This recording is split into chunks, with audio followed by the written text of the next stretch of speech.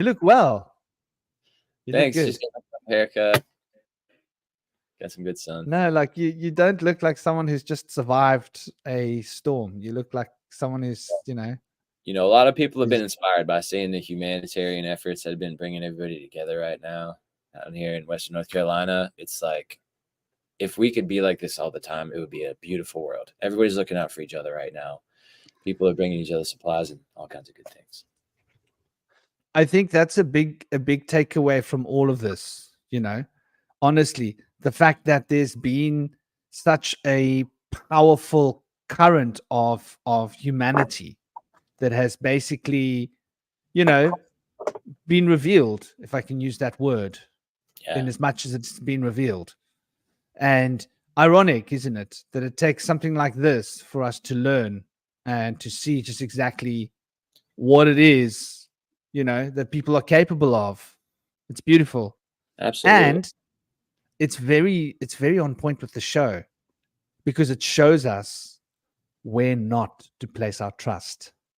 Yes. You see, we've been taught, and we're going straight in the deep end here. We've been taught not to trust people.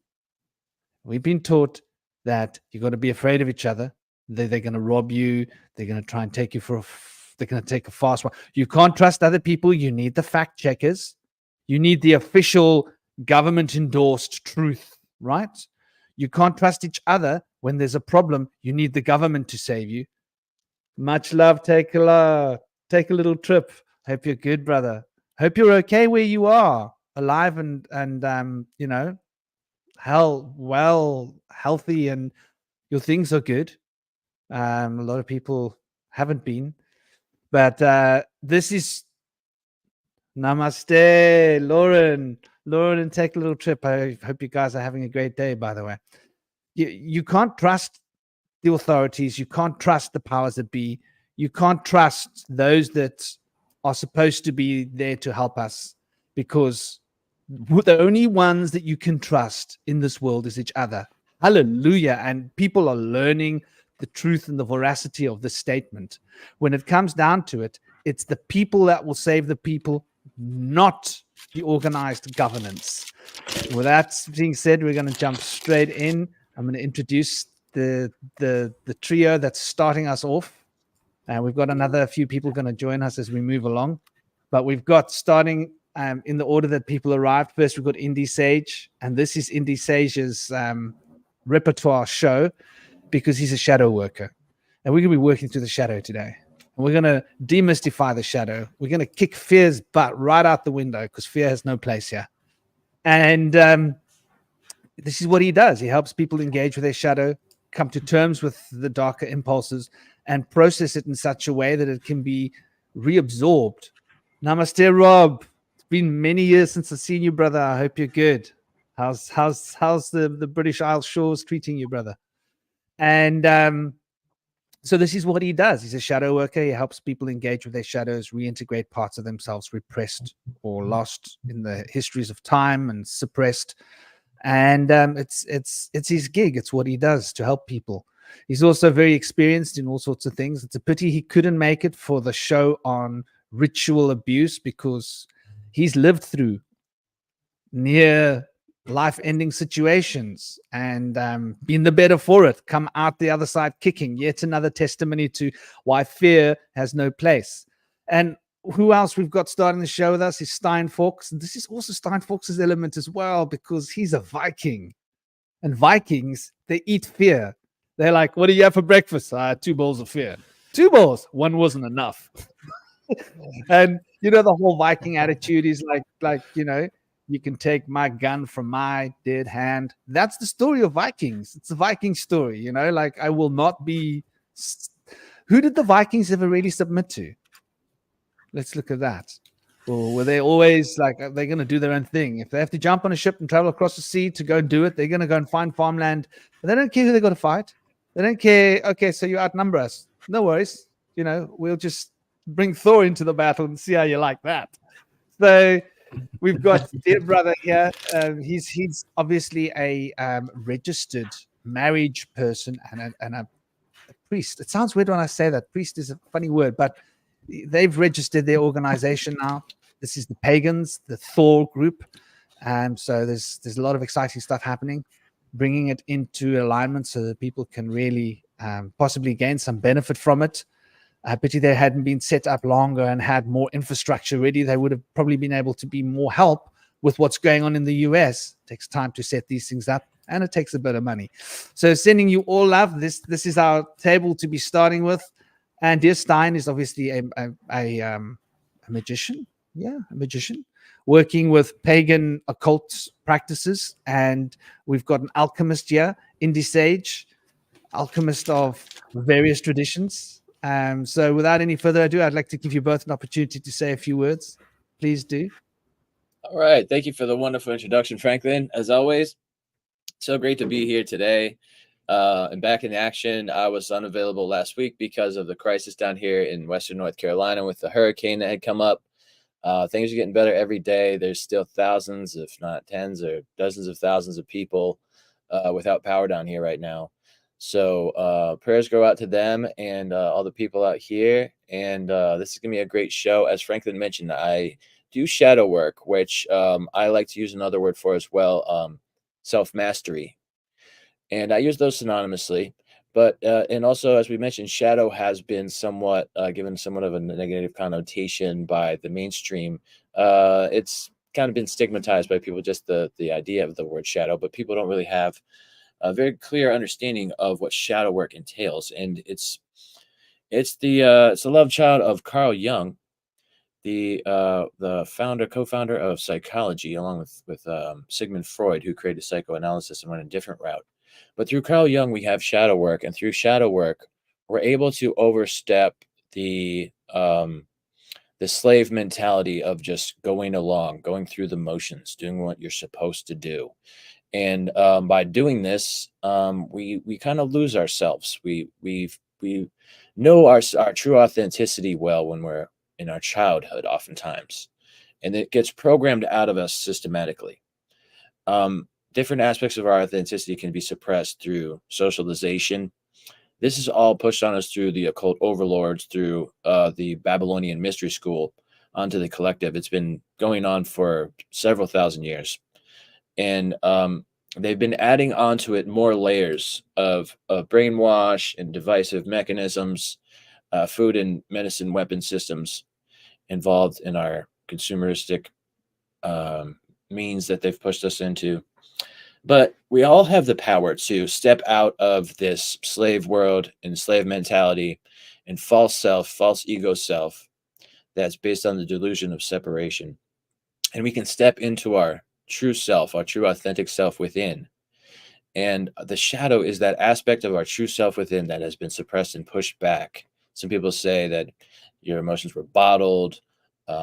Sometimes we have trauma that's pushed back, and oftentimes through trauma it can develop other issues where the individual splinter away from their true and authentic self or shadow and move into another place. Oftentimes when we're separated from our shadow, we're living in denial. So we'll be blaming other people for our issues instead of taking responsibility back into our own hands. So through this stage will usually fall into being controlled by fear, anger, misery, or something of the sort. The inner turmoil can be what drives us to point fingers and look away from our own issues.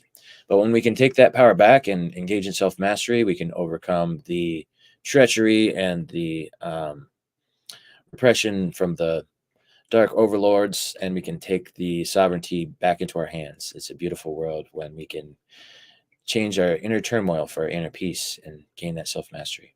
So we'll go more into this and talk more about some other great tangents today, I'm sure. It's great to have Stein with us. Thanks, guys. How's it going, Stein? I think you're muted. All good here, man. All good here. Welcome, Stein. Do please say a few words, introduce yourself. Yeah, no, of course. First of all, thank you again for having me on. It's one of few times that I'm actually this early. I'm usually a little later because life stuff. just recorded another episode today, so I'm still in the flow. Although the episode that I recorded for the Greyhorn Pagans podcast truly was a special one. It was truly one of a kind. It was amazing. So host of the Greyhorn Pagans podcast, Jarl of the Tribe of the Greyhorn Pagans, legally known as the Grove of Odin, and we don't just do marriages and stuff. It is part of what we can do now, but we can do so much more. Are willing to able to do so much more. North Germanic pagan, believer and follower of the old European gods, the only ones that I would ever bend the knee for, other than my wife, of course, but that speaks for itself. And father, husband, lover, man of many things. Yeah, the only time a pagan bends his knee is for his queen so that she can get up. They love, For example, procreating and fighting, and it's in the blood. And standing up for what you believe in. And this is really what this discussion is going to be about. There's two ways to deal with something that makes you afraid. And I'd like to start off by saying big love to all of you. Blessings and peace to all of you that have friends and family that have been misplaced, hurt, worse. To all of you that have lost money, possessions, more. And I saw a couple of really interesting comments earlier. Take a Little Trip was talking about geoengineering, and I think we can't talk about the overlords without going into geoengineering. It's a big part of the problem that we're facing in the world today. This notion of let's beat nature with a stick until she does what we want her to do is a little bit of what I consider a psychosis. Yeah. Instead of working with nature like we used to in the old times, and farming and watching her cycles and learning to dance the dance of the music that she plays for us, we're like, whoa, stop the music. Nature, we'll play the music, you dance the dance. And that's not how the universe works. So I think there's a lot to unpack here. And I don't think it's such a far-fetched notion of consequences to geoengineering. Was it on purpose? Was it an accident? These are questions that we won't necessarily have the answers to, but we're going to look at this. We're also going to look at how these occult overlords, as I like to call them, and I want you to understand that that's a pantomime term, because if I met any of them in a street fight, they won't be the overlord of nothing. They just seem scary, sort of the way a bully seems scary because they manipulate with fear.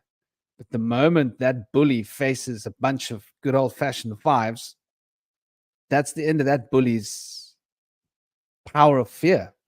Because the moment you realize that a bully feels and also fears, then that's a source of recognition and realization that someone might, it takes me back to a story when I was little.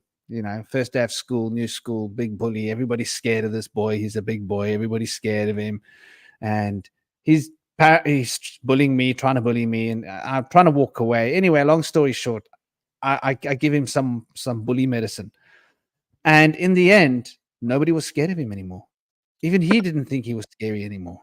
He realized his errors, and it was the best thing that could have ever happened to him. He became a much better human being for it. So point is, bullies might seem untouchable, but they're not. And this is the crux of the story. There is an empowerment that comes when we fight the good fight, when we stand up and we take what we have and use what we have to make the most positive possibilities come into being. And we think that we're so powerless, but we don't realize that we are the ones wielding all of the power, not most, all of the power. and it is our power they are wielding. And as a shaman, I do all sorts of work. Namaste, Mexico. Beautiful Mexico. Lovely to have you here. And big Gaz. Namaste. Hope you're well. Hope you're thriving. How you guys all doing? Yeah. So when it comes down to this notion of power, it's very easy to forget what power is. Yeah. And as a shaman, I work in many capacities. One of the capacities I work as is a ghostbuster, which is quite funny because whenever I like packing my ghostbuster bag, he's like, "Are you going ghostbuster, Dad?" And he's like, "You don't have one of those big things on your back." I'm like, "No, we don't use that. We use charcoal and essences, and I take my drum and I take my little sacred objects, and that's how that rolls." So often, like, if I have to go and deal with an entity, and people say to me, like, "How do you do this?" They're all afraid. They're like, people don't call me in unless it's serious, because it's not cheap. Like, I've got to clear my schedule. I've got to basically come out to them. Then I've got to be in their house overnight in the evening, and they've all got to go out. It's like they've probably got to go and stay with family or check into a hotel or whatever. And I've got to be there alone in the house for 4 hours, 5 hours, however long the work takes. And so my point is, people are like, "How do you do it?" Because I'm going into a space where there are entities causing trouble. And why are you not afraid? I'm like, I know something you don't. The only power that these entities have are the power that I give them. The only effect they can have on matter is they can work through me as a conduit. And if I decide to not allow them to work through me as a conduit, they have no power. In fact, they are bound by my power because they are working through me. If I can control myself, I can control them. So those entities end up becoming more afraid of me than I would be of them. And so there's a lesson in this. It's the lesson about bullies. It's a lesson about the powers that be. What powers do they have? They have the powers that they use through us. The moment we don't allow them to have our power, and it starts here. It really starts here. It's a mental thing. We don't realize that the proverbial war on the books is a war for our minds. The moment we start to recognize that that's what's going on, their power starts to shift. And when their power starts to shift here, the manifestation of what is here through the principle of mentalism starts to shake their whole tree of power. And we start to see kinks in their armor. We start realizing these people or these beings are not as powerful as what they are. And so we're going to be tying together a whole lot of different roundtable themes in a single cohesive knot in order to bring about some sense of please do excuse me. Let me make sure that there's a silent agenda going on here.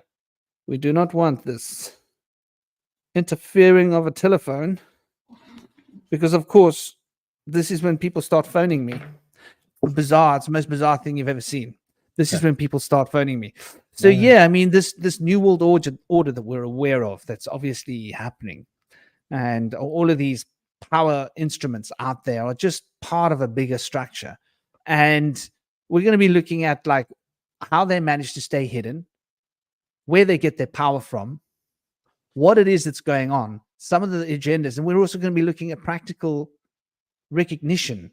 What can we do actively to empower ourselves? Because this is really a discussion about empowerment.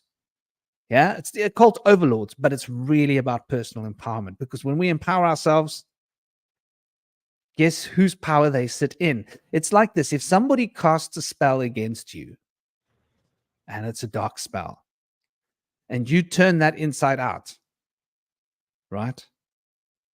Who's under whose power? Think about it for a moment.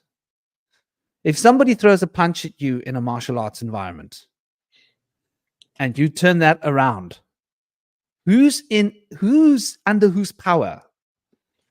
People need to be careful who they throw punches at, because if they throw punches at someone that's trained, they will turn that into their advantage. And now you're suddenly under my power. Oh, you thought you were powerful attacking me? Well, look what just happened. It's a turning table. These principles are unilaterally true, whether it's in the ring, in the street, martial arts, boxing, or psychologically, or even in this particular paradigm of conversation that we're looking at right here. These same principles are fundamental. So to recognize that they are asserting themselves and putting themselves out there is to realize how they are off balance. And if we can maintain our equilibrium, we can sidestep and we can put ourselves into a position of power, empowerment. And the moment we empower ourselves, because they are trying to unempower us, they automatically become unempowered. It's an interesting little riddle of energy. I'd love for you guys to chime in and what do you guys think? I love that. That reminds me of the sayings of Buckminster Fuller, who was from this area here in Western North Carolina and started the Black Mountain College over in Black Mountains. He said, don't fight the forces, use them. He also said, you never change things by fighting the existing,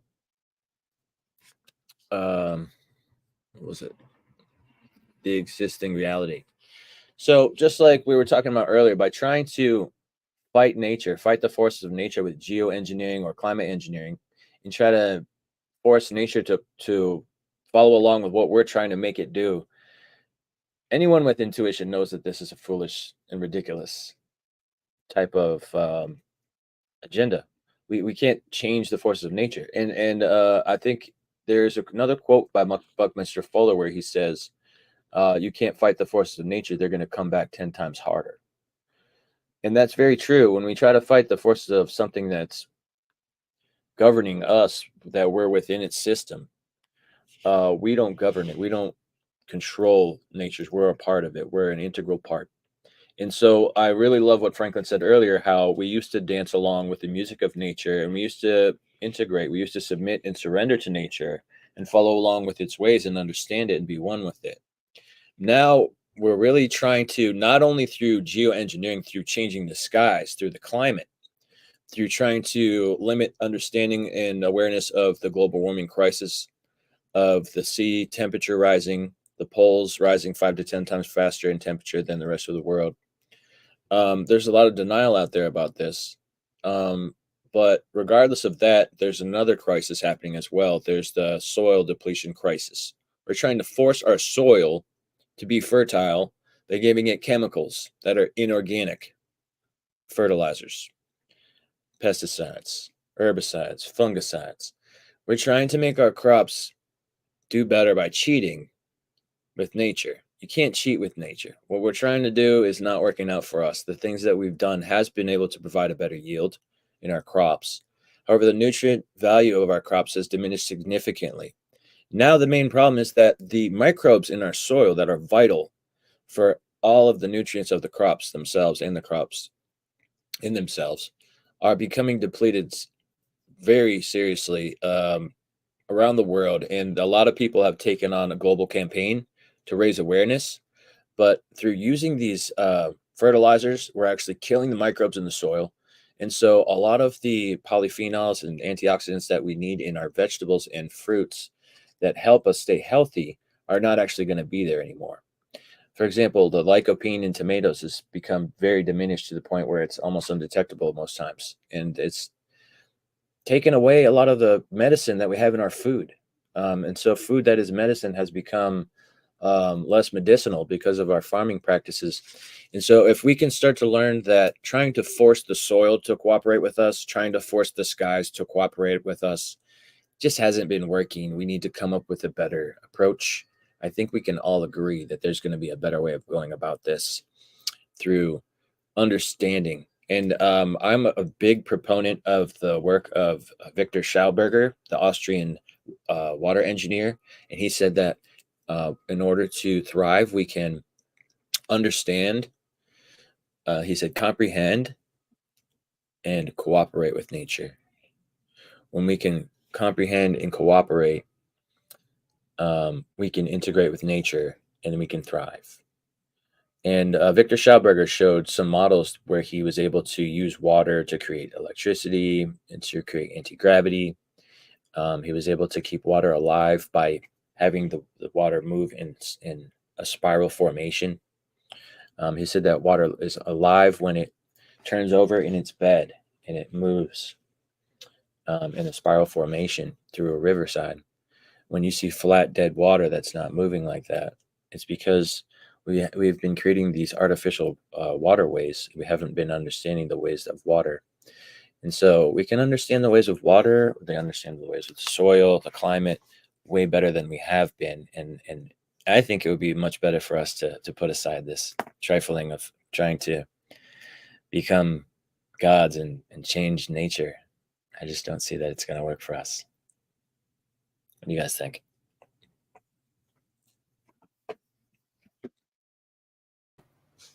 I 100% agree. I mean, they think they can become gods through material means, whether that be by controlling the weather, controlling our food, controlling what we eat, what we see. They're basically, and this is why I personally don't like to call them our overlords, because they're not. They present themselves as such, very successfully so, I may add. But the only way in that they might be our overlords is because they have way more money than us. Like the top 1%, or even the, like the 1% of the 1% has more money than the bottom 99% combined.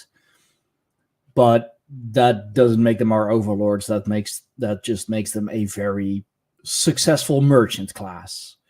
And since money is in a way the god of this world, everything and everyone is for sale, everyone has a price, they manage to very successfully rule everyone in that way, just by buying everything, buying everyone. So they may think there are overlords. They may think they will one day become gods, or become like God, or even transcend God, because I think in their minds,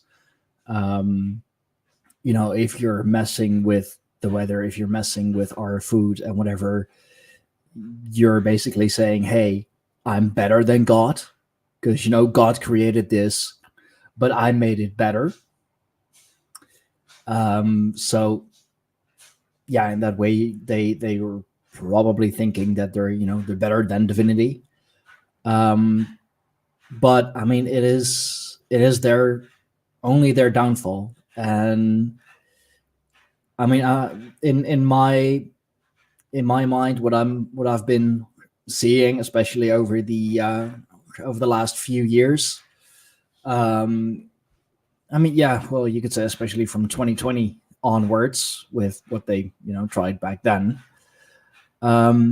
they are panicking because things don't seem to be working as they once did. We're not falling for it as easily as we once did. So they're just throwing everything in the kitchen sink against us, hoping to have something stick, some measure, something that they can take a certain measure of control in.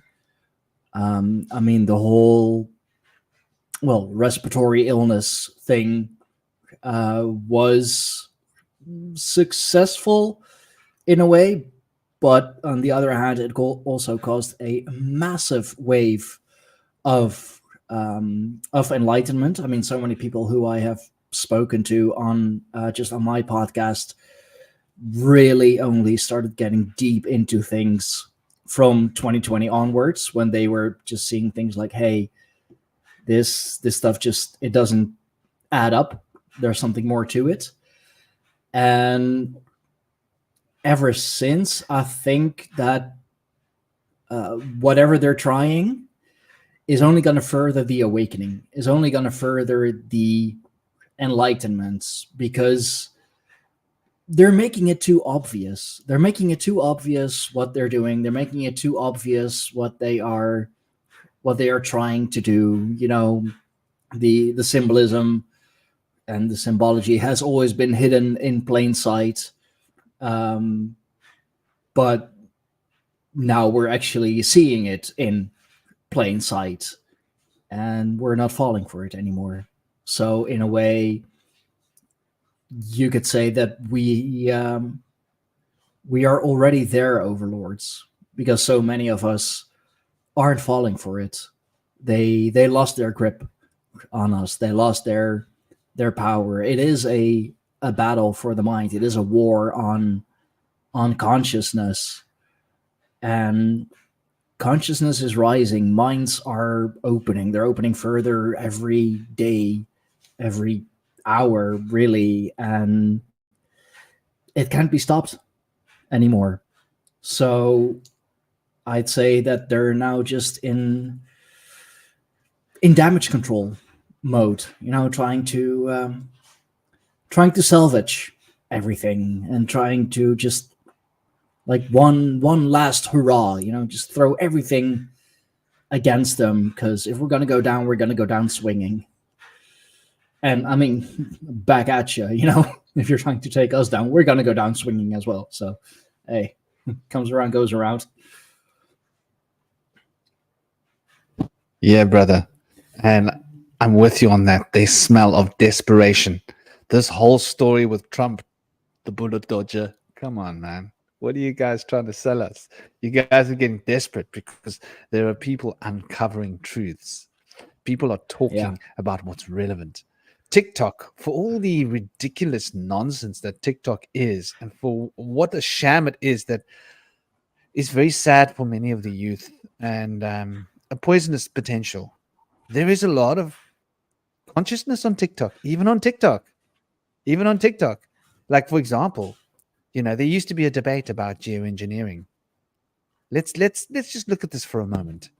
Like, for those that don't know, and for those that would think, oh, it's conspiracy theory, let's take a look at what exactly it is that we're talking about, Jack, because I think it's quite relevant. So this is, let's hope you guys can see it, those of you that can't. Now, for most of us, this will just be like, we know this already. This isn't even a question for most of you watching. But for those new people that will come to watch at a later stage, this might be new information for them.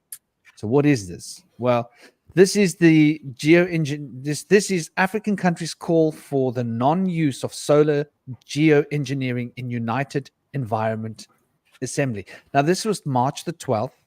And this is the 6th United Nations Environment Assembly held in February 2024 in Nairobi. And basically what they're calling for is to stop all of this geoengineering. So for those of you that want to go and take a look, you know. You should be able to see up here, there's the address bar, geoengineering in UN Environment Assembly. This started a while ago. And the reason this started was because the G7 had voted, and I can't remember when it was. I can't find these listings. Google has become very clever, but not clever enough, because we've been around long enough to know what's going on.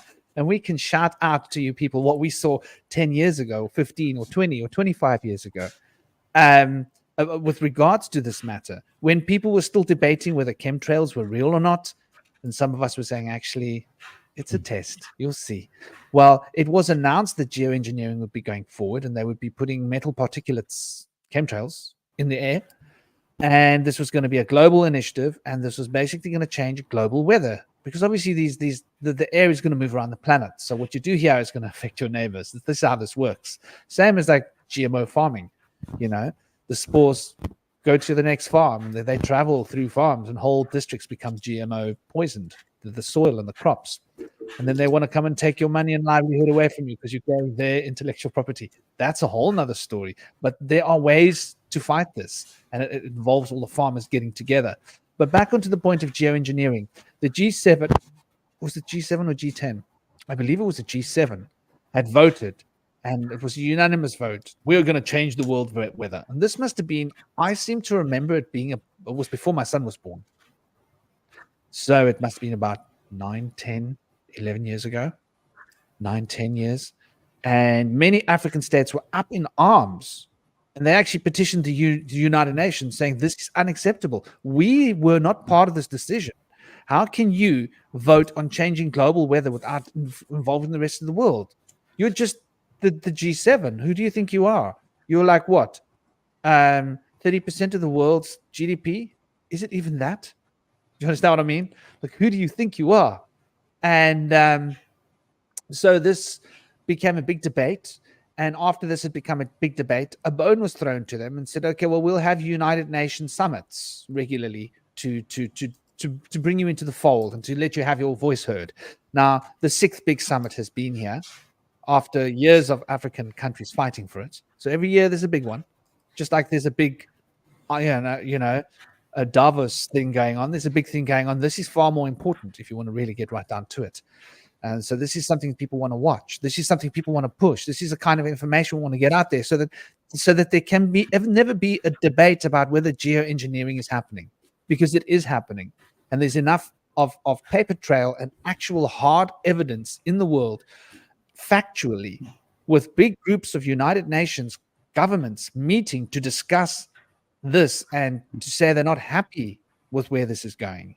So many of the countries, many of the governments in the world.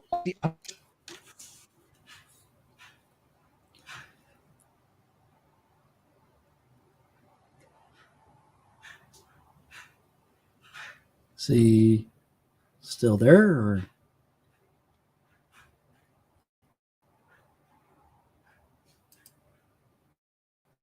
is it just? I think Franklin froze for a minute. I wanted to mention that with the geoengineering, I think he did. They use metals to create these long striped clouds. Those metals are said to be strontium and barium, as far as I've heard, although there may be other ones that they use. Barium and aluminium, actually. Aluminium. I believe. Okay. So we know that making it BAAL. All, yeah, exactly. The god of child sacrifice, the god of Saturnian worship, god which the elites follow in their secret cults. So, through this sprinkling of barium and aluminum or strontium, what they are doing is they're trying to prevent us from seeing the global warming crisis happening. They're trying to cool things down so that we don't protest against the petroleum industry and such. It's been working quite well. They do it mostly in highly populated areas so that people won't band together. I'll go on.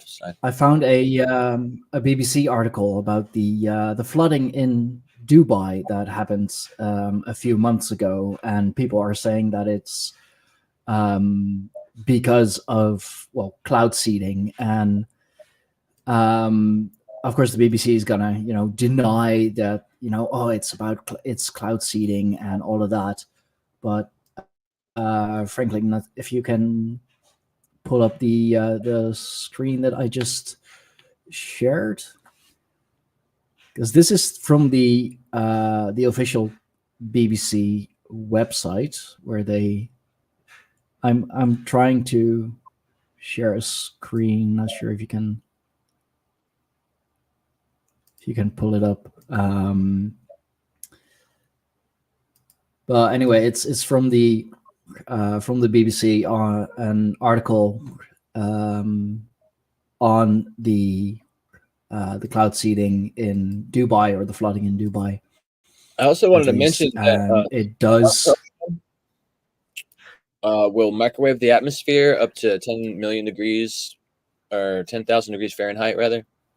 That will actually impact the other side of the globe and create earthquakes and tectonic activity as well. So the seeding of clouds can create the rain and flooding, the changing of the atmosphere through the HART program can create earthquakes, tsunamis, and everything else. So It's absolutely Yeah. disastrous.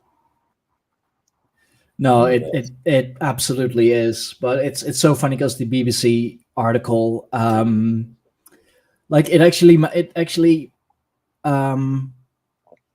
explains how cloud seeding works. What is cloud seeding, and did it play a role? Cloud seeding involves manipulating existing clouds to help produce more rain.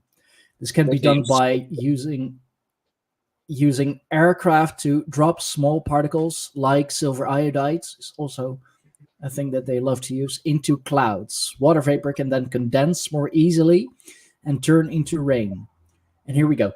The technique has been around for decades, and the UAE has used it in recent years to help address water shortages.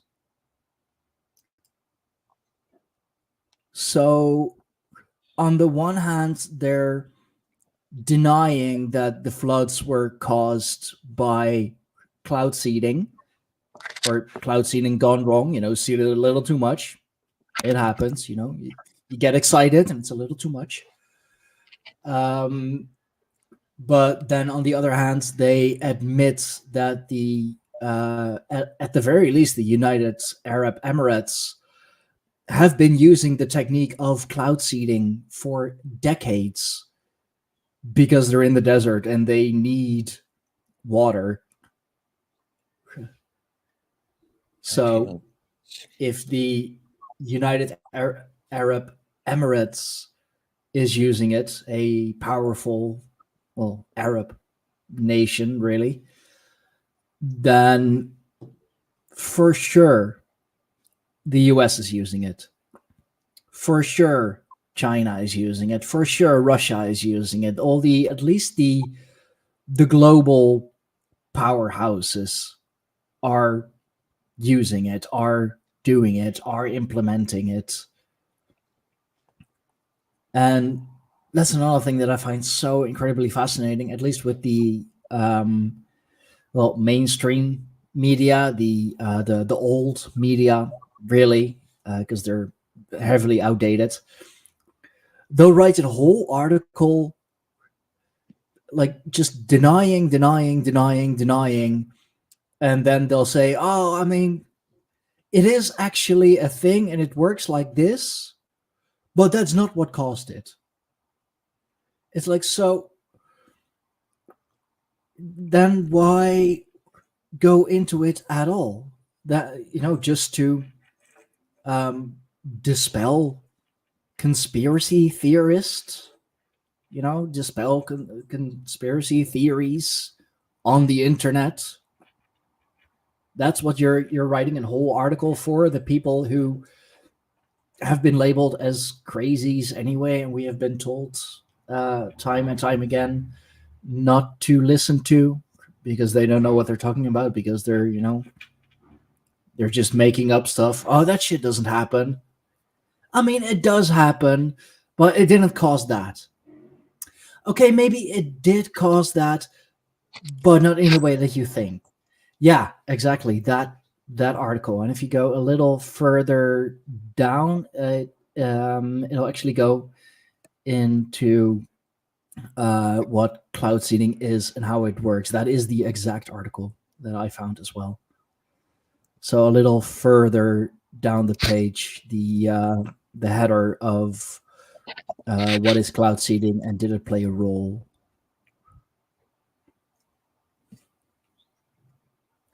And big as yes, it was indeed at the very least the CIA who maybe not invented the term conspiracy theory, but did give it that negative annotation. Yes, that part. It explains it in great detail.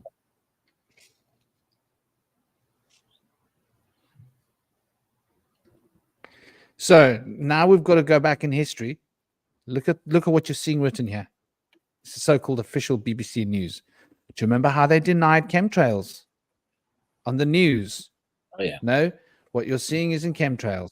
No, what you're seeing is in chemtrails. Are they describing chemtrails? How long have we been talking about chemtrails in the alternative community? 20 years. It only was officially put on the books in the last 10 years, but they were testing it for 15 years prior to that. And you can see it in the old films.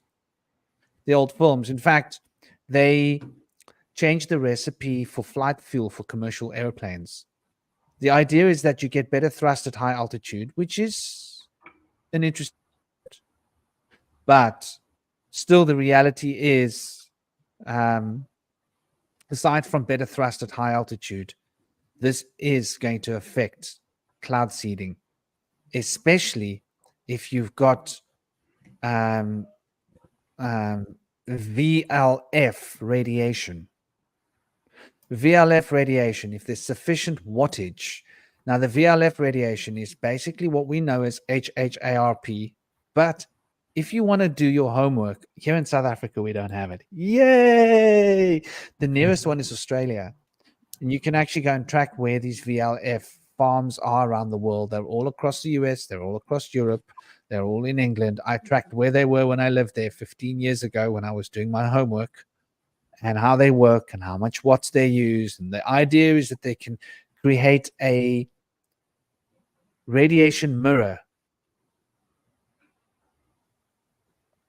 This is getting annoying. Every time I'm saying something irrelevant, I'm getting silenced.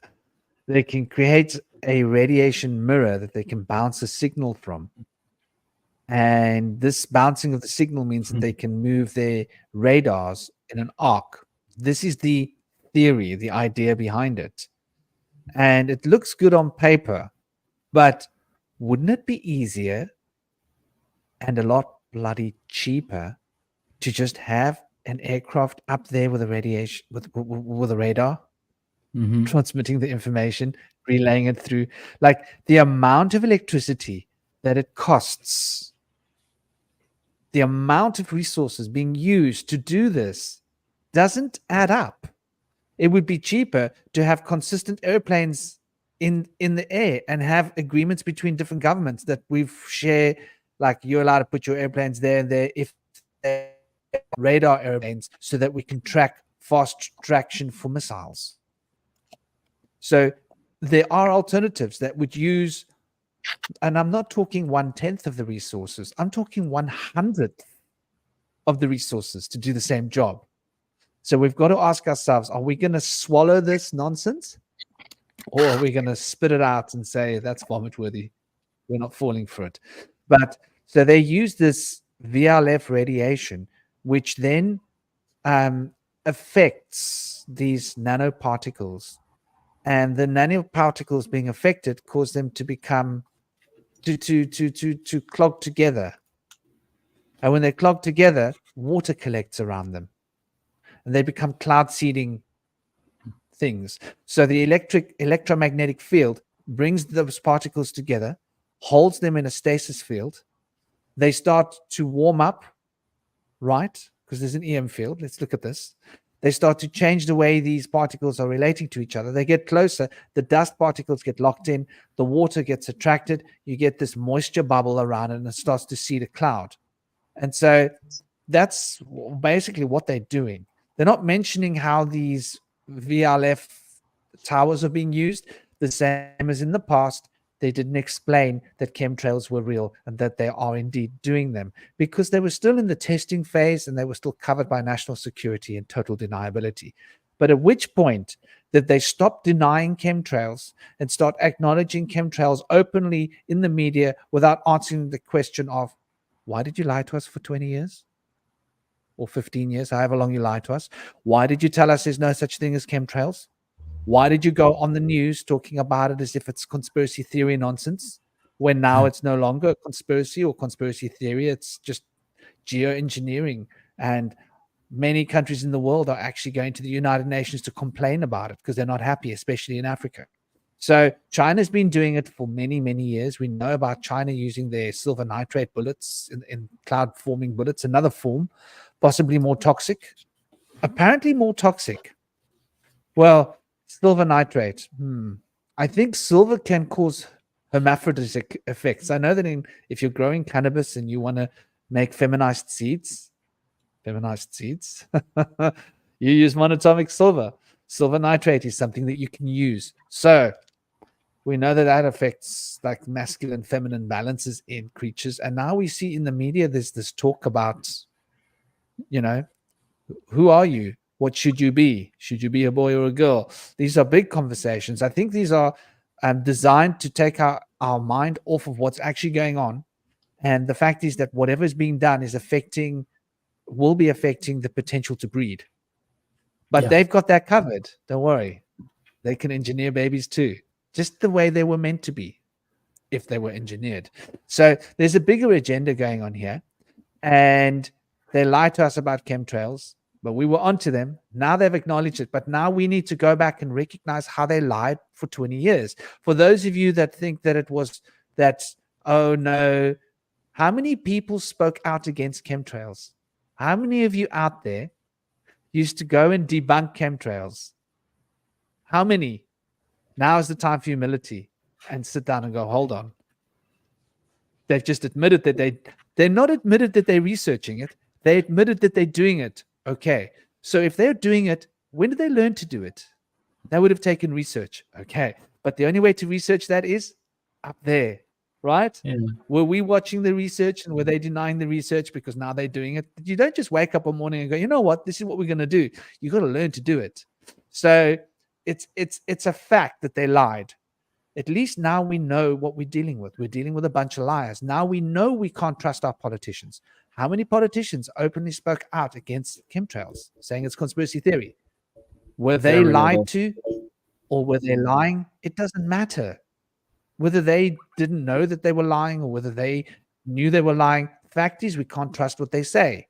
Now we've got the evidence. So if you ever catch yourself trusting what any politician ever says, remember how they spoke out against chemtrails. And that's just one example. And very often the playing field moves and nobody ever revisits the past and says, so why did you deny chemtrails existed for so long? And now it's happening. What happened? So we do need to recognize that this is a big part of our reality. And what can we do about this? Well, what can we do about this? I think people need to start writing to their Congress. People need to start actively, don't waste your time voting. I honestly don't think so. But I think what you do need to do is you need to start collaborating with other people, get together and start an email chain. And in your community where you live, there could be 200 people creating an email chain and all email chains being sent to your local person. And put that out there into the world that you've created this email chain. Let these chains grow so that we've got evidence of the fact that I've emailed you, but I forwarded to you as well. So that we can prove that the congressmen are getting our complaints. And when enough people are actively complaining, saying, we don't want to see these chemtrails anymore. We know what geoengineering is. We're not happy with it. We weren't consulted. We want it to stop. And when each constituency starts to complain, when complaining becomes the norm, they can't hide from it because they're also bound by these rules. And if we're starting to point out that find a database which will organically evolve, if we start doing this, then these politicians will be held accountable. You've received so many tens of thousands of complaints about geoengineering in your state. What have you done about it? What do you mean? What have I done? They don't want to see the chemtrails in the sky. Let's see them deny chemtrails now. You see what I'm saying? And with the denial in the emails, link in these articles from the BBC. Link them in there, stating that you know what chemtrails are. Don't try and like talk nonsense to me. It's out in the media. It's openly happening. Geoengineering is a big discussion. Africa's against it. Why is our government not against it? And what just happened with the big storm? So we need to start actively using what we've got. What we do have is communication power. And we don't realize how powerful we are when we act as a group. I'll give you an example. In South Africa, what happened was they banned that that particular drug. What was it called? Nairobi. Ivermectin. Right? Under the lies that it was animal medicine. For those of you that don't know that was lies, go and look up, do your homework. It was lies. They lied to us. The same way that they lied about chemtrails, they lied about ivermectin. And what happened in South Africa? People started speaking out, and enough medical doctors formed a medical association. They went into the constitutional courts and they produced evidence, testimony, and experiential evidence of, like, I have been prescribing ivermectin. Here's my list of prescriptions over the last 10 years. That's how many prescriptions I've made. I've never had an issue with it. There's no reason to remove this. We want it back. We need it. And this medical association actually forced the government to put ivermectin back onto the schedule. So you've been able to buy it here now for many years, and they can't stop you. And that's why we didn't use so many vaccines in this country, because people used ivermectin. You know what? It worked. So point is, that was done by the people. What's happening in the States with all of this, people being helped by the other people instead of those that are supposed to be helping them. Where are your taxes going? How many people are starting to write emails complaining about what's happened to their taxes? Why are their taxes not being used? People need to start email chaining your local congressman. Make complaints.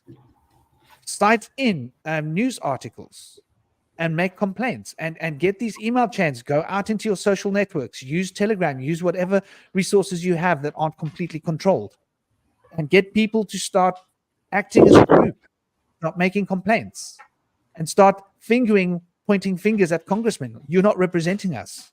Do we need to change you, or are you going to do something about this? And we want to hear a discussion in the popular domain about this, and we want you to head this. So when we start using our collective voice, we become incredibly powerful. The idea of civil disobedience, oh, I love civil disobedience. Going out on the street and just disobeying. We had a protest at the House of Commons, just outside the House of Commons in London. Now, you're not allowed to. It's against the law, but we did it. And we tricked the cops. Okay, so the price I paid was I was dragged by MI5, and, they tried to pin all sorts of nonsense on me. So this is what happens when you do this. But we had tens of thousands of people on the street, and huge BBC and, international press because of what we had done. So it was bringing awareness into people's consciousness, where we were speaking out about the fact that the park that we went into across the road from the House of Commons, there's an old pagan shrine that has been forgotten. And we were practicing our pagan rites, and we did the protest on a pagan holiday, you see. And so we were there doing a religious thing, and then we brought out our banners. We started speaking to the media, and that's when the cops came, and they started beating people, and they started kettling people, and the cops in the black uniforms came out with their batons, and they started beating people, and it was in the world's news. They couldn't hide away from it. It was happening.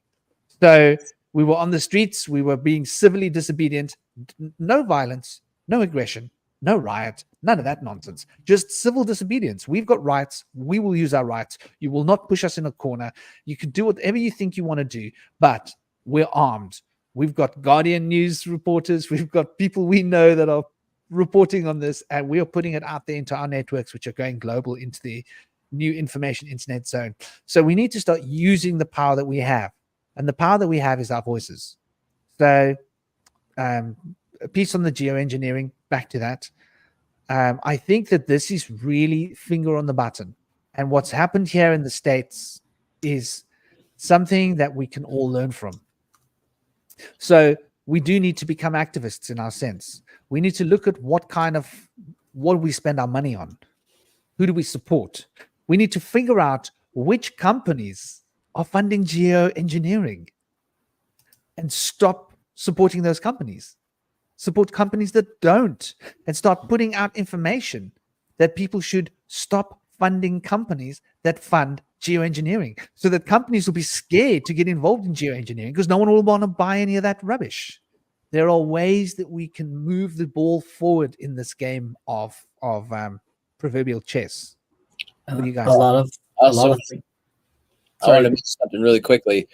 Something that'll also provide some impetus for you if you want to do some research on this is that it's been said that strontium and barium, which are said to be brought down from the chemtrails, or the geoengineering, as it should be said, can block the sodium and potassium channels to the cells and damage human health and lead to chronic diseases that are incurable.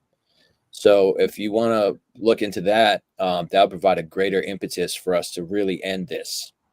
And if they're trying to hide climate change, that's one thing. But if they're putting us into risk for our own physical health, then that's a huge problem. Hey, it's a good reason to create more medicine, right? And sell more medicine. Yeah. Making good money of it too. Yeah, medicine, of course. Yeah, sure. Byproduct pills. Yeah, for example, or just another round of shots, perhaps, because you can never have enough shots. You can never have too many times that a needle has been stuck into your arm. I mean, I don't mind needles, but like if they're, like doing this, that's fine. That's like the only kind of needles that I'll like truly accept. But yeah, I mean, people are realizing faster and faster that the government, whether that be local, national, global, even, because I mean, organizations like the United Nations, for example, are nothing but another form of global government. Because who elected those people? We didn't. They elected themselves. But and that's also another TikTok thing. People are using TikTok as their personal fundraisers.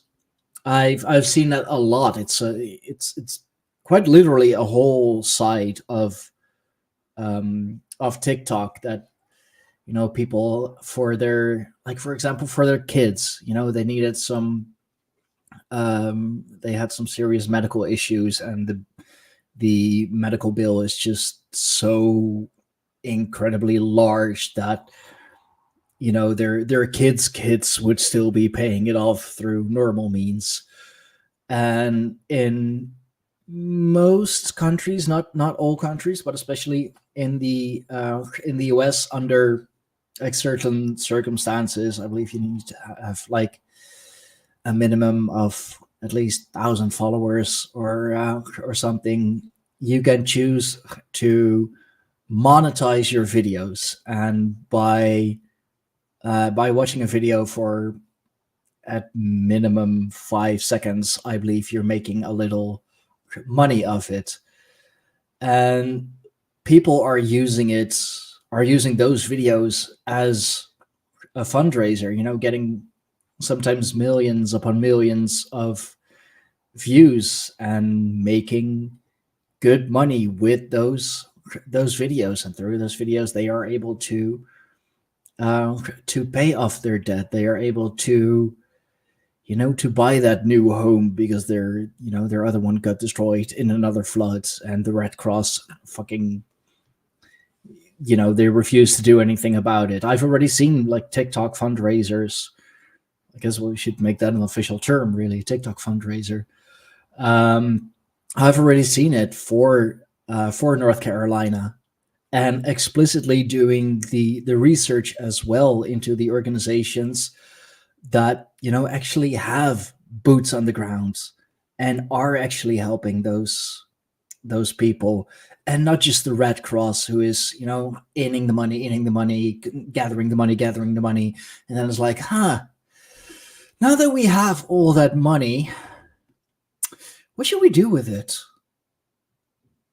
I don't know. Let's think about it some more. Let's pay a whole bunch of other people to figure out for us what the best way is to spend that money, and then in the end, like, maybe 0.1% will actually go to the people in need.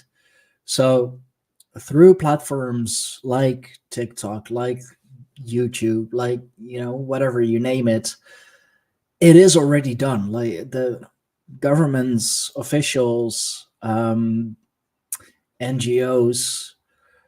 they are already being bypassed, and it works.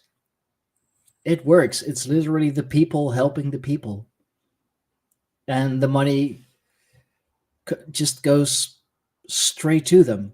Like no in between. There's not some funnel that it has to go through first. No sticky fingers. Because that's also a thing you see with the government and with NGOs. Like you'll donate 1,000, and when everything is said and done, I don't know, like $10 actually goes to the people in need. The rest has gone through all the sticky fingers, and this manager and that manager and this director and that director. All these people need to be paid too.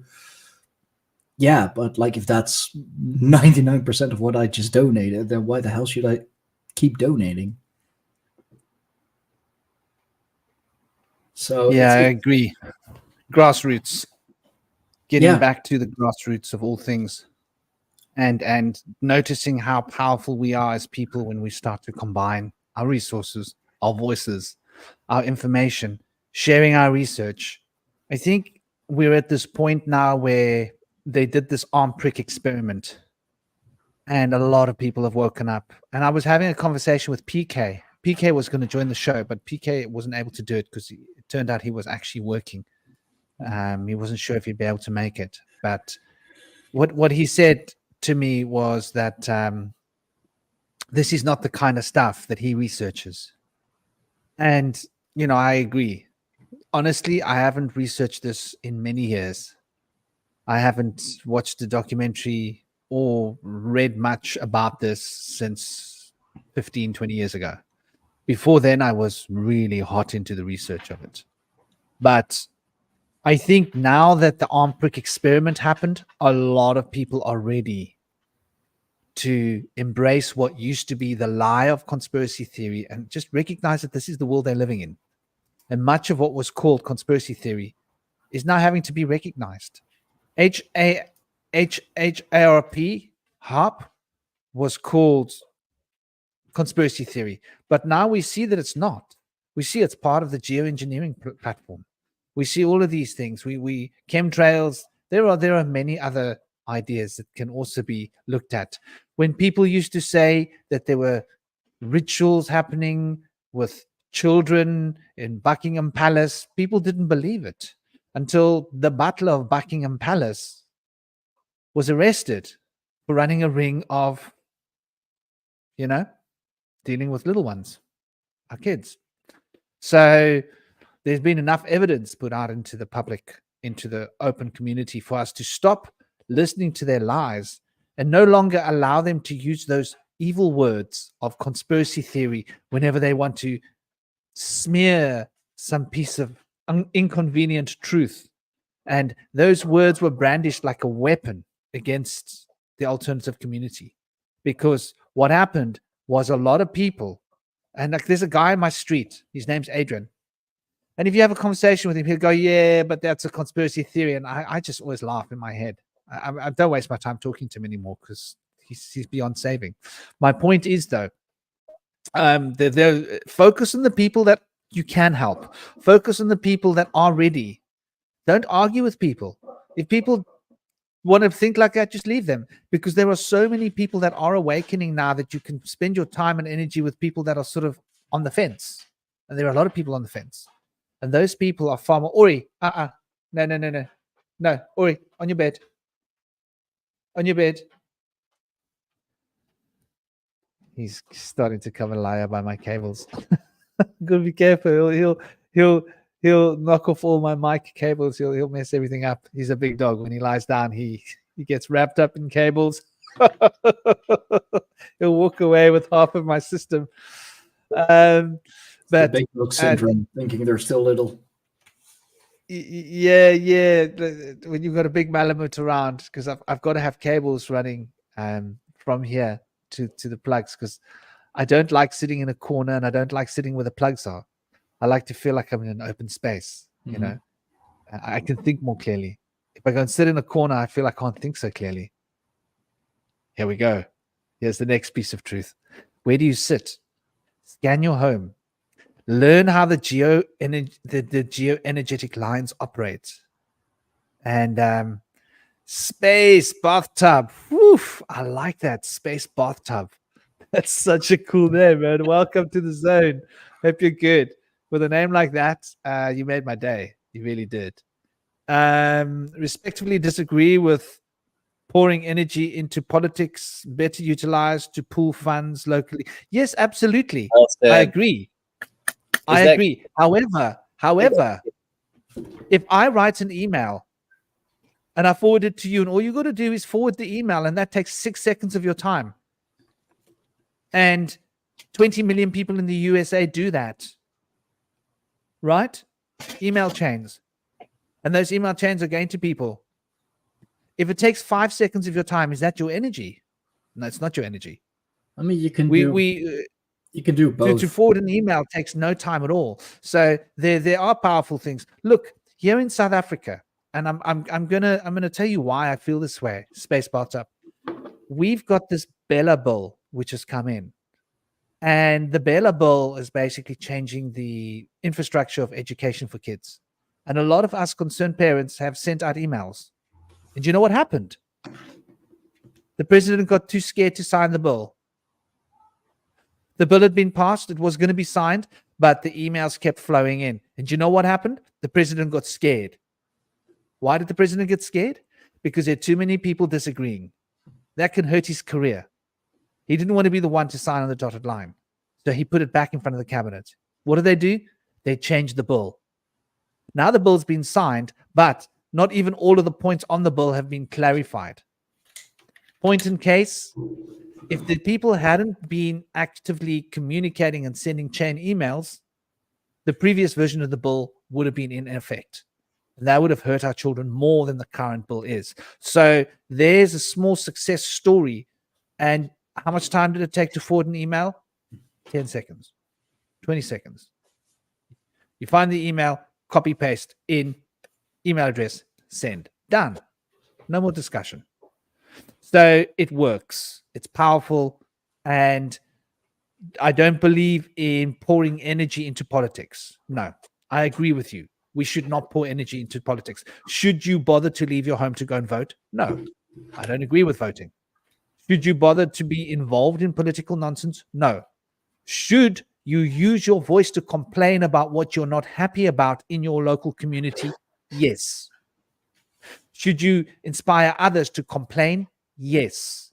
Should you practice public dissidence? I believe yes. Public disobedience, if it's needed, do it. If you're told you have to wear a mask, if enough of you get together and walk around without masks, what are they going to do? Right? If there's 1,000 people walking down the roads without masks, it's a protest. What are they going to do?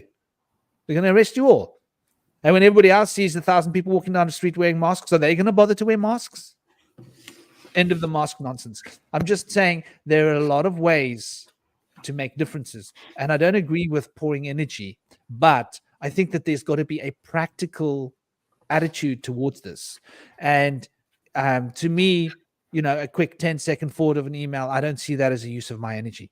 But I'm the same. I will not use any of my energy in the political arena at all, other than to throw some brown stuff at it and hope it sticks.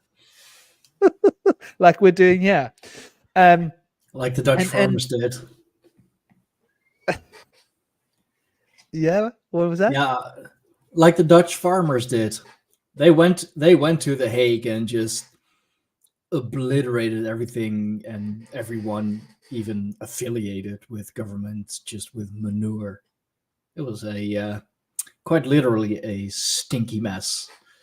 I mean, they're still not out of the woodworks yet, but what they have accomplished is that the conversation has become a lot more strenuous.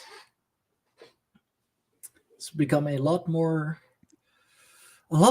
difficult because they were like, hey, I mean, it's all fine and dandy that you want to buy us up, and I mean, yeah, sure, money is good, but like most of the farmers, they were they were family businesses. They have been farmers for generations upon generations, and they didn't know any better than that they were farmers. And then all of a sudden the government came, some of the scary words that you can hear, we're from the government and we're here to help you. That's gonna go well. But they were like, oh, because of, what is it, like nitrous or something. Basically, the government blaming the farmers for a problem that the government created. It's a whole thing. Just research it. That shit's been going on since the 70s, at least, where the government's made the Dutch government, smallest government as we are, where they made a right mess of it. But a lot of the farmers were like, hey, we don't care about the money. It's not like we're farmers for the money. If we'd be doing it for the money, we wouldn't be farmers, because you're not going to be a multimillionaire through farming. It's a lot of hard work. The payoff, I mean, yeah, you're dealing with big numbers, but that's just because it's big business. And the government was like, hey, like what you're doing is really also not helping the climate. So we're gonna buy you out and disable your farms. And so many of the farmers were like, the hell you are.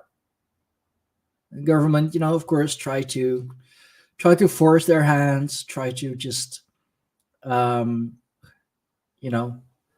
give more money, because that's always a good solution. If they don't take the one number, we'll just throw more money against it. If they won't take 10,000, maybe they'll take 12,000.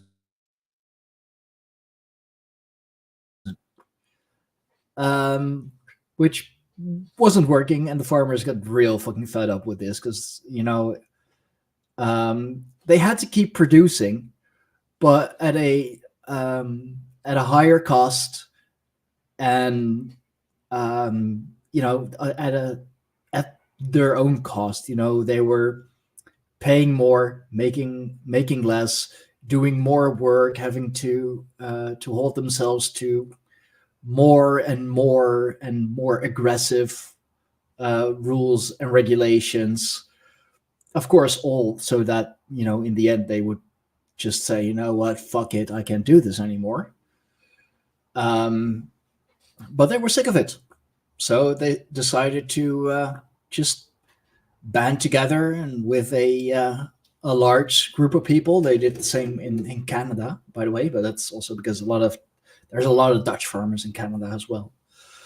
And they got their tractors, they got their manure cars or carts or whatever. I'm not a farmer, I don't know.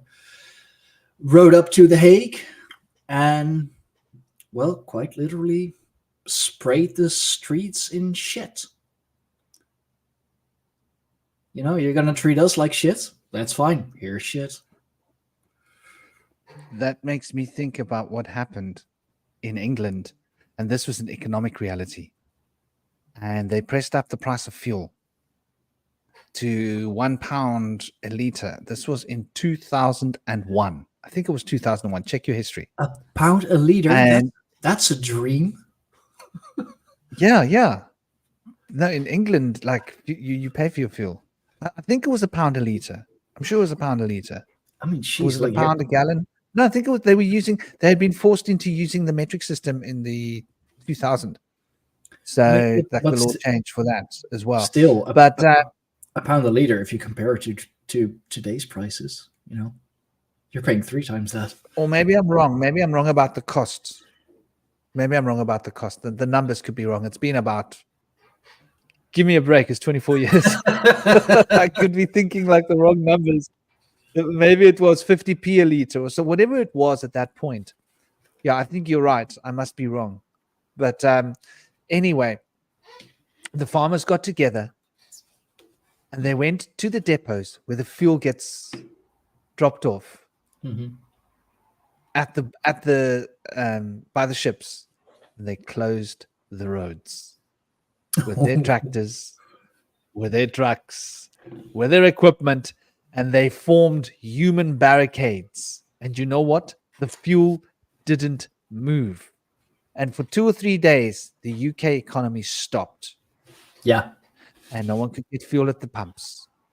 And people were queuing for like 3 hours to get a bit of fuel for their car. And it was a catastrophic shenanigan. And I think it took 4 days to get the politicians on their knees begging, what do you need? They were like, price. Drop the taxation on the fuel. And they did. And basically the government had to back down, change their policy, and it didn't take long. So respect to them, respect to the duchies getting up with it. You know, that's a good way to do it, I think. Get on with it. It's been proven very that effective. story. Yeah, exactly. And it's a powerful symbol statement. We're not going to take this anymore. You take it on your face. Yeah, like we're not taking feeding us this. You eat your own. Yeah, we're not taking your shit. Here, have some of our shit. Yeah, well, this is the bullshit you've been feeding us for so long. You can have it back. Well, quite literally, yeah. Follow it. Quite No, that's literal literally bullshit. what they did. They said, take your own bullshit. You've been bullshitting us. We're not having it. No, I think exactly. it's powerful. And blocking the roads is also something that they've done. I mean, if you block like the indeed like the harbors or some of the like the main roads, the main arteries, really, because over the main roads is of course where everything goes. It's not the back roads, it's always the main roads. So if you're gonna block them, hey, you're gonna make yourself hurt. I mean, unless you're oh god, what's that? Extinction Rebellion. They've been making a habit of it here in the Netherlands, and because more climate change, so we're just gonna sit down at one of the main highways and draw attention to us that way, and nobody fucking cares anymore because it's become a nuisance.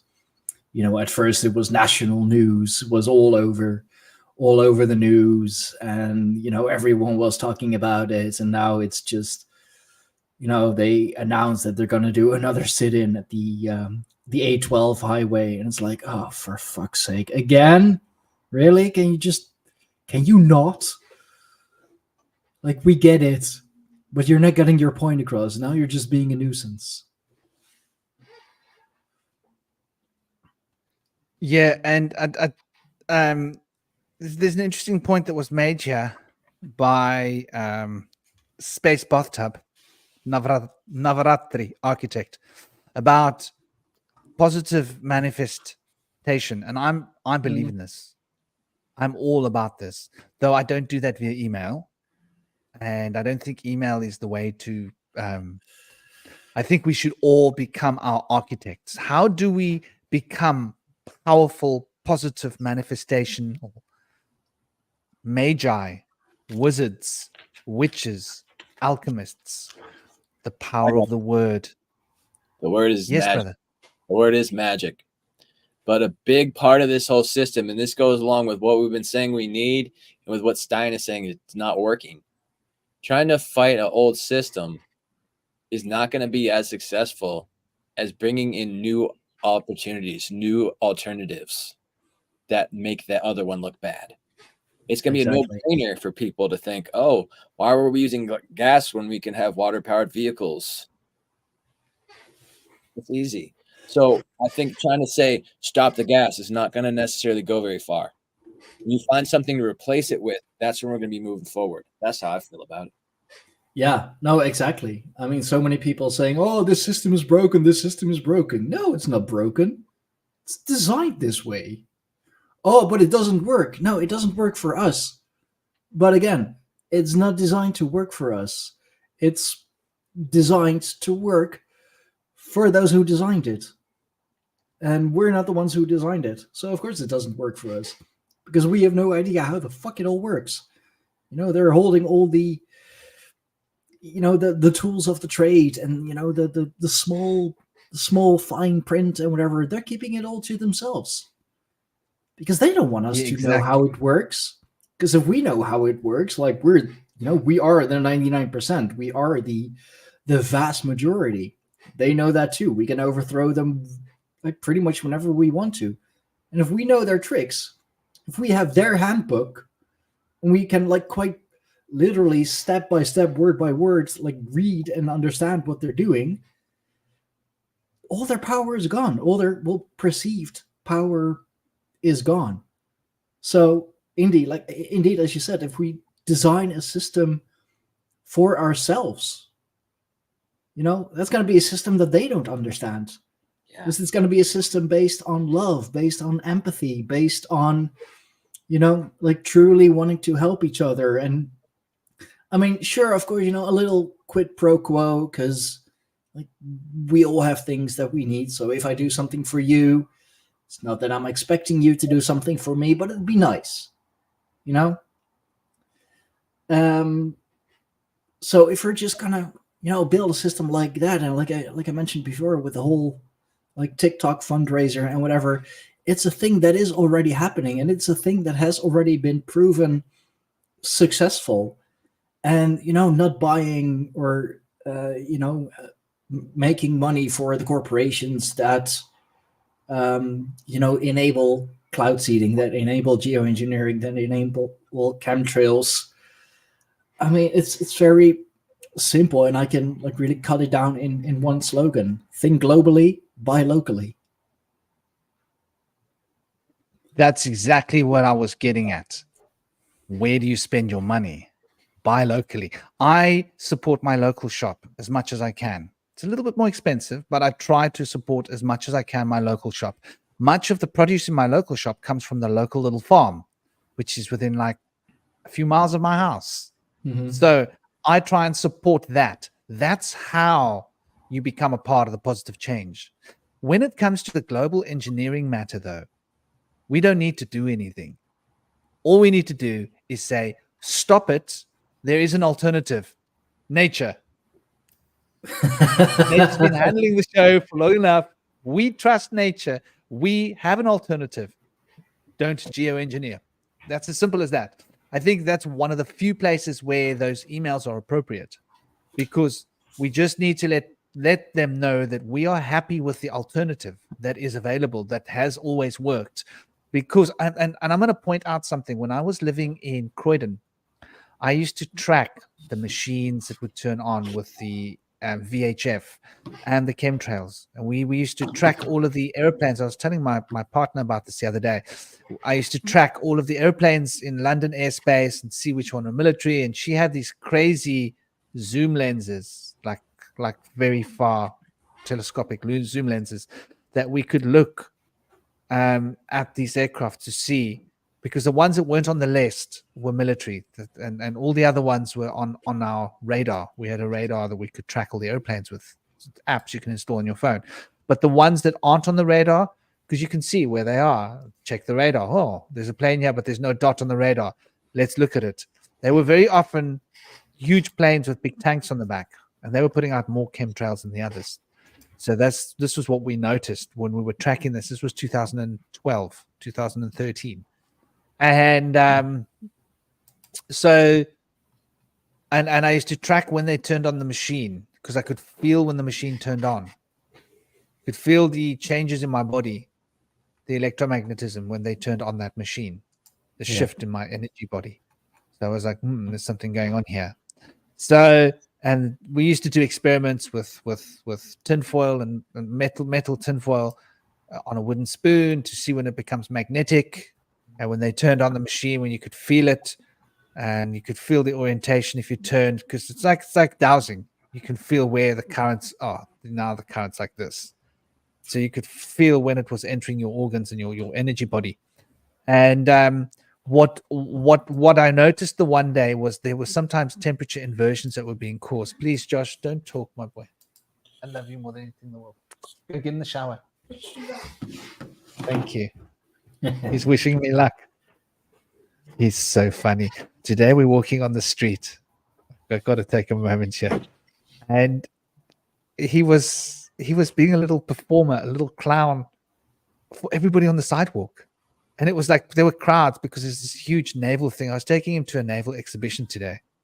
Moon Feather, how are you doing, dear Moony? What a lovely surprise. Honored to have you here. I hope you're well. But you should be okay where you are located. You guys probably haven't had too much of the stormy floodness. But I'm sure like there are people you know that have taken a lot of strain. Big love to you, my dear. Big speed. And he was basically saying like, no, you're going to embarrass these people. Don't talk.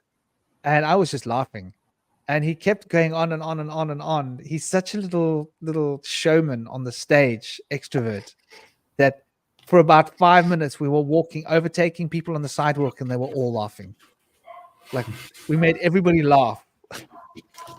Everywhere he went, people were laughing because he's so funny. So he's hilarious, growing up fast, 8 years old, but 8 going whatever it is that he's going. Lovely to hear that, dear Moonfeather. Lovely to hear that. God bless you. I hope your kids and your family are well as well. That's what life's about. So yeah, I sort of lost my thread of where I was at for a moment because my little boy came and gave me a hug, and he has this way of your homemade experiments with the planes. Yes. So I noticed temperature inversions at times. And when there was temperature inversions, because we were living in London, you could feel it very strongly. Like I can feel the air. I can tell like what the air pressure is, what the temperature is, the moisture in the air, like through my skin. I'm very sensitive in my body. Mm-hmm. And so I'd go outside and be, temperature inversion. I noticed there's this like what looks like snow on the ground, but it's not snow. Like when there's like a bit of ice on the ground, yeah, and it's got like a sheen to it, and if you walked on it, it would make your feet itchy. And then if you rubbed your feet on your calves, because I'd basically be taking out the rubbish truck's coming, I'm barefoot, and I'm like sort of like trying to tiptoe outside, and now my toes are itchy, and I'm walking and my feet are itchy, and I'm trying to rub my feet on my calves. Now my calves are itchy. Then I go and sit on my doorstep and try and dust off my hands, my feet with my hands. Now my hands are itchy. And I'm like, holy crap. And so I start paying attention. What is this stuff on the floor that looks like ice? Because it's not cold. It's a temperature inversion. It's too warm for it to be ice. There would be this sheen of nanoparticles deposited on the street that would make whatever part of your body it touched itchy. So I'd like put some of it on my arm and test it, and it would make me like extremely itchy to the point that I had to go and jump into a shower and wash it all off. So yeah, this was in Croydon in London. God. Zone 6. I saw on this on PBS or on Discovery Channel, I think. They had people gather the stuff up and they tested it and they really couldn't figure out what it is. Well, it was whatever it was what they were putting on those planes, because we were tracking the planes. And there were some times when they would really rinse the skies with the stuff. And I noticed that it was based on weather patterns. Like when there's a lot of wind, they wouldn't waste too much resources. When there wasn't a lot of wind, I knew like, oh gosh, my body, like they're going to turn on that machine and I'm going to be like feeling that electric thing moving through my body. And the sky's going to look like somebody came along with a paintbrush and got like silly on the sky. There's a 6-year-old with a big paintbrush and look what he's done to the sky. That's what it would look like. And the planes would be all over the shop, and the radar would be like not so many planes in the sky, but the sky would be full of planes. And so we could track them. And that had been a time when they had been rinsing, they were rinsing it. They were like just putting it all over the sky. And then a temperature inversion came. So they were putting it all over the sky and in the evening and the next morning to wake up. And there was like no wind. You see, they do it when there's no wind because it doesn't break up the trails. And then they can make the trails come together with the VLF field and create a cloud. And once they've seeded a big cloud, that cloud will then move along and they seed the clouds in places where it's good cloud seeding potential. And interestingly enough, I saw all sorts of phenomenon when they would have these machines on as well, which was really interesting. But yeah, so I personally experienced this dust of whatever it is they're putting in the sky. And I tell you something, my body was just reacting. So bottom line, you got to check your water. This is what it comes down to, right? Do you like to drink a beer? I've had a lot of people go, oh, well, I don't have much money. What do you spend your money on? Make sure that you're drinking good water. Do not drink the water out of the tap. Don't do it. You can't filter out all of those chemicals. Even if you buy a chemical filter, and I was a coordinator of the Festival of Life in the UK, and we have to double check everything before we bring it. And this is like one of the most ethical festivals of raw food and health in Holborn of London. And I had all these people coming to me with their water filters. I was like, let me see the papers. Like, let me see all your research. Let me see like who manufactured it. And when you take a look at it, it'd be like, so it doesn't filter out this, and this, and this. You can't call it comprehensive. I'm sorry. It's just basically a glorified water filter like all the other crap that they're selling on the shelves. There are no water filters that I know about other than reverse osmosis filters that can actually purify your water. And then once you've done that, you've got a problem with the salt balance. You've got to get the ppm up. You can't drink water with a low ppm because that'll strip your body of essential nutrients, and that would be defeating the object. You got to put the correct minerals and the correct mineral salts into that water. So it becomes a tricky thing. You're almost better off buying mineral water that has been unalived due to bottling process and buying yourself a simple fish tank pump and putting fresh oxygen into the water, right? And you can put the oxygen into the water by bubbling it.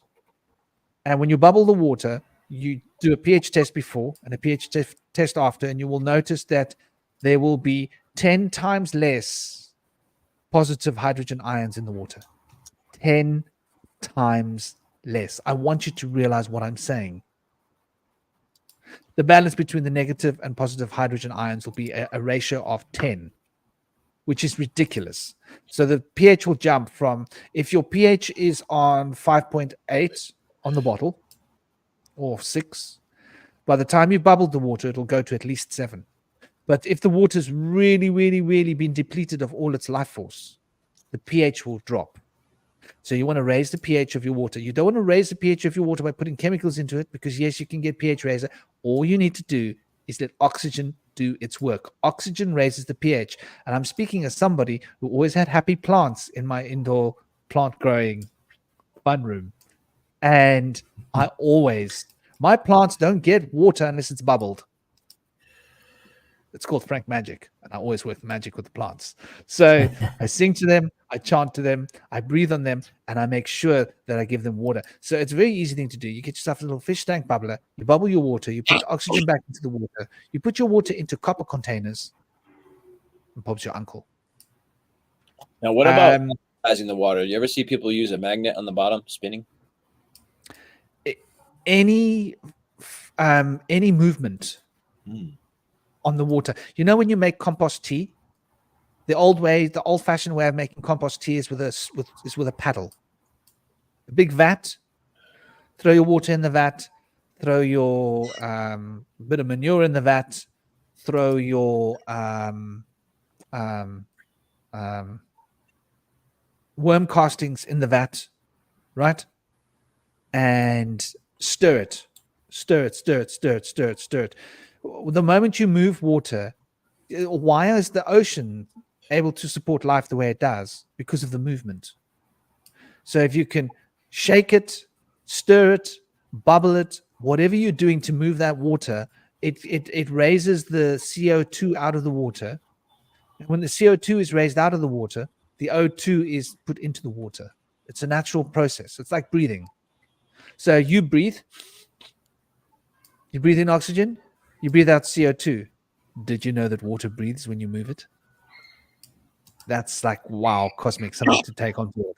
Water breathes when you move it. So move the water and it breathes. However you move the water, the stirring magnet is probably a really good way to do it. Although I don't know the effects of the electromagnetic field on the water. I don't know. I'm not going to claim to know. I like old-fashioned just bubbles because it's just a silicone tube into the water and bubbles coming out of it, and the bubbles move the water, and it works. It works. So whichever system you have, if you've got a water fountain, that's actually what you want to do. You get yourself a little air pump, you put a water fountain in your home that ionizes the air and the energy and the pranic flow around where you live, and you drink the water from your water fountain in your home. And you put mineral water into the water fountain. And that's where you go to get your water. What a concept, eh? In fact, I'm giving myself an idea here. I'm giving myself an idea here. I can't believe I haven't done that yet. All you need is a couple of really nice terracotta containers that are glazed and a little pump, and you build yourself a little, something that looks pretty, and it falls from one container to the next container to the next container, and it recycles the water with a little pump. And those little pumps don't use a lot of electricity. What about, in addition to ionizing the water with salt, what about alkalizing the water? It does. Does that? Okay. Because I know there's some trace minerals in the salt of alkaline metals. Yeah. The interesting thing is I didn't know it did it until I did it. It's one of the most best hidden facts. And then when I started researching, and I realized people that keep fish know this, that when they bubble the water, it keeps it alkaline. So I noticed that, for example, the well water here comes out at about pH 6. Yeah. And by the time I'm done bubbling it, it's pH 7. Nice. If I do it with mineral water, it raises it even further. 1.5. Which shows how unalive the mineral water is. Yeah. I mean, it doesn't sound like much, raising it from 6 to 7, 7.5. Just get yourself a detailed little pH monitor, a good one. I had a really good one. Can't remember what brand I used because I haven't grown plants in so long. And it's, oh my gosh, it's no longer in use. It was an expensive one. It's like $150, $200. It's like a good one that I had. But if you don't use them, you lose them. So I'll have to buy another one next time. So it's probably better to not buy their most expensive ones, because if you don't use them, you lose them. Those little detectors are very expensive for the ones that I bought, because it's like top of the range ones. But I wanted my plants to get the top of the range and everything.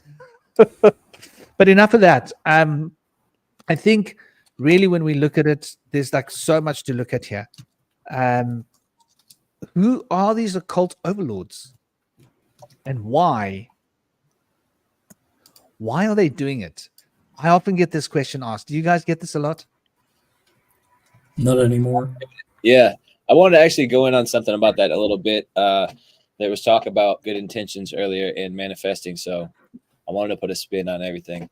After we get through some rants on the dark overlords, I feel like there could be a blessing in disguise behind it all. What do you guys think? Fire away, brother. All right. Here's my story on it. I feel like everything is divine. And when we see these things and we think, oh, this is our problem. As a shadow worker, I know that pointing our finger at thinking the government's my problem, our society's the issue, I'm not the issue. Pointing our fingers at other people is one way that we get away from not taking responsibility to do something about it. But also at the same time, I feel like Mother Nature has orchestrated this whole part of a dark age that we're in a way to give us the impetus to rise up from our own bootstraps and pull ourselves up. Because you can't really tell people you have to go do things on your own now. You have to do things well on your own now and want to do them. Because telling people what to do is unmotivational. It's going to make people not want to do what they're told to do.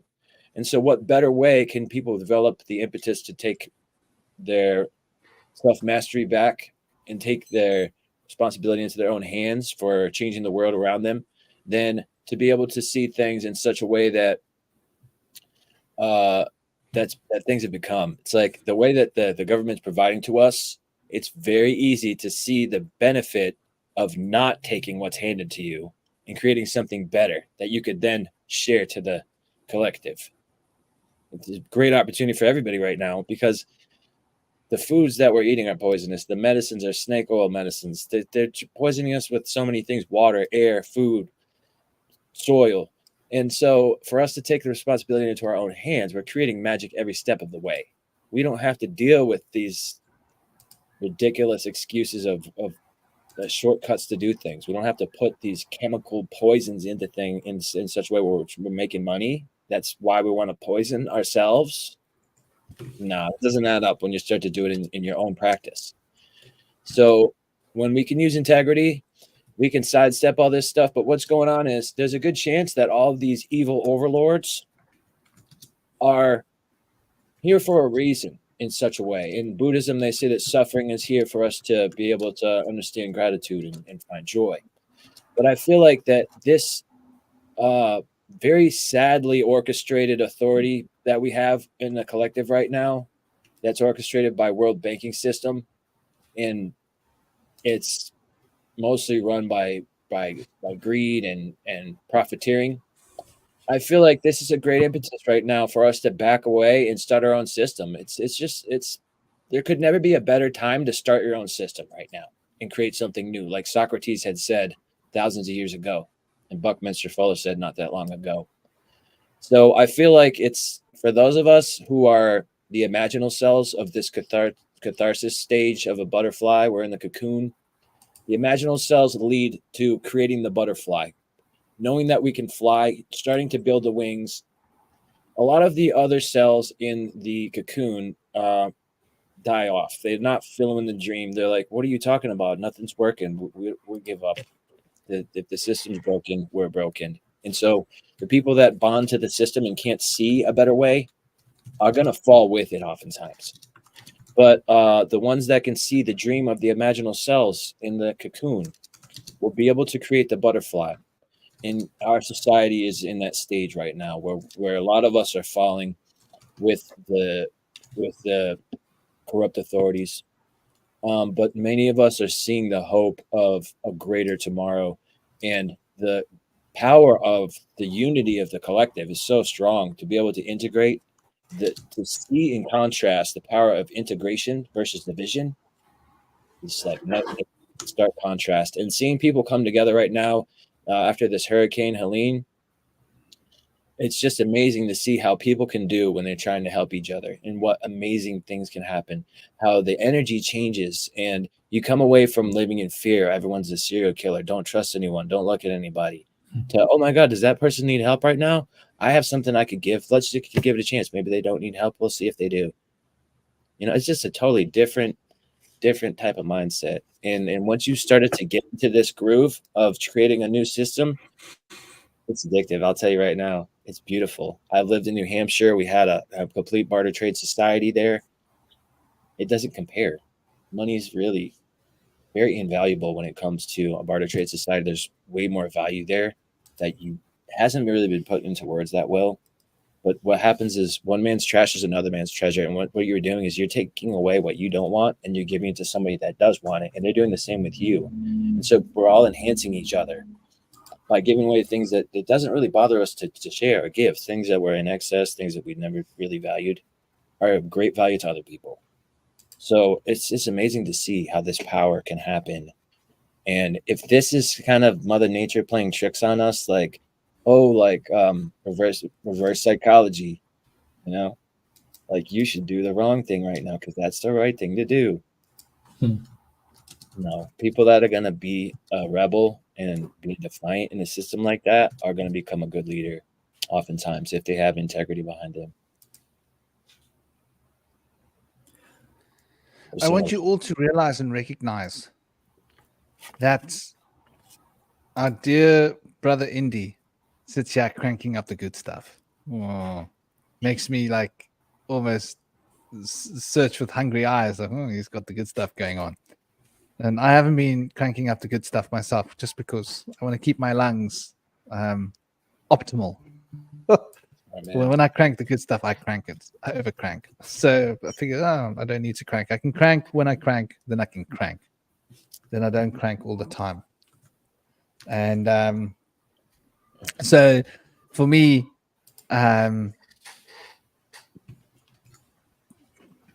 Sorry, I've got somebody disturbing me here. I'll be there in a minute. So, when I sorry, it's just difficult. She respect is very important. We need to live in a sphere of respect, and the best way to deal with people that don't respect us is to just make them wait. Recognize this in life. You don't have to cater to other people. You don't have to cater to anybody. You can just keep it real and recognize if someone disrespects you, make them wait. If they want to talk to you or communicate with you, oh, you disrespected me, you can wait until I'm good and ready to talk to you. It's about maintaining your authenticity, your own personal power.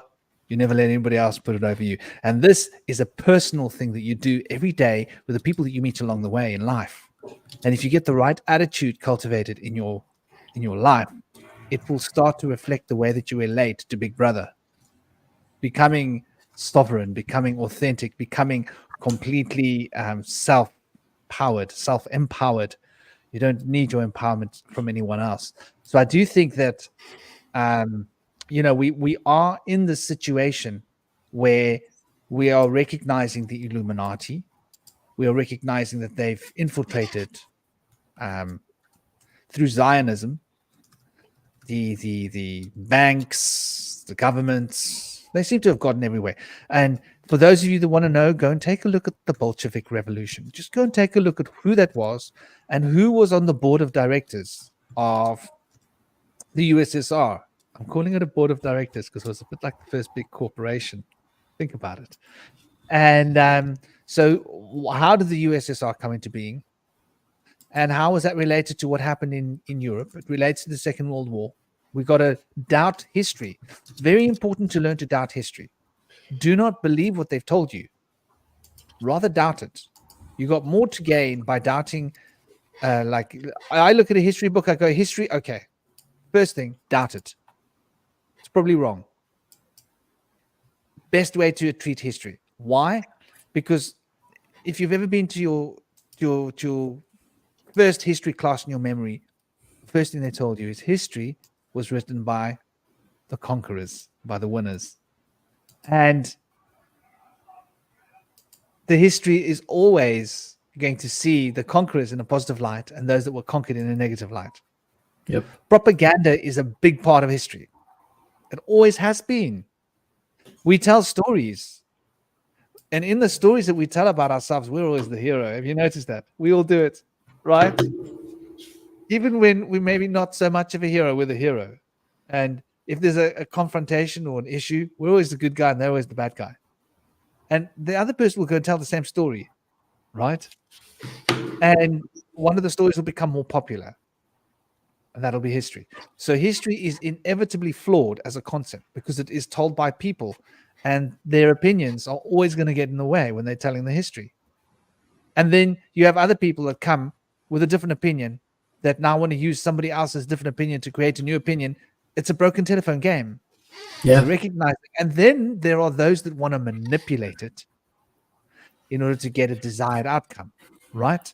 For example, you can't manage yourselves. Look at you. You're like peasants. Look at all you've ever done in your life. All you've ever done is fought wars and made trouble. And, oh, it was us. Yes, it was you. Oh, I thought it was the kings and the royalty. I thought it was the politicians, the governments.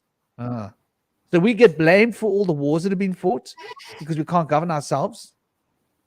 And whenever there was riots or anarchy or negative anarchy reactions, it was always because of something that the king did, because of something that the politicians did to actually inhibit the people from freedom, to inhibit the people from resources. So look at that. Look at that. They've told us a false narrative story about ourselves, and there's a reason for this. Yeah, brother. And at the same time, we're indeed being blamed for everything. Really, it's always the little man. It's always, the average Joe who's doing it. Like even with the whole climate change discussion, if that is actually something that is going on and not just a natural cycle of our planet, which it most likely is, perhaps with a little help from us. But to say that we caused all of it, I doubt it. But like, for example, I read something the other day. I totally forgot that we're doing that. Our capital city, the city of Amsterdam, and yes, for everyone listening, Amsterdam and the Netherlands are two separate things, and yes, the Netherlands and Holland are also very much two separate things. So Amsterdam, the Netherlands, and Holland are three separate things. Sorry, it's just one of my pet peeves as a Dutchie. Like, I'm going to the Netherlands. Oh, where are you going? Amsterdam. Okay, yeah, of course you are. But the city of Amsterdam is actually taking care of a lot of the waste of the city of Rome. So in the Amsterdam incinerators, there's not just waste from the Netherlands. There's not just waste from Amsterdam. There's also a lot of waste that is literally being transported from Rome to Amsterdam to be incinerated for, good money, of course, quid pro quo. And the other day I read that Rome is going to ship like another third more of their waste to Amsterdam to be incinerated. And you have in IJmuiden, you have Tata Steel, which is this huge steel manufacturing company, and to nobody's surprise, in the city of IJmuiden and also a little of Beverwijk and surrounding cities, the diagnoses of things like lung cancer are much higher than the average. Gee, it's not like there's a huge factory there which pollutes the air to unimaginable levels. But no, it's us eating a steak. It's us driving a diesel-powered car. We are the problem. It's not the emissions from these giant freaking planes. It's not the ruling class like flying everywhere in their freaking private jets. It's not, what's that dark witch bitch, her name again, flying to Paris just because she wanted one particular cake. So it's her staff, her pilot flying to Paris, picking up a cake, then flying back. That's not a problem. No, it's me wanting to eat a good piece of steak. It's that cow. That's the problem. So it's always our fault. But hey, don't worry. Daddy government is here. We will solve everything. You just got to pay a little more taxes. And everything is going to get a little more expensive. But don't worry, in good time, we will fix that too. Okay, that's causing more problems. But those are your problems, not our problems. You caused it. You wanted us to help you. So it's the whole, and like even that, so many people are actually buying that. And those people.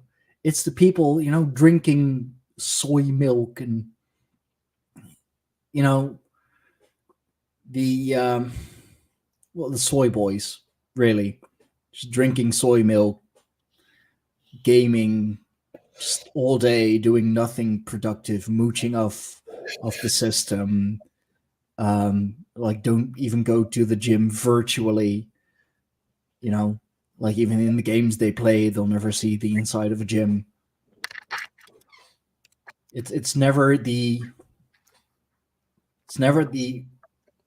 top 1% their issue. But they are our saviors. They will always make sure that, us regular people, that we are well taken care of. Meanwhile, they're wringing us out and taking us for all that we have.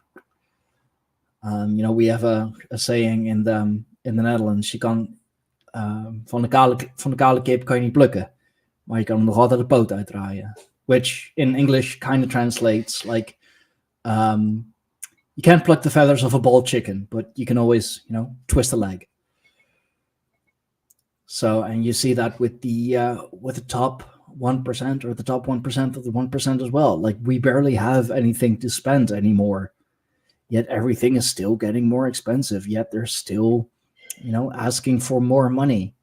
And even with natural disasters, like the whole thing in Hawaii a while ago, you had Oprah Winfrey, billionaire, and Dwayne The Rock Johnson, multimillionaire, pledging to donate, what was it, 10 million? Pledging to donate. So they're not going to donate any of their own money, even though, $10 million for Oprah. I mean, geez, like, watch 2 episodes of her show and she made it back double. Probably. But they are pledging to donate 10 million of our money to help the poor Hawaiian people. But they feel for them.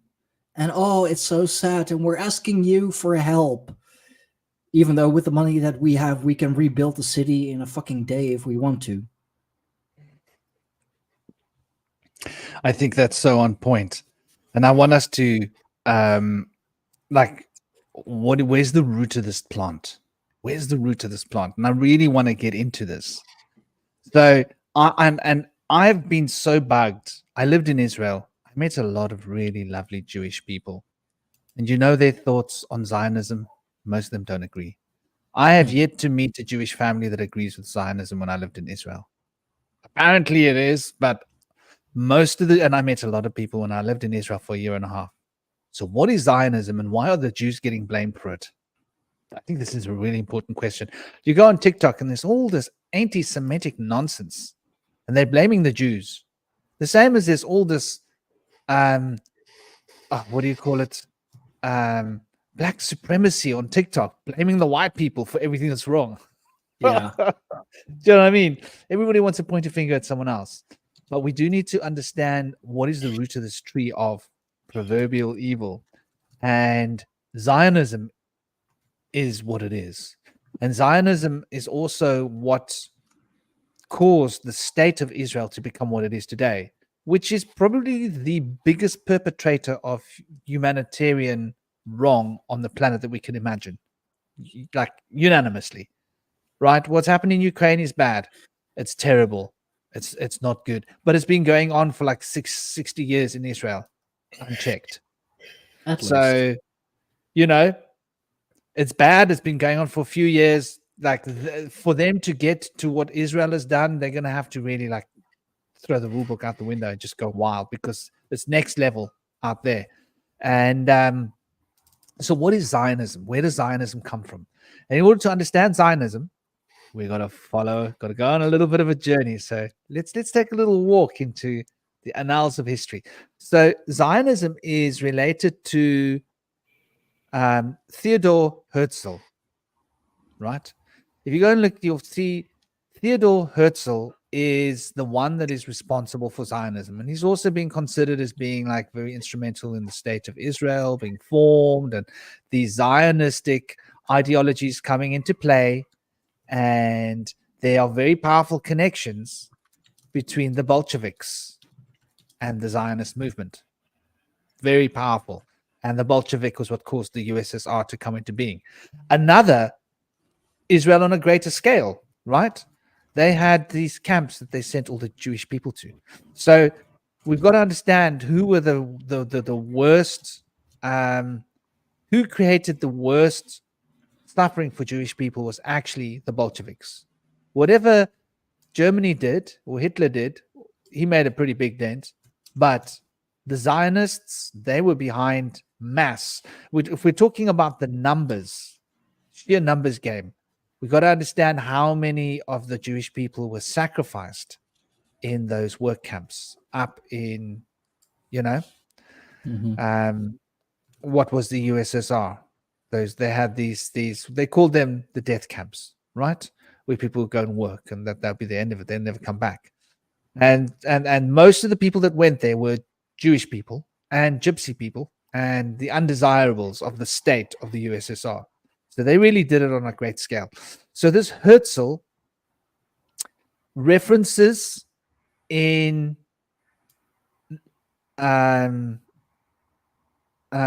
his diaries reference Shabbatai Tzivi in June 1895. Right. So now we're getting into the core point of it. And his feelings were that the movement of the Messiah was a failing movement.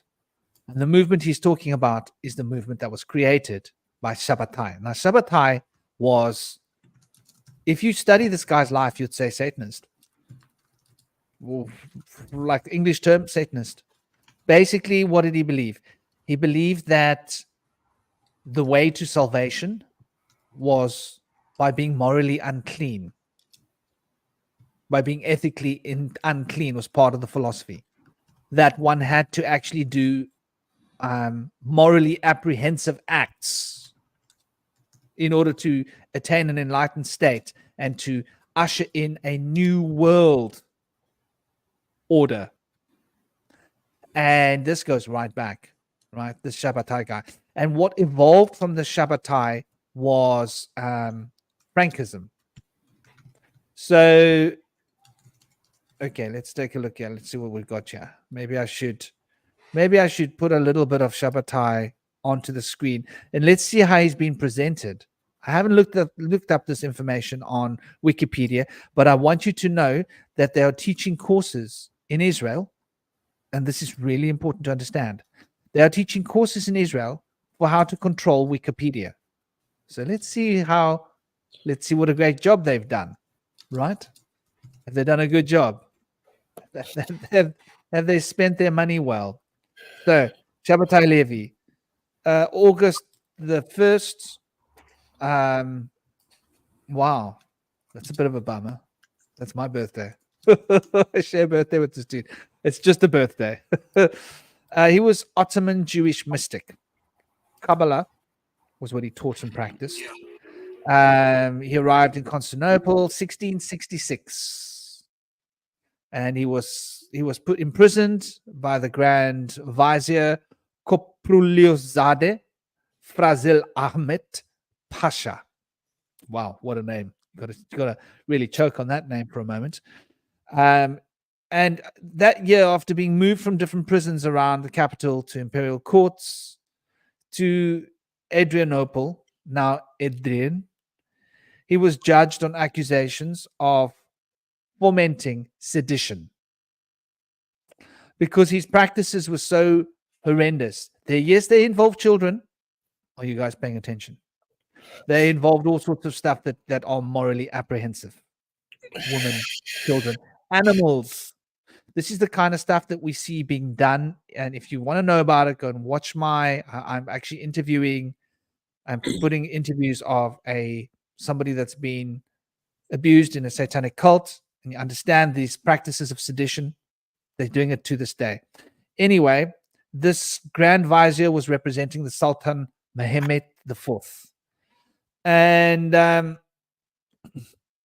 so this is his early life. Then his education, obviously, he was born in the Ottoman.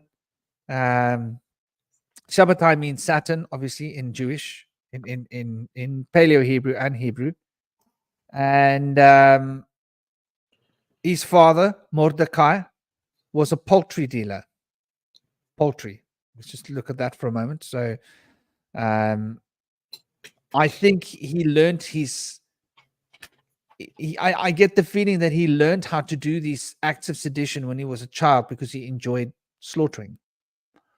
And I don't know whether slaughtering should be a hobby, but these are rumors that I've heard about which related to it. He attended yeshiva under Rabbi Shmerna and studies in halakha, in the law. And he was fascinated by Kabbalah and mysticism and influenced by Isaac Luria, Lurian Kabbalah, if you've heard of it. He was influenced in this form of Kabbalah. And so he was an ascetic, but he was then, during the first half of the 17th century, he started to become greatly followed, and he had a following, and he was considered to be a messiah by some Jews. And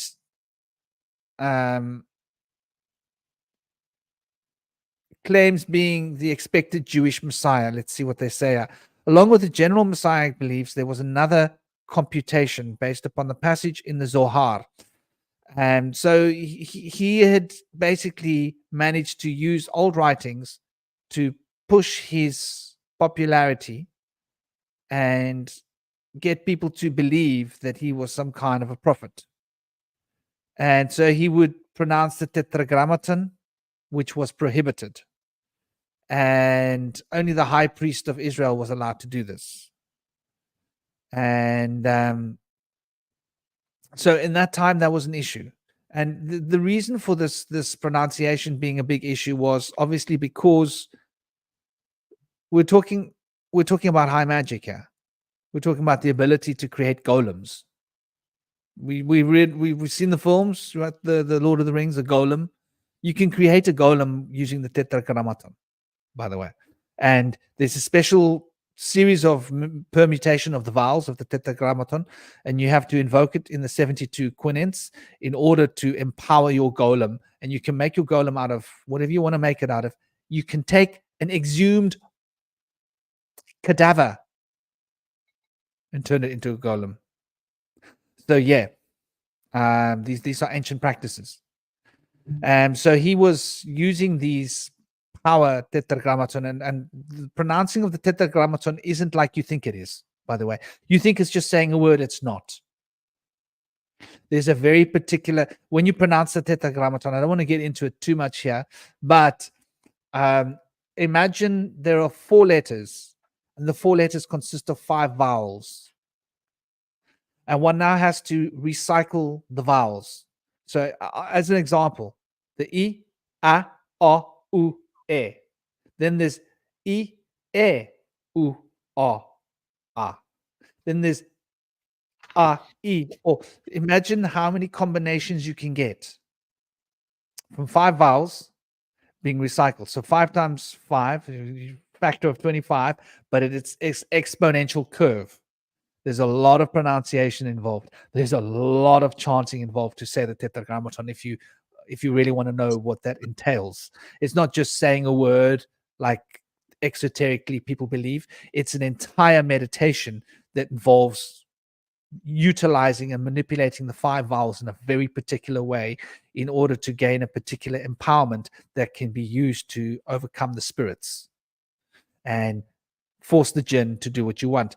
Solomon had this knowledge, and he used this knowledge. So, and many of the high rabbis had this ability to be able to do this. So it's a very, very particular and specific form of mantra yoga for those of you that aren't aware. Just in case you think it just involves saying a word, no, it's a lot more than that. But exoterically, that's how it's understood by the exoteric community, those that aren't experiencing the Kabbalah. So yeah, he was this so-called self-styled prophet, and he had followers, and he had the followers do terrible things to their children and with each other's wives and stealing. Oh, and to unalive somebody that wasn't a Jew was not a sin. So it was good to go and do it once in a while. And inverted practices. And so what evolved was Frankism. So let's see, where's Frankism? Have I got Frankism up here? Okay, let me put Frankism up there. So Frankism evolved. Now, what Frankism was Frankism was a very, very particular form of devotion practiced by this Shabbatai and his followers, which had evolved later on. And the Frankists were once again practicing immorality, right? Let's see if Wikipedia covers that, because Wikipedia is like a loaded gun. And before I go any further, I just want to invite Shinobi to the table. I do want to carry on with this, Shinobi, but I'd love to give you a chance to just say hello before I get into Frankism. Welcome. So I'll say hello after this, because there's something I want to say, so I'll wait. Great. Okay. So so Frankism.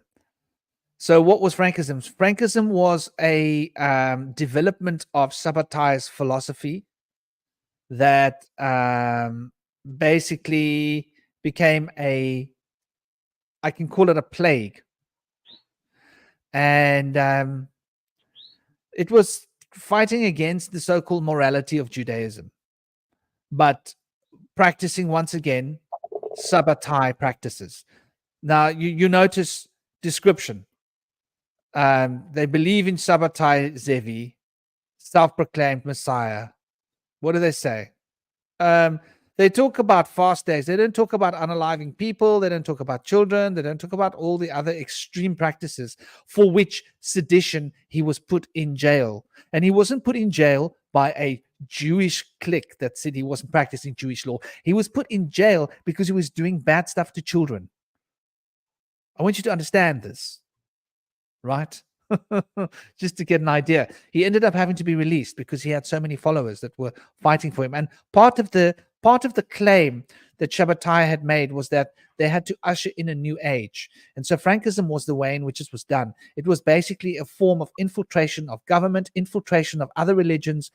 People were advised to become liars and deceivers.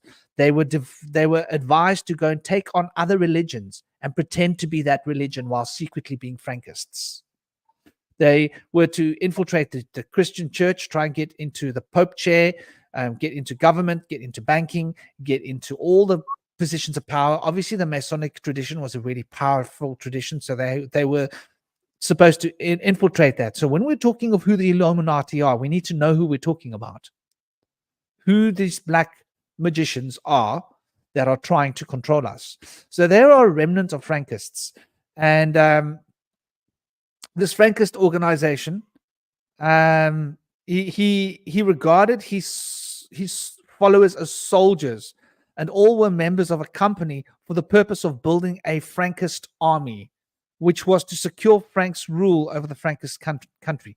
So they were actually trying to take control politically, because they wanted to. That was part of their religious tradition, was to take hegemonic control. So we can see where Zionism is coming from. Now, Zionism developed from millenarianism. Gosh, how do I even begin to say that? Millenarianism. I'll put up a share screen for you to get an idea of what it is. We're using Wikipedia. We can't trust Wikipedia, of course, because we know that it's a loaded gun. But even they have to share a few of the truths here with us. So, containing 1,000 and ism, belief by a religious, social, or political group, right? So, this millenarianism is part of the Frankist agenda, which is basically church, state, religion, all being used militarily against the people. Have we seen this happening in modern times? Have we seen our governments doing this kind of nonsense? So that this is essentially what we're talking about. So to not get too lost in that, this Frankism developed and it became Zionism. And this Zionism developed, and as we've pointed out, this Theodor Herzl was referencing Shabbatai Tzvi in his annals, in his own books and his diaries. So Zionism has become a part of this. Now, it didn't start there. This was a secret ancient order that had been around before this particular Shabbatai bloke had come about. My sense is it goes right back to the annals of history, to people that believe they belong to a special bloodline. It wasn't a normal Jewish practice to believe that they were the chosen race, special, better than other people. This was a Zionist agenda that was sort of brainwashed into people in Israel. There was a very different tradition in the old times that has become what it is today. And this is why within Israel there are so many divisions. So many Israeli people just don't agree with Zionism because it's just over the top. It's total hegemonic control. Now, I also want to tell you one story about Israel since I lived there. There's a place called Kalil. They took control in one of the most hegemonic states in the whole world of their village. The state and the government's not even allowed to put a road through there. No one's allowed to buy or sell any property in that area unless they get permission from all of their neighbors for who to buy or sell to. The rules are so strict with regards to no chemicals, no bricks. The roads are all dirt roads. You're not allowed to put down tar, not allowed to put down anything. It's a biodynamic farming community. I was lucky enough to be connected to Philippe, who is an teacher of the Kabbalah from the Hebrew University, and he was a farmer in Klil, and he had a farm in Klil. And so I used to go and help him on his olive orchids and avocado orchids, with old biodynamic farming traditions when I wasn't in Chof HaZiv in Israel, where I lived like a year and a half. So even in a state like Israel, they were able to take back personal power. We need to look at this and start implementing it where we live in different countries. You can take it back. When enough groups of people get together, they start making charters. There is power to be taken. There's power to be moved. There's the potential for sovereignty to be reestablished region by region. It's small little dribs and drabs, but they all add up in the end. So this Shabbatai philosophy has become what is the Zionist movement. You can take a look in pre-Second World War. The British Prime Minister was speaking out against Zionism, what a dangerous, toxic thing it was. Before Hitler, Zionism was a big problem. In fact, that was a big way in which Hitler was able to actually get the votes that he needed to take control, to become the sovereign of Germany. And you'll find all the other European states were very concerned about the Zionism pre-Bolshevik Revolution. And they believed that the Bolshevik Revolution was a Zionist invasion. So there we go, is an idea of what Zionism is. And it seems to be that the Zionists are in control of all of the features, banks, and everybody blames the Jews. Stop blaming the Jews. These Zionists infiltrated Christianity. They infiltrated Judaism. They infiltrated the government. They infiltrated the Masonic order. They infiltrated everywhere. It's part of the tradition that is taught by Shabbatai. It's part of the Frankist tradition to insidiously get your poison and your fluid into every different engine of state. But the empowering thing is to recognize that's the only way that they can operate, because they're actually a very small group of people.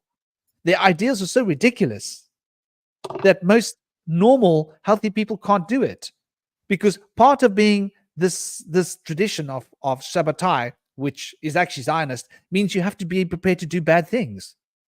You got to be prepared to do things to children that's incomprehensible. You got to be prepared to hurt people. You got to be prepared to do things that are deliberately narcissistic in order to move up in the ranks of this organization. Now we start to understand what the satanic story is all about. We start to understand why people are saying that these satanic people in Hollywood that have been messing with kids, and in Buckingham Palace and all around the world, where there's smoke, there's a fire. There is some truth to this. It's not just all, but it's a very small group of people that are doing this. And when we recognize that it's a small group of people that's doing this, we realize how big a group we are. There's only 1 or 2 lions preying on a whole field of buffalo. If we turn around and put our horns towards that lion is going to run for its life. And dear brother, welcome. It's an honor to have you here, General Shinobi. General Shinobi is a lovely brother. He's a parent. He's a researcher. He's a free thinker. He's an open-minded contemplator of things. And he always has a lot of really interesting things he's been sharing in Gabriel's group, the dissident group. It's an honor to have you on the show with us all. Welcome. It's an honor to be here. Thanks for having me. I'm so grateful for this space to be able to speak and share this information freely. There's not many places where you can have these kind of discussions like face to face. I don't really like typing and texting. In person is best, but we're all in different parts of the world, so it's great that we can connect this way. So yeah, thank you for having me. I wanted to share a poem I wrote a while ago, if that's okay. It's kind of about all the stuff we've been talking about.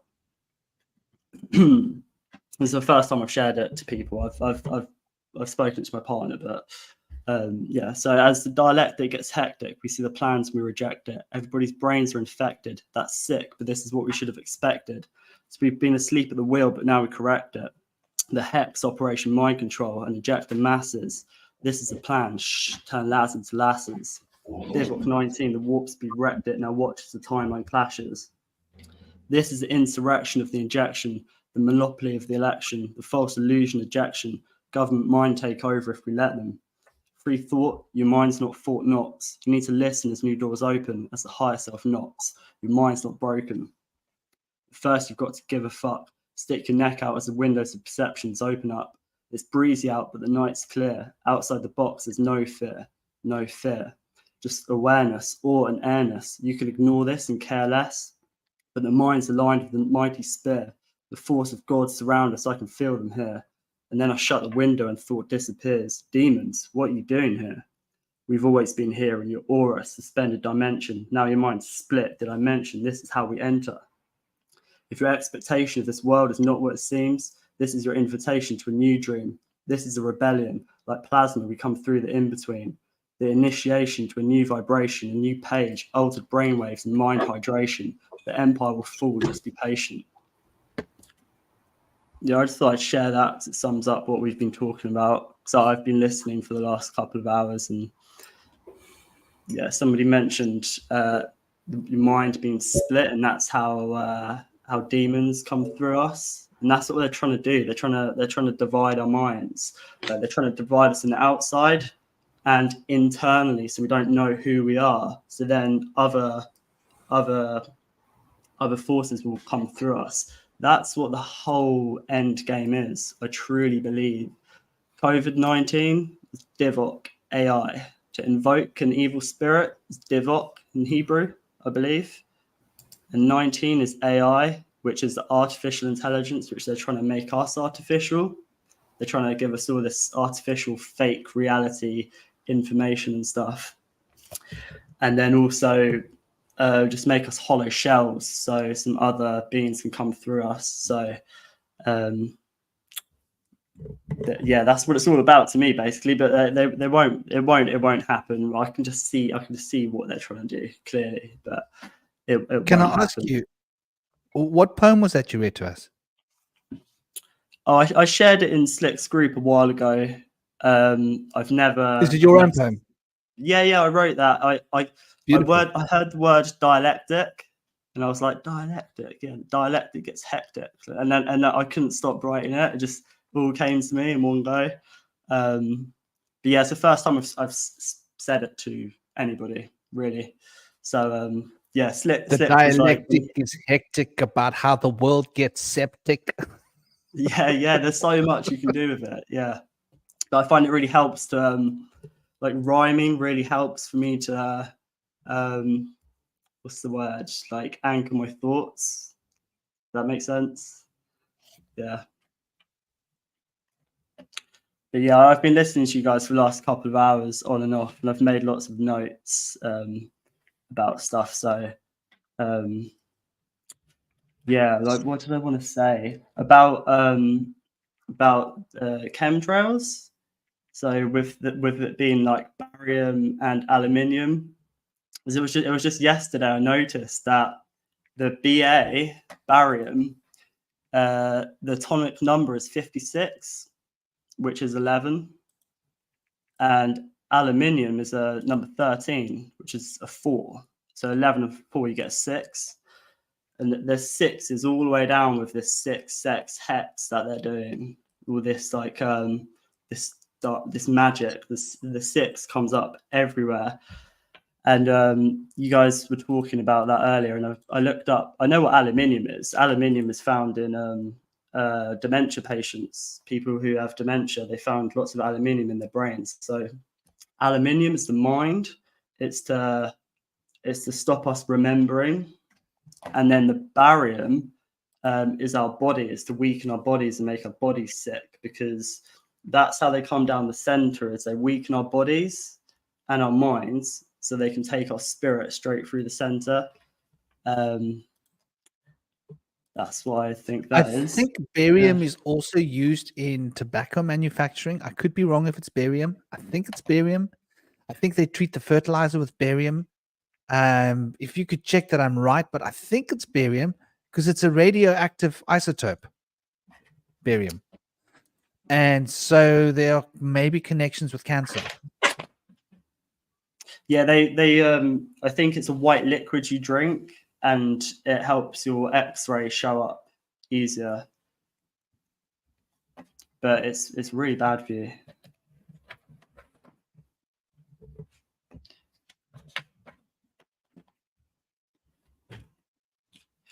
And you were talking about bullies at the beginning, and it reminded me of the bull E, which is Moloch or Baal.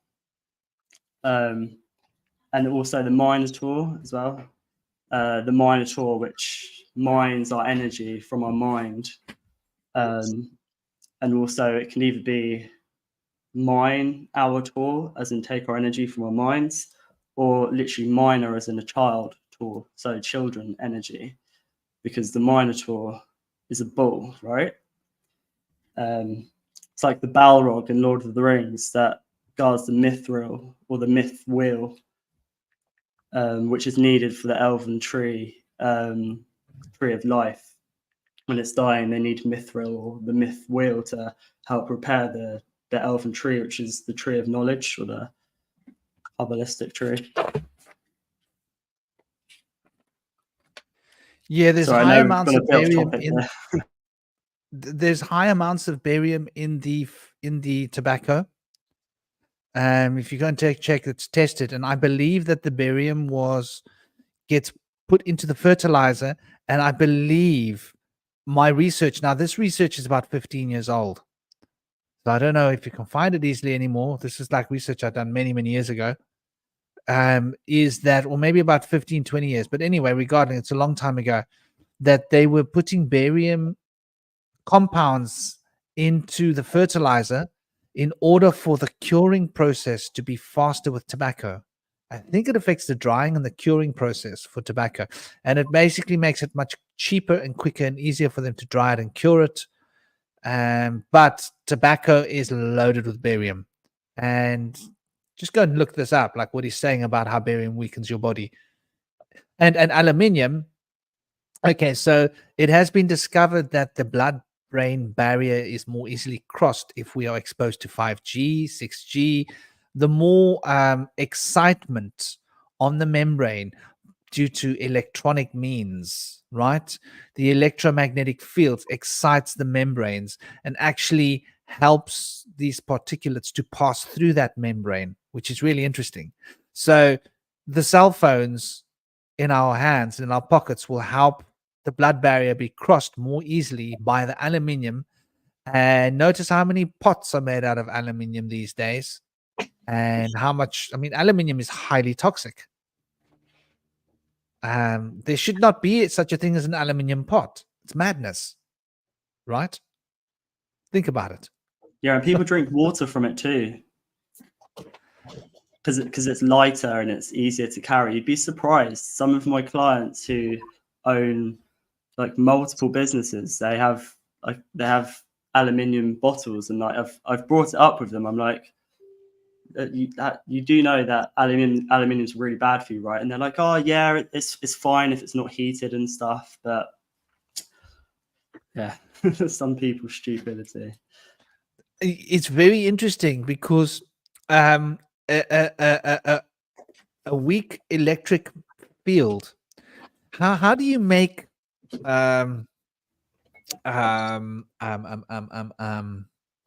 monatomic silver, right? That is made by electrolysis. So if you imagine having this aluminium bottle close to your cell phone, just think about it for a moment. Those microwaves. What is that doing to the metal? And how does electrolysis work? I'm not going to pretend to know the specifics, but I'm pretty sure that the specifics hasn't been really very well articulated for us how this works. But to me, I see a potential red flag there, and people should be aware of that. Don't believe what you read. They say, oh, well, if you're not cooking it, it's fine. Don't believe what you read, because there's a constant background electric field. Everything is connected to the Schumann resonance, and these frequencies, these acoustic fields, are carrying an electric current, an electric frequency. And so there might be a constant background of electrolysis happening that we're not aware of, and there might be little monatomic bits of aluminium being seeped into the water, and that might not happen in 5 years, might take 20 years or 10 years, but it doesn't get out of the body once it's in there. Food for thought. I also just wanted to mention about global warming. So it was brought up earlier. I think it was, I just wanted to mention basically because have you heard of Veda Austin? A lady called Veda Austin. She's from New Zealand. She does work with water. She's really bringing the magic and the consciousness of water to the front. Like following on from Nemoto's work, through Jars of Rice. So she does experiments called hydroglyphs, where she, for example, she'll have a glass petri dish and put an image under the water, and she'll freeze the water. And when it's in a state of plasma, which is between gas and solid and a liquid, she'll take it out of the freezer and look at the image, and it will kind of reflect what the image under the water was. It doesn't have to be even on the water. It can be next to it. And there was one experiment which she did she put a sunflower seed next to a petri dish or under it. And you can find this image online. But after she froze the water, it was basically a frozen sunflower in the water. So water can actually see potential. It's not just a reflection. It's not just a mirror. It can see our potential. And I think that's a big part of why how our thoughts sort of create how we see the world around us. Because we are water, we see through water, and there's water all around. And all the time, water's communicating with us, and we're communicating with the waters. And the reason I mention this is because she does energy work with people.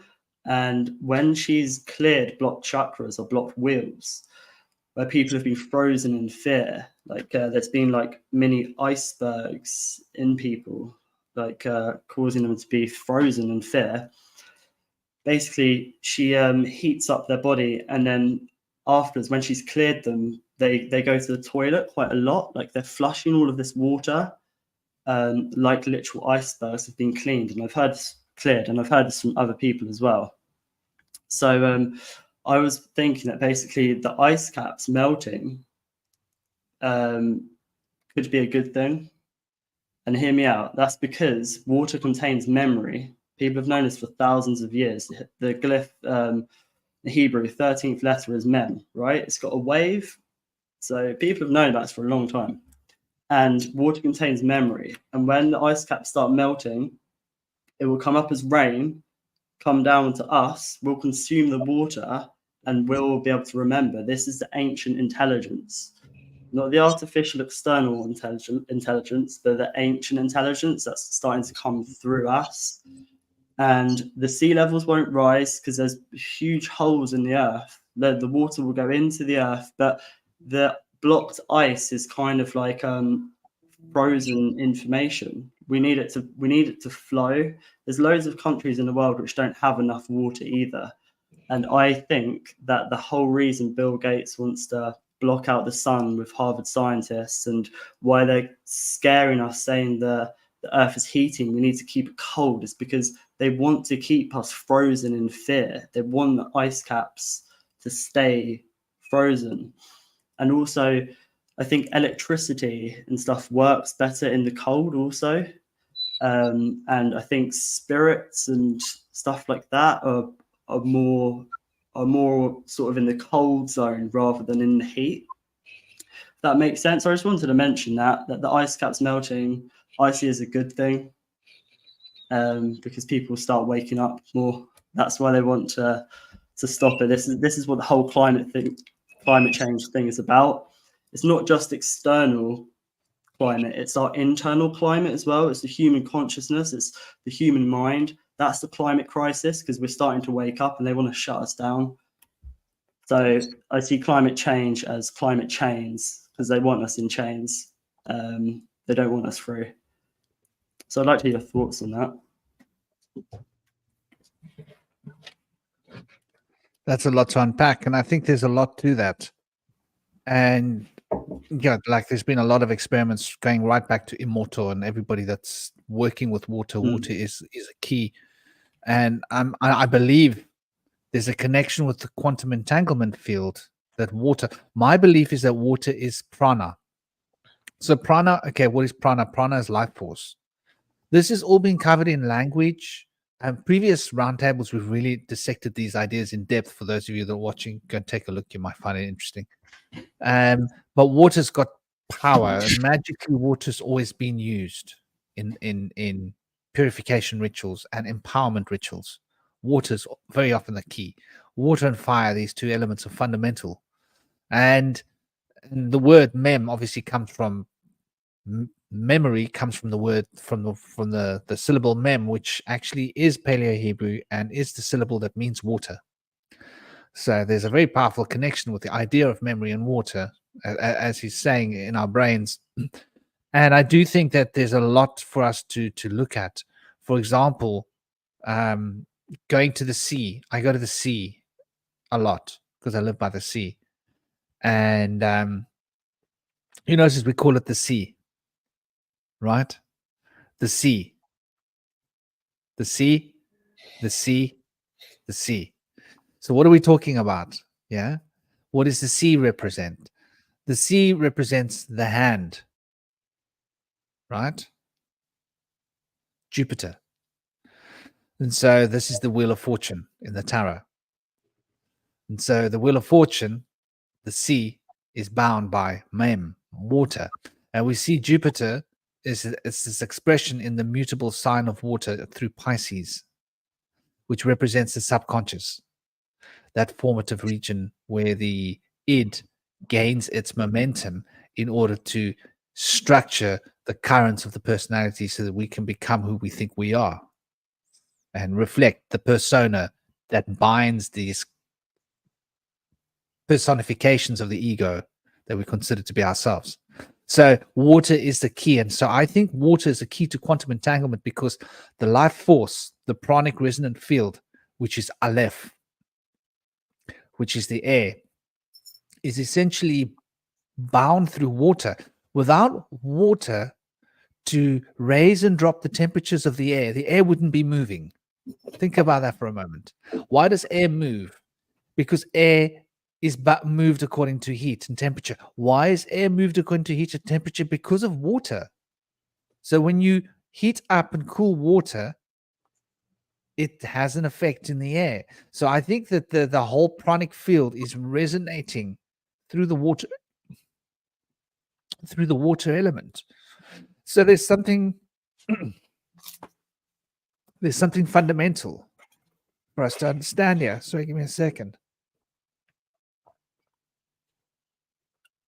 Good old water. Yeah, there's something fundamental for us to be understanding when we look at water.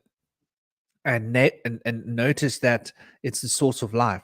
From a Vedic perspective, you can consider water as being the life force that is slowing down, and congealing. And that congealing presence of the water, which is life force, that's actually slowing down. And that life force can be further slowed down and crystallized in ice. And so there's this very powerful connection through the pranas where all thoughts are transmitted. And so all of our feelings and our thoughts are transmitted through the prana, which is why we say that the water contains the feeling, because it's got the imprint of consciousness, which is life. So there's a lot more to water than what we can imagine. Yeah, I'll just quickly add that vitamin B1 is known as the 13th step of AA, or is it B12? It's a B vitamin anyway, because it protects your blood-brain barrier. That's forgotten about. And that's the 13th step. The 13 has been sort of removed from so many places. The 13th zodiac Ophiuchus, the 13th step of AA. There's loads of places. And the reason I mention that is because 1 and a 3 is 4. The Hebrew, the 13th, the 13th Hebrew glyph is mem, which is water. And that's a 13, which is a 4. And a 4 is thought, is Thoth, is a god of water and wisdom and the moon. Enki's number's 40 as well, which is a 4. So there's a lot of 4s. And it's just funny that it rhymes with thought and fort, because if you know this stuff, you can create a fort in your mind. And that's the blood-brain barrier to protect us from all this outside dark magic. And we get taught. And Exactly. when you put pressure on a string, it becomes taut. And you can control the tension. And that tension makes it become volatile. And so we are taught to control our thought, to put tension on our beings so that we become volatile, easily manipulated. I just want to add to what he's saying about the vitamin B. So what can we take from this? Right. Raisins, jackfruit, orange, pineapple, avocado, grapes, figs, grapefruit, cantaloupe, currants. Thiamine-rich foods are also good. Honeydew, blueberry, nectarine, watermelon, raspberries, apricot, mango, plums, kiwi, and cherries. In the vegetable department, spirulina, obviously. Make sure you source the right spirulina, because some of it's grown on a rubbish dump. Peas, sprouted peas, all sorts of sprouts, lima beans, okra, edamame. Oh my gosh, I better go and find that and eat it. Water chestnut. Oh, that's yummy. Poi. Oh, classic poi. Radish, sprouts, pea shoots, yellow corn. Yellow corn. I'd probably go with the purple corn grown in South America, the indigenous stuff. Watercress, parsnip, parsley, russet potato, green bean, yams, sweet potatoes, romaine lettuce, artichokes. There's a shopping list, guys. Meat and fish and poultry as well are very high in B12, which they're trying to get rid of. The whole bird flu thing. Trying to stop people eating poultry, stop people eating meat. I mean, I don't eat meat often, just sometimes. I'm more of what's the word? Not vegetarian or anything. I'm more of like a conscious eater. Once in a while, if it's had a good life. Not that it makes it any better for people who are vegetarian, but just being conscious of what I eat. And also the push for soya protein as well. That lowers your testosterone, which I think that helps, that affects your blood-brain barrier as well. So yeah, on top of what you said, poultry and fish and meat also.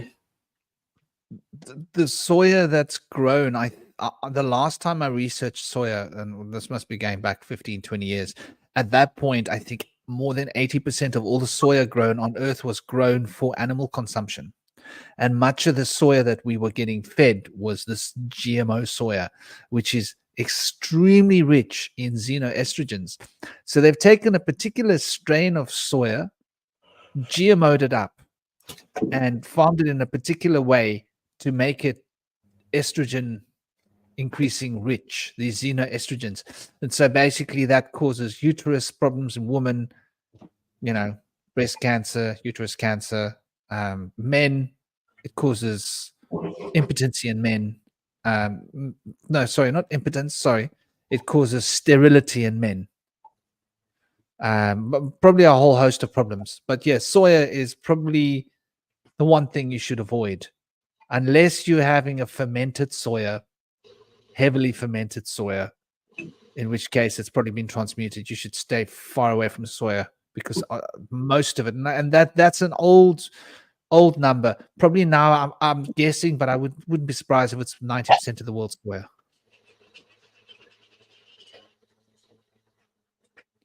Or more.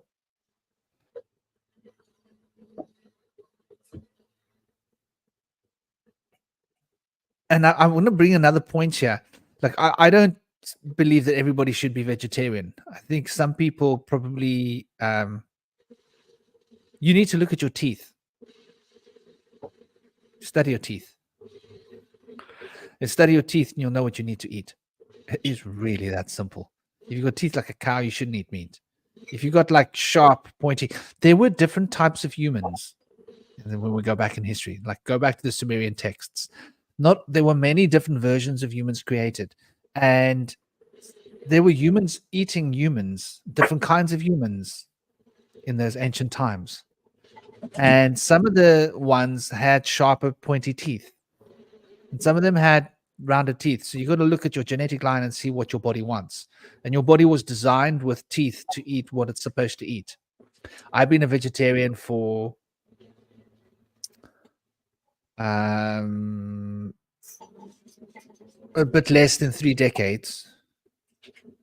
And my health has never been I've only gone to a doctor a few times in my life, and that's when I've broken bones or when I've like been badly hurt. Otherwise I don't, the last 10 years I've not been sick. So you got to find what works for your body. You got to move with it. But when we look at the Shabbatai, back to the overlords and the craziness, if we look at the history, and this is even like tracked in the Torah and in the biblical history, the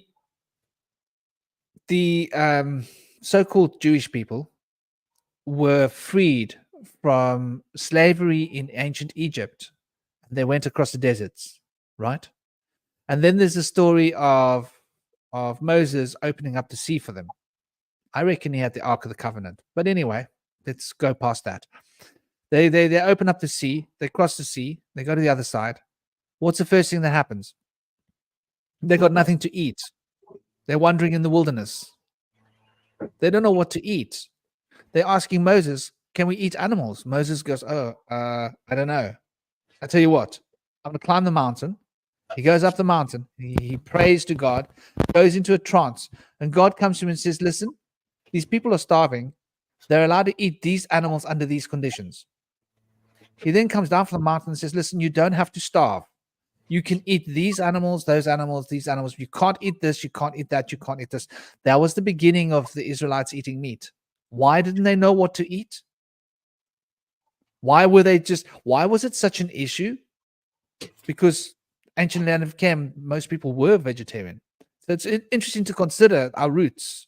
And there were different places on earth. There were places on earth in the north where people would have been more meat eating, like in the snow and in the ice. Just think about it.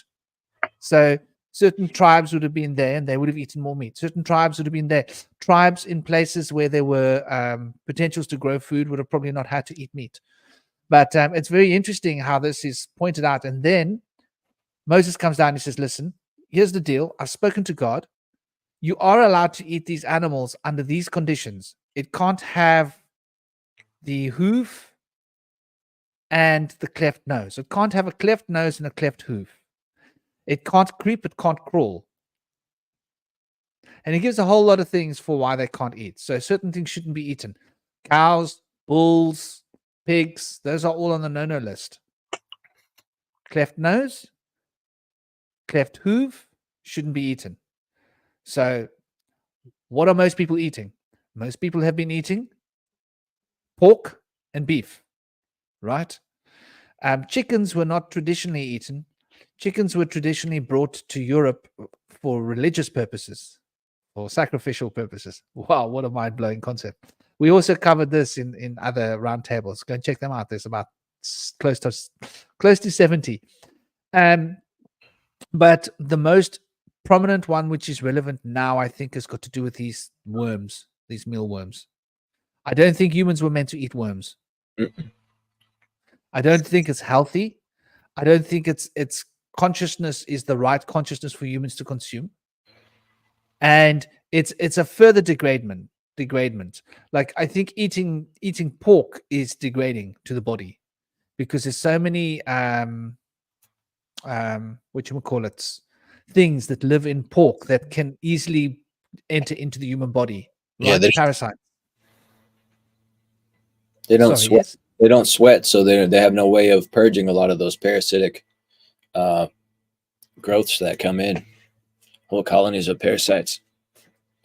So they're very parasitic, and also they're omnivorous. They're not herbivorous. So typically, it's dangerous to eat other animals that eat other animals. You're getting a step further away from the source. That's a good point. That's a really good point. Because carnivores, animals, only hunt herbivores. Generally speaking. Mm-hmm. Like if a lion passes away, other lions won't eat that lion. Unless it's an infant, the mother will eat her infant sometimes if they're injured or sick. There's a strange exception. I think though that isn't because of appetite. I think that's to protect the other infants. Yeah. Because if you leave this infant laying around, a predator comes and goes, like hyenas. Hyenas will eat anything. Yeah. So the hyenas will smell that infant and they will know that there are infants and they'll come looking for them. Mm-hmm. And then they'll have to fight off a pack of hyenas, which can be pretty relentless. Mm-hmm. Even the lions don't like to mess with the hyenas, you know? Lions and male bears are known for eating their cubs as well. They get mad when they can't continue to keep breeding, I guess. I think also it's got to do with, like, you've got to leave your cubs in a safe place and go out and hunt. Yeah. You can't take them with you. So if other predators know those cubs are there, they could become prey to some desperate animal. So that's very interesting how this is the thing that we see. It's the same thing as some dogs will eat poo.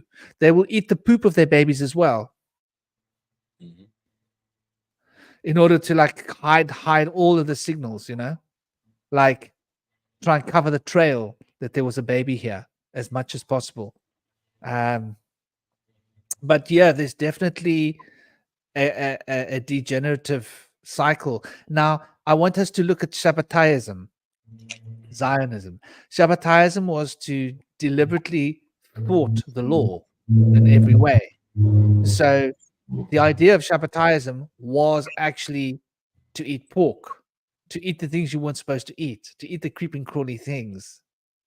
So in a sense, you can see what's been going on with the Zionist revolution. Who's been controlling our food for how long? And they've taken it from one step and they raised the antics, and now they're raising the antics to worms. So, oh, and by the way, if you think you're not eating worms, don't rely on the labels. I don't know about England, but I know that in South Africa they changed the law that companies are allowed to change the ingredients up to a certain percentage without informing you. 5%. Which means, is it 5%? Yeah, in the States. Is it in the States? Well, but that 5% means that they can inject that protein, liquidized protein, into chicken breasts, into steaks. And do you think they would do that for the extra 5% mass to make money? Think about it. So even if you think you're eating good steak or you think you're eating good chicken breast or something, you're probably eating worms. They don't have to tell you. Processed food too, mostly in the processed food. I think more than the regular meats, like chicken nuggets and things. Yeah, fresh fish for sure as well. Yeah, some cheap fish you get, that's 100% got parasites in it. Oh yeah, and the mercury too. Pumpkin seeds are good for killing parasites, and for a chelating agent, I use green tea and cilantro. Those are both good to take out heavy metals like mercury, things like that. Yeah, we use Damascus earth. It's like silica. Yeah. That's really good for getting rid of like unwanted matter. Yeah. So Do you consume that? Damascus earth or diametrous earth? Diametrous earth. I can't remember how to say it. Yeah, but can you me consume that? neither. Yeah, it comes from algae, I think. We've got diatoms. They're got a big bag of it. It's like the shells. It's chitin. Yeah, it's very important to not breathe it in. But we put like a teaspoon in a drink as soon as you wake up in the morning. Like 10 days on, 10 days off. If you want to do a cleanse, it's quite good. Would you just put it in a glass of water, stir it, and drink it? Yeah. So before on an empty stomach in the morning, we do it for 10 days and then have 10 days off. It's the silica. It's a 12 cell salt as well, I think. And I wanted to mention earlier. I have a screen on that. Yeah, so to absorb iron properly into the body, you need to have your calcium phosphate needs to be good. And if your calcium phosphate levels are too low, you won't absorb iron properly. And my sun sign's a Capricorn, and apparently Capricorns need to take calcium phosphate's really good for Capricorns in general, and usually you'd be lacking in 3 cell salts as well. It's a very interesting topic, cell salts. I'm just sort of starting to learn about it now, but it's really interesting. So silica Damascus would be the 12th cell salt. Yeah, the diatomaceous earth has diatoms in it, and it's probably rich in calcium phosphate. That they look like little shellfish, but they're little single-celled organisms. Beautiful, beautiful little creatures. Mexico, I don't know if you're still with us. She was actually saying about being careful with silica intake. You don't want to overdo your silica. You want to keep the balance in your body. But what was the herb we were talking about the other day? And you were saying that you use it. There are a number of herbs which are really good for purging wormwood. Yes, wormwood. So go and get on the wormwood, people. It's a gentle poison that will basically naturally remove all the parasites. And What's that image you have up there? Wormwood. That's the image of diatoms from diatomaceous earth. Wow. So the image at the bottom looks like the Knights Templar logo, which is a frozen light photon. That cross. Yeah. It's a frozen light photon. That's what the Knights Templar use. And also there's like the Buddhist wheel up near the top center as well. Wow, there's a lot going on there. That's cool. Yeah, they have thousands of different variations. They're very intricate and beautiful shapes. And that's what Artemisia. Yeah. So wormwood, Artemisia. Herbal power. And frankincense. Crush it up. You can crush it up into fine powder, bind it in raw honey, and make pills and swallow them. Myrrh. Don't overdo the myrrh because it stimulates your liver. But a bit of myrrh and a good dose of frankincense.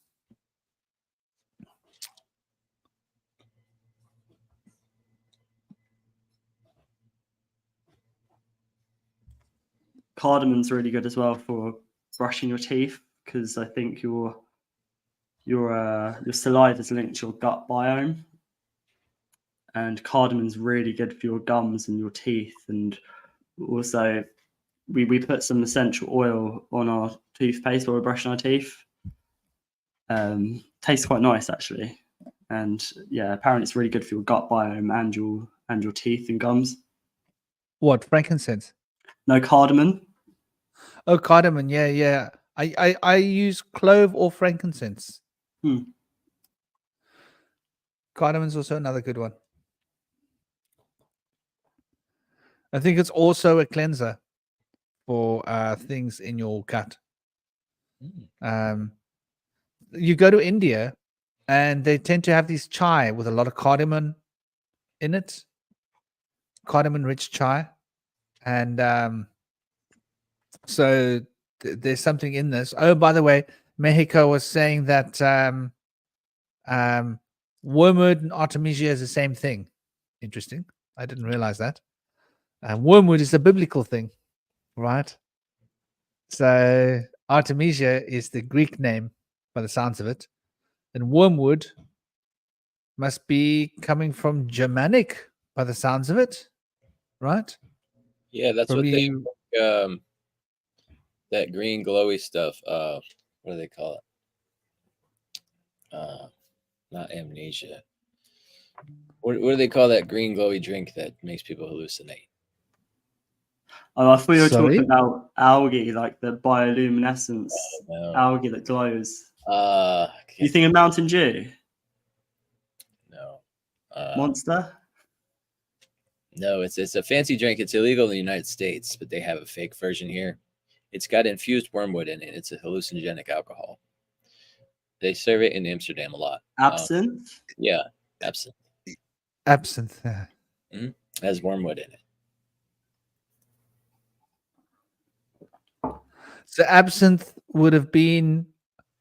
It sounds to me like absinthe was made as a detox Yeah, it has to beneficial. get.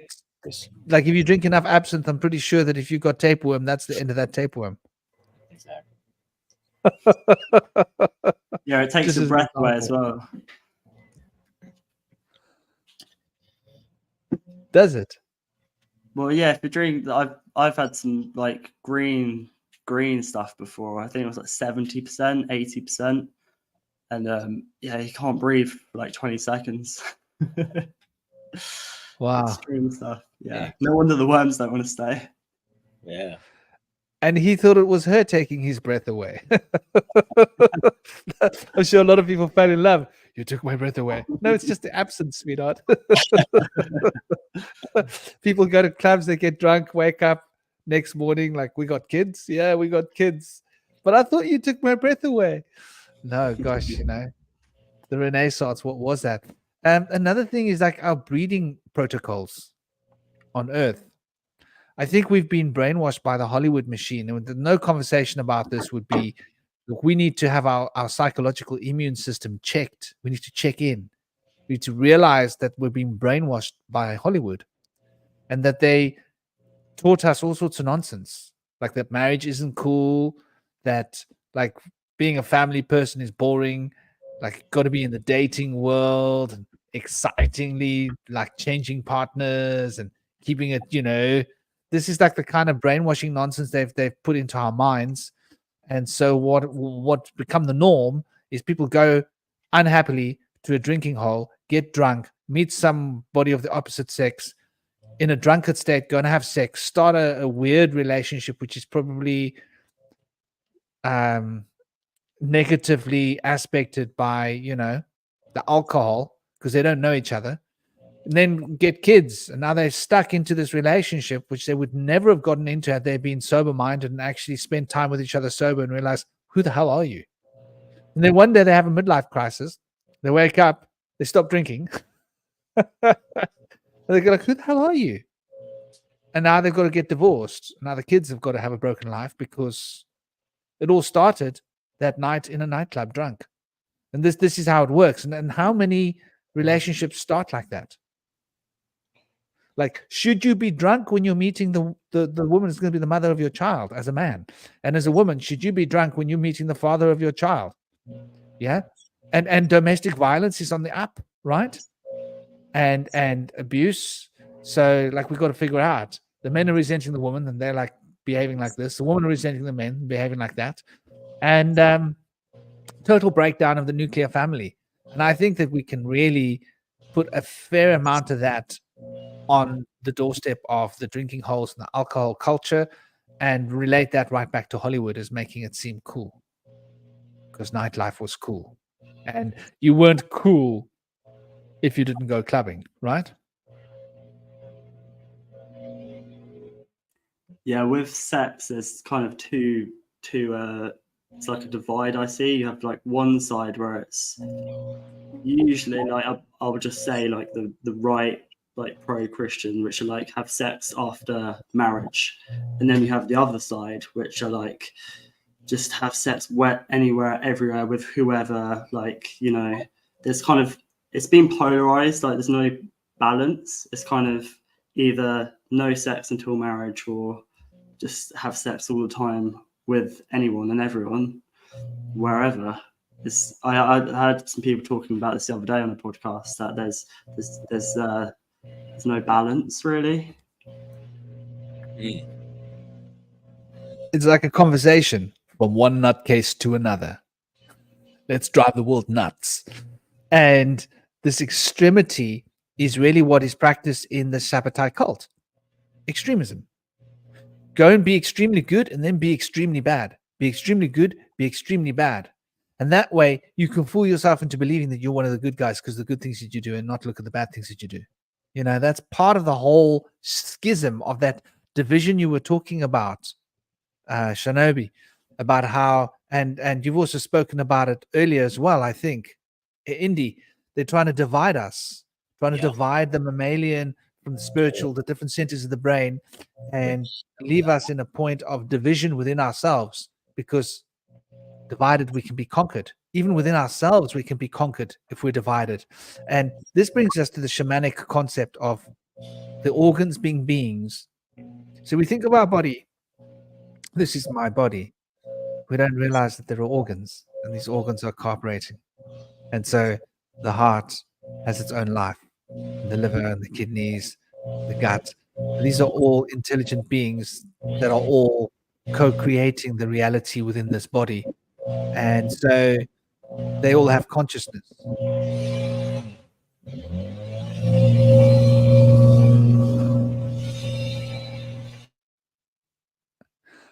That was Indy's mic. Something's going on your mic. Back to normal, good. But yeah, so this is a big thing, and I think detoxing. I personally use. I just stocked up today on charcoal. I'm old-fashioned. When I detox, I like to use activated charcoal and bentonite clay.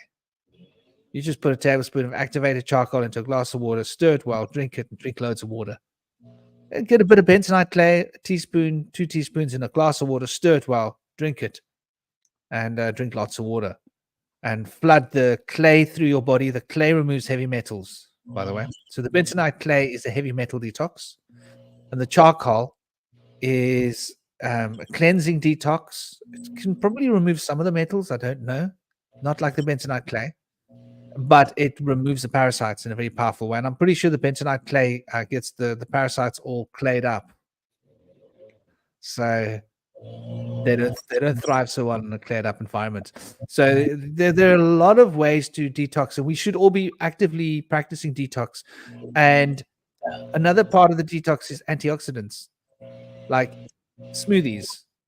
You know, part of my household tradition is to have a smoothie most mornings for breakfast. That's the breakfast for my son and what I eat for breakfast. So you really want to get the fruit flowing. And I've noticed that I've become lazy at not eating fruit. So the simplest solution for that is one meal of my day is fruit. Full stop. And so there's an easy way to introduce fruit into your body. And then the other meal is vegetables. Right? So you're putting in your fruits in your morning, hit yourself with a smoothie. You're getting all the antioxidants, all the positive energy, all that raw life force energy into your body in the morning, which is the best time to put it into your body. It can be utilized. And then later on, don't overcook your food. Try and stir fry your vegetables. If you Don't cook them too much so that you can keep a bit of the crunch in them. You want to keep some of the nutrition in the food. Overcooking food, never a good idea. Ideally, you want to eat as much of it as raw as possible. Hence, if you're eating a smoothie every day, at least you know that your first meal of your day is completely raw. Then when you eat your other meal, you can add some salad into it, add some more raw things into it. If you're stir frying your broccoli, cook it as little as possible. Try and, I like to eat a lot of beans and chickpeas. Chickpeas is a natural antidepressant. So now we're detoxing the mind. So there's I forget what it's called in the chickpeas. My brain's not operating at full potential here. Excuse me, I only had like 4 hours sleep last night. And today I went on a big mission with my son. We went on a boat ride.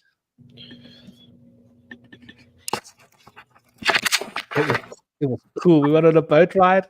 My little boy was sitting next to me, and it was like one of those big 30 feet dinghies, and we were ramping in the sea, and it was pretty cool. Tryptophan. Tryptophan. Thank you. And I've never seen him hold on so tightly to a rope before, because there's like a little rope that you get in the middle of the boat, and it's a speedboat, so it was a lot of fun. But yeah, I didn't sleep much last night because I woke up this morning to go and watch a sunrise, beautiful sunrise, and climb the mountain, and then take my son out.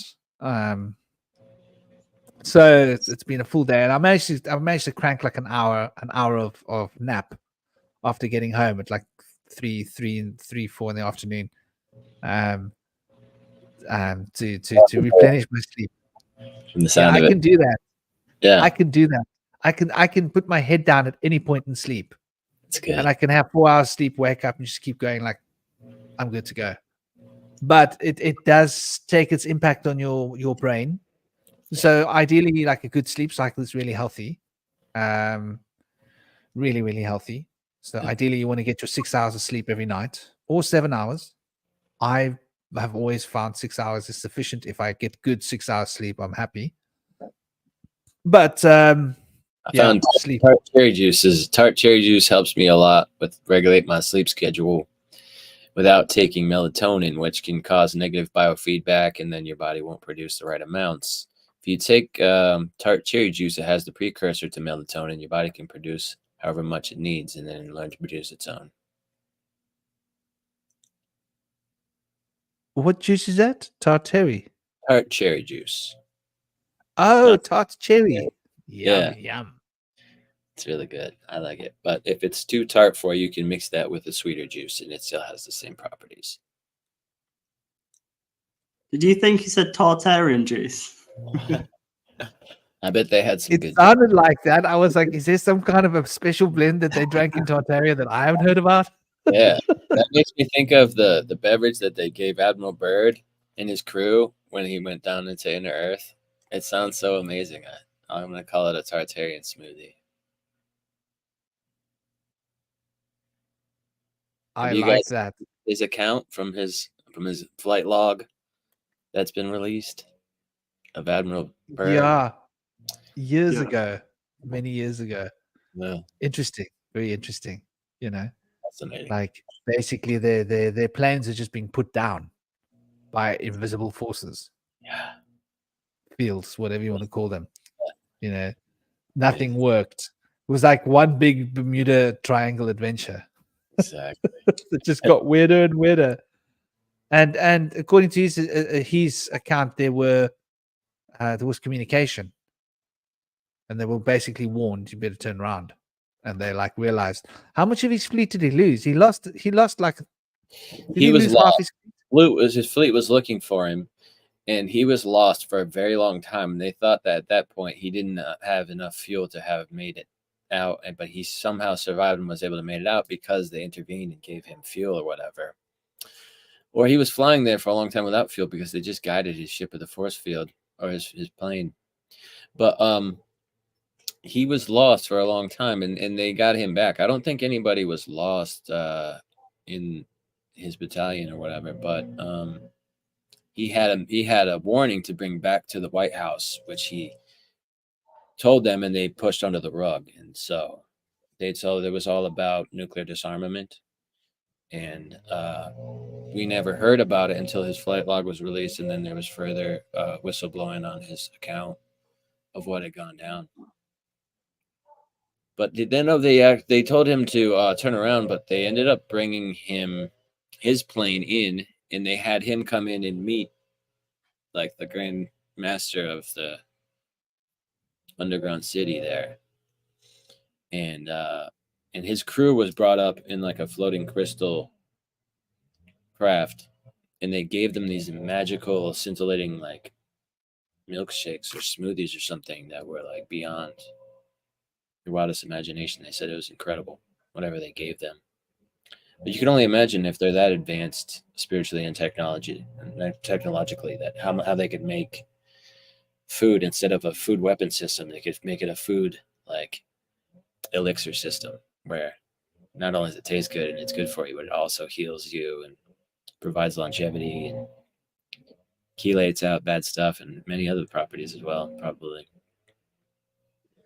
You're so right. You know, science is supposed to be there to serve humanity. Yeah. And unfortunately, it's been in the hands of the military for so long that we've forgotten what science is for. And it's always like, what money can we make out of it? And that relates to weapons instead of how much better can it make our lives. And I think this is part of the dilemma. And it goes right back to, what were we calling it? Millenarianism. Yeah. Millenarianism or millenarism. That sounds better. It comes from Latin, which obviously comes from somewhere else, containing 1,000, and a fundamental transformation of society. And it's a military strategy. So this is like the Zionist agenda, and we see it everywhere. So now, what can we take from this? How can we empower ourselves? Well, we know that Hollywood is using words to brainwash our brains. So we need to decondition our brains from the words. We need to actively take back words. Like, let me give you an example. Who gave homosexual people the right to annex the word gay? It doesn't belong to them. It's not their word. Look, I love homosexual people. I think they're great people. They can be really funny, but they have no right to that word to claim it as theirs. That's all of our word. We should all be allowed to use that word. And remember that word means a pure, natural, childlike joy. Yeah. They're doing this that word to take that word away from themselves. It's such an old, good connotation behind it. So then they made people homophobic by inventing AIDS and telling everybody like that's basically what you get, right? This was the whole 80s thing, 80s and 90s, 80s especially. And so they made everybody a bit homophobic of this, and before making it really popular to be gay, which is really strange how they've inverted everything, inverted from one side to the other. But also, they took that word from us. And Then also they've trying to be covering up the endocrine disruption of our hormone systems from these phytoestrogens in our plastic packaging, and most of our food staples are foods that are high in phytoestrogens. So they've taken away people's like native foods and pushed in these like staples on us that have kind of made males docile and pushed women into puberty earlier on. And so through endocrine disruption, you can only wonder how much havoc that's done on reproduction, having our children have a healthy hormone system if ours is damaged.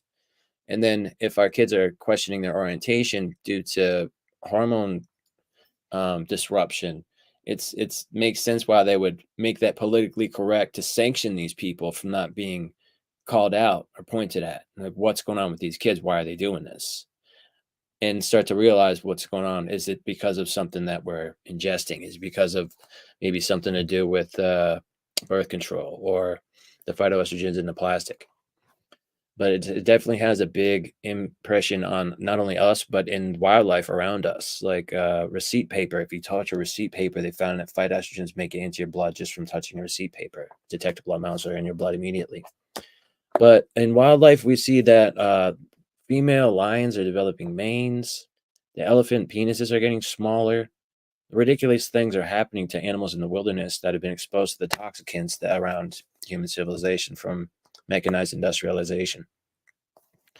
But we're finding that things like permaculture and naturopathy can be a way to sidestep away from the detriments of mechanized industrialization. It takes a lot more work to be able to get something like that started, but something like permaculture is a system that develops itself. It doesn't really need upkeep like modern agriculture. So things like that might take an initial leap, but will actually give us a lot more freedom to be able to have an environment that provides for us naturally by working along with the watersheds and creating different herbs and plants around our staples that the animals can eat and keep them away from our crops, that will provide to them as well.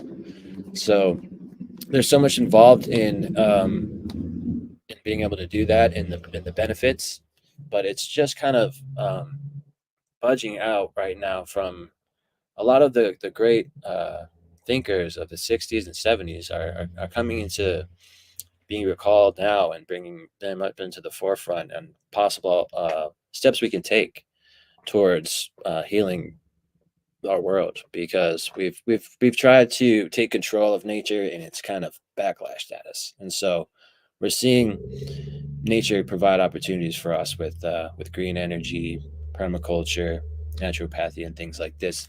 We're starting to find that our skewed history is covering up the taking away of these natural benefits that we used to have through witchcraft. They're able to provide healing herbs where people in their own backyards could have, through just a little pack of seeds, all of the herbs needed to provide themselves with health and healing and longevity. And it's actually now being taught in England. Naturopathy and witchcraft, from witchcraft, is being taught mandatory in high schools in England now, so that people can learn how to create naturopathic medicine. It's being allowed for in Switzerland to be covered by insurance to have naturopathic doctors. But here in America, we see functional medicine and integrative medicine is also known as integrative, integrating Eastern and Western medicine, is becoming more well known and popular and available. It's not covered by insurance often, so it's difficult to afford. But we see that there is a use of science to provide healing medicine, healing food, that comes directly from Mother Nature and from the ancestral wisdom of the people from which we all came, living along the land and using the herbs for their healing and for their health. What would you call green energy? Green energy, there's different forms of ways to create energy from nature. I would think that creating radiant energy, like Tesla was trying to do, just harnessing energy from the earth, from the air, would be the less impeding type. I mean, when we have propellers turning for air turbines and water, it can gobble things up. It can really mess things up. It could create problems. It's a lot of upkeep for that stuff. That might not be a good form. Solar panels seem to be an all right thing, but they're using farmers' land to stop from farmers being able to create for their communities and provide for a grid now. So they're taking away the family business of farmers and getting more of a monopoly on super farms by bringing in solar panels. But you can create better energy from sun power by creating your own little box with soda cans and tubes with black spray paint than you can from these photovoltaic panels. There's better ways to harness energy than we've been shown. And we've been all told about 3, 6, and 9 and Tesla and energy. And I feel like we all know deep inside that we can make energy from water, a water powered vehicle, water powered turbines. This is not really that hard, and it doesn't really damage things so much. And if we have raising sea levels, maybe we don't, but if we do, using that water to desalinate would not be an issue. Plus, providing more fresh water from desalinated salt water could provide more resources to people. Yeah, I've mentioned desalination to my local water supplier. Yeah. The same people that have a crazy agenda for 2050, you would not believe. And they said desalination is a bit too expensive at the moment, stuff like that, because I only found out about desalination. So it's where you take out the salt from water to make it drinkable, right? Yeah. I only found out about that a year ago. It's crazy. We've got so much water, but also there's like 3 times as much water under the earth, like primary, like fresh healing water, which they don't tell you about. Like I've seen so many times they're pushing water scarcity. Like there's food scarcity and there's water scarcity, saying, oh, the earth's only got this much water and it's going to run out. But at the same time, sea levels are rising. So watch out for that. I mean, I don't buy the whole sea levels rising thing, because lots of billionaires have houses very close to the sea. Every 10 years, they tell us the world's going to end. And it's not. It's just doom and gloom, you know. And there are holes in the earth that the water goes into, comes out of, you know. So that there's a lot of holes in that story of sea levels rising and going to drown us and stuff. But I definitely think that water is something which could be very beneficial to having, kind of like with energy. I think there are people have invented cars that can run on water, like hydro plants and stuff, like fast flowing water in dams. I can't remember what that's called, but I've always thought that if they put something in sewers where there's fast flowing water, could we not get energy from our sewers or when we flush the chain and stuff? I mean, there's so many things that could be done to have kind of clean energy. But I really don't think solar panels and wind turbines, stuff like that, are the answer. It's kind of like they're being used as like the alternative, but Distraction. it's not. It's You see, like the Antiquitech, right? The Antiquitech, they have like on top of the buildings, the weather vanes are collecting electricity that's then stored in a battery down in the basement. That's the kind of stuff they're trying to hide from us. Now, how much damage is a weather vane going to do? That's harnessing radiant energy. That's not going to do much damage. Well, I've heard that like electricity pylons get energy from the air. So you know these huge electricity pylons. I've heard that because they're so taut that when they shake, it creates energy, and that they actually just do a loop and it goes back to the grid. I've got nothing to back this up, no evidence to back it up. It's just something I've heard, that they can create energy from the air like that. The same way they can get water from the air. There's crazy technology out there, but we'll only get what they want us to get. And it's like a trickle effect. Where they've actually still got this Antiquitech running, and people aren't really allowed to go there. Turkmenistan is one of them. They're a very radical regime in their political power right now, and it's really hard for the people there. But if you look at their technology, it's baffling to us. We don't understand what that is. And they'll tell you that those are streetlights. But if you look how close these streetlights are together and how high up they are, there's no way that this is just to provide light. They have people that have whistleblown that say that they collect radiant energy from their devices. They have other devices that seem to be a Ferris wheel, but it's like a $5 billion Ferris wheel. So really that's just for a ride. And I feel like there's people have come out and say, no, this does a lot more than just provide a ride for people, obviously. You talking about Tartaria?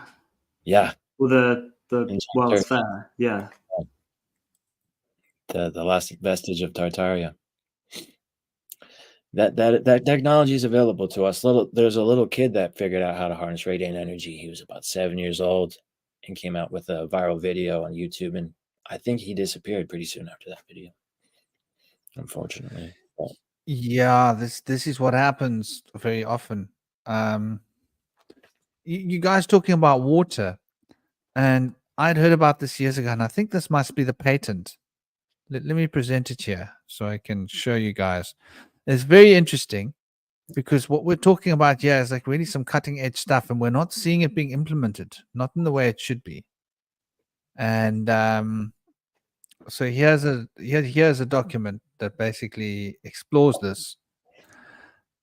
Have I got the right one on here? Abstract. Yes, exactly.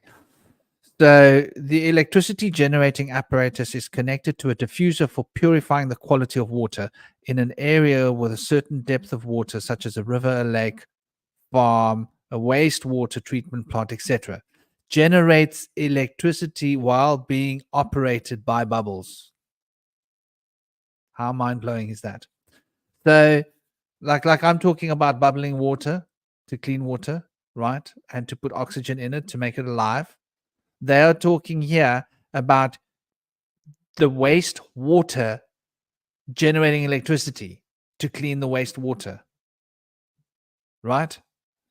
And so this is a patent, and the electricity generating apparatus includes a turbine shaft installed in a vertical direction, a cylindrical turbine including supports, one end of each of the supports being connected with the turbine shaft. This is all very simple mechanics, and an internally fixed plate and an external fixed plate being formed at regular intervals at the other end of each of the supports. So this is not complex, is it? And here we can see they've got a couple of cute little diagrams of how this works. And so the technology is out there. And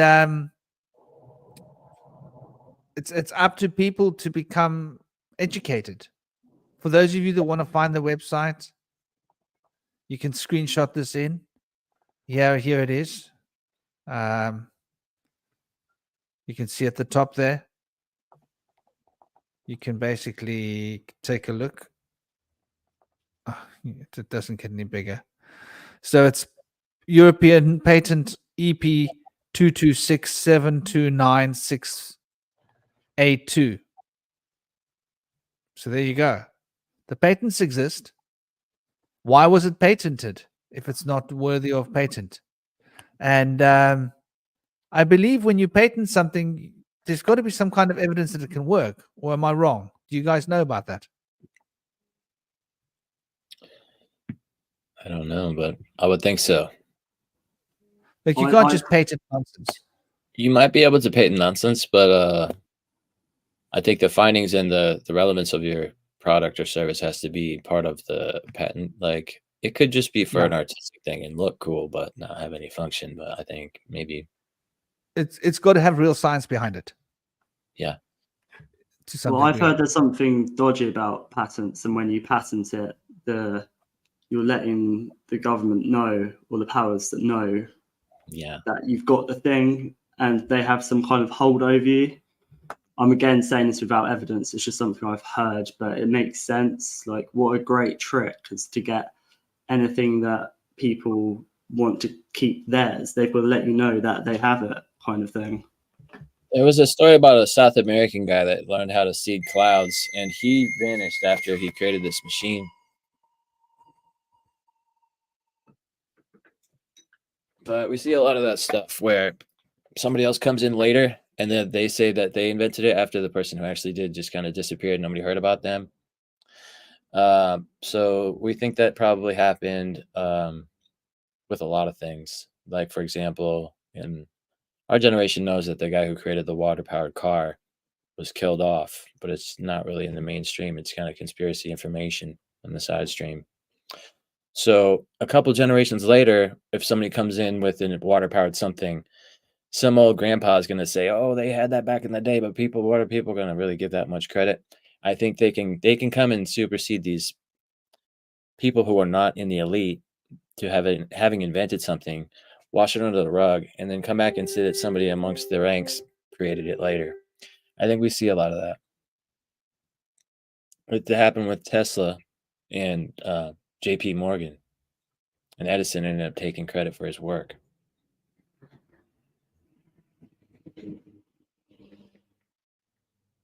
That's very interesting. Yeah, and the way in which they got us to buy into their projects. Namaste, Katie. Hope you're good. Is it Cody or Katie? What's with my eyes, man? Those little words. I hope you're good. I hope you're having an absolutely fabulous day and enjoying yourself wherever you are, and that life is good, that you're not being washed away by floods, and that you haven't lost your livelihood or your home or your friends or your family or any such. But yeah, so there are a lot of really positive things that can be used and tapped onto. And for example, by going to look at this patent, how it works. If you look at this patent, right? This particular one that I mentioned, these diagrams, you can actually build it for yourself. You wouldn't be able to use it commercially, would you? Right? Because it's patented. But that's not to stop you from building a little thing and learning to use it for yourself. You see what I mean? Non-financially. Because a patent means you can't use it to make money. Right? But so there's something in this. You know, one can actually go and look at the patents out there, and if you got an alternative community where you're living out in the sticks, you can build this stuff and keep it secret, right? Yeah. And if anyone wants to come and look at it, you say, no, it's private. It's got nothing to do with you, right? Because you're not selling it, you're not promoting it, you're not putting it out there. There's no reason for anyone to see it. So you could be cleaning your water where you live. And these bubbles. So this thing spins, by the way. This patent I showed you, it spins. And the bubbles then spiral off at the golden phi ratio. Whoa. They bounce against each other and they create friction. This generates electricity. So there's something in this. So I think. Yeah. I've heard that they used liquid mercury in Tartaria to power things, and also it was found like under the pyramids in Giza as well, liquid mercury. You heard anything about that at all? It's in the Vedas.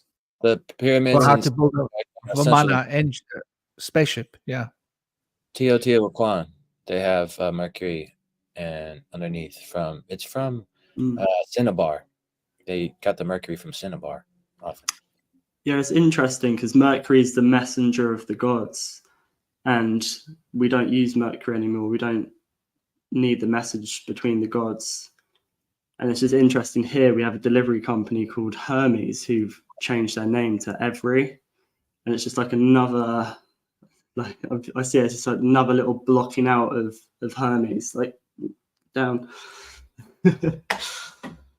There's some whistleblowers that have come out about saying how mercury can be used to create electricity, and it's not really as poisonous as they say. They say that it's really not poisonous as a liquid, but as a gas, it's toxic to the lungs. But they show people drinking mercury out of their hand. Many videos I've been watching. I'm not going to do it, but but you have to question things. So Wouldn't surprise me if that was inverted as well. Yeah. I used to wear alchemized mercury in my hair. Is it in poisonous? India. It's alchemized. It's little beads. Alchemized mercury. So it's made by the that's an alchemical practice that's done in India to this day. Cool. And many people do it. They'll make these alchemized mercury beads, and it's customary for people that are ascetics to wear it in their dreadlocks. Amazing. So but it was like, little balls, little mercury amalgam balls.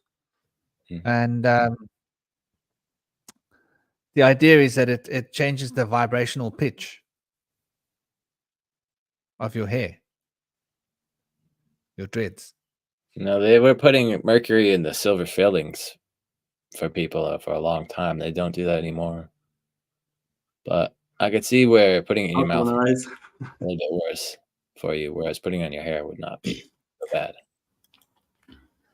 Yeah, no, I think that it wasn't just mercury in those amalgam. It's exactly like amalgam. Right. There's a It silver was like with cocktail. a little mercury in it. It's like this. You can go to Sri Lanka and you can eat what are they called? Not arbi. Arbi is the Nepali name of yams in the Himalaya. Ranjit giti. No, that's another kind of a yam. Anyway, there's this vegetable, a kind of a yam that you can eat in Sri Lanka. If you mix it with ginger, it activates a poison in it that will poison you. But if you don't mix it with ginger, it's really good for you. It's the same as like ayahuasca, right? If you don't mix both herbs in the correct way, Yeah. nothing. And it's the same thing. Like, so if you know what you're doing alchemically, you can actually make sure that those amalgams are toxic. Right.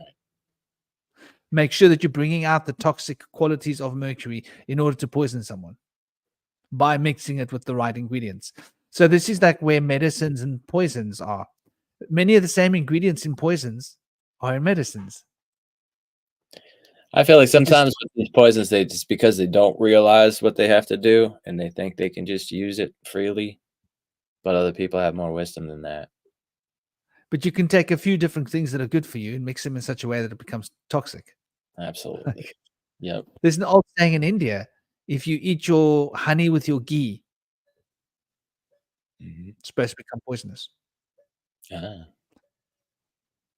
I always used to test it. I was like always eating honey and ghee together because once you've had ghee and honey, you're like, what's wrong with you people? Haven't you tasted honey and ghee? I don't mind dying. If it's with honey and ghee, then I'm good to go. But you're not supposed to mix them. It's supposed to become toxic for the body. Interesting. Yeah. I think dairy is not supposed to be taken with meat in the kosher diet for a reason. I think for some reason dairy's probably supposed to be taken without a lot of different things. I think, yeah, especially these days, like dairy probably just shouldn't be taken. Yeah. I prefer goat dairy, and you got to look out for factory farm dairy and factory farm meat with all of the antibiotics, hormones, human growth factors that they put in there. The growth factor is the main issue why you shouldn't be eating meat every day now. But if it's organic meat, you can go ahead. Do you know how easy it is to make raw almond milk? I love almond milk. So you take your almonds, right? You give them a smack, crush them up a bit, just into pieces. You drop them into water, put it in a dark, cool place, and you leave it. You come back the next day, you blend it. You put it back in the cool place and you leave it. You come back the next day and you take a sackcloth and you squeeze. You put it into like a big piece of cotton, fine cotton, and you make it like a ball and you squeeze it. And what you end up with is really delicious almond milk. And all you got to do to make it like really bona fide perfect is add a bit of raw honey to it. You take a bit of raw honey because raw honey has normally got a bit of form to it, right? It's normally more congealed than the other honey, I find, or at least the raw honey I get here, which is local. And you just put a little bit of warm water with your raw honey, to get it to dissolve, and mix it in with that. stir it up, and you've got raw almond milk. And do you know how easy that is to make? And you can have like a lot of containers recycling it. And then, like, what would you want dairy for? How do you process them the second time? You want to first crush them and then grind them, or what? What do you call it? You don't go overboard. Just break up the nuts. Crush them first, then cool them. But then the second time, just break them up a bit. Or you could chop them. If you've got a good sharp knife, you could just chop the knives, or you could just crush them a little bit, put them into a container with water, and Bob's your uncle. Take 100 grams of nuts, you should be able to make a whole lot of milk. Oh, you put them in water and cool. Yeah. Okay. Water. Good water. My recommendation is to bubble oxygen through the water first. In fact, if you really want to be clever, you bubble the water while it's in there. You see, the bubbling of the water means that you can't have anything bad. It means that the almond milk will keep longer. Yeah. Fresh. So if you pre-bubble your water, it'll taste better as well. By the way, if you drink bubbled water, it tastes better. Okay. That way because almond milk doesn't last long when it's raw and freshly made. But it's that easy. And so the amount of work that you put into it is, I think it takes about 5 minutes of your time to make a liter of raw almond milk. Split up over 2 or 3 days. Not even 5 minutes, like 4 minutes of your time. 5 minutes. So if you spend 3 or 4 minutes a day doing this duty, you've got almond milk. It's not even a chore. And it's well cheaper than buying processed almond milk, because you can buy a kilogram of almonds, which is not as expensive as, there's this bottled almond milk stuff. It's not as good, and it's processed. It's not raw. It's not everything you want. Well, you can get raw versions, but when you make it yourself, you can control how creamy it is. You can make it really creamy, or you can make it not so creamy. Depends what your needs are. Nice. That sounds good. I have to try that. Yeah, I reckon you can get creative. You can add raw oats to the mix. You can add cashew nuts to the mix. It's probably a good way to do it, because then once you've taken the nuts, you've removed the fat from the nuts, right? You can then blend up that nut to use it as a sauce thickener for your foods, right? Like, you want to make a gravy.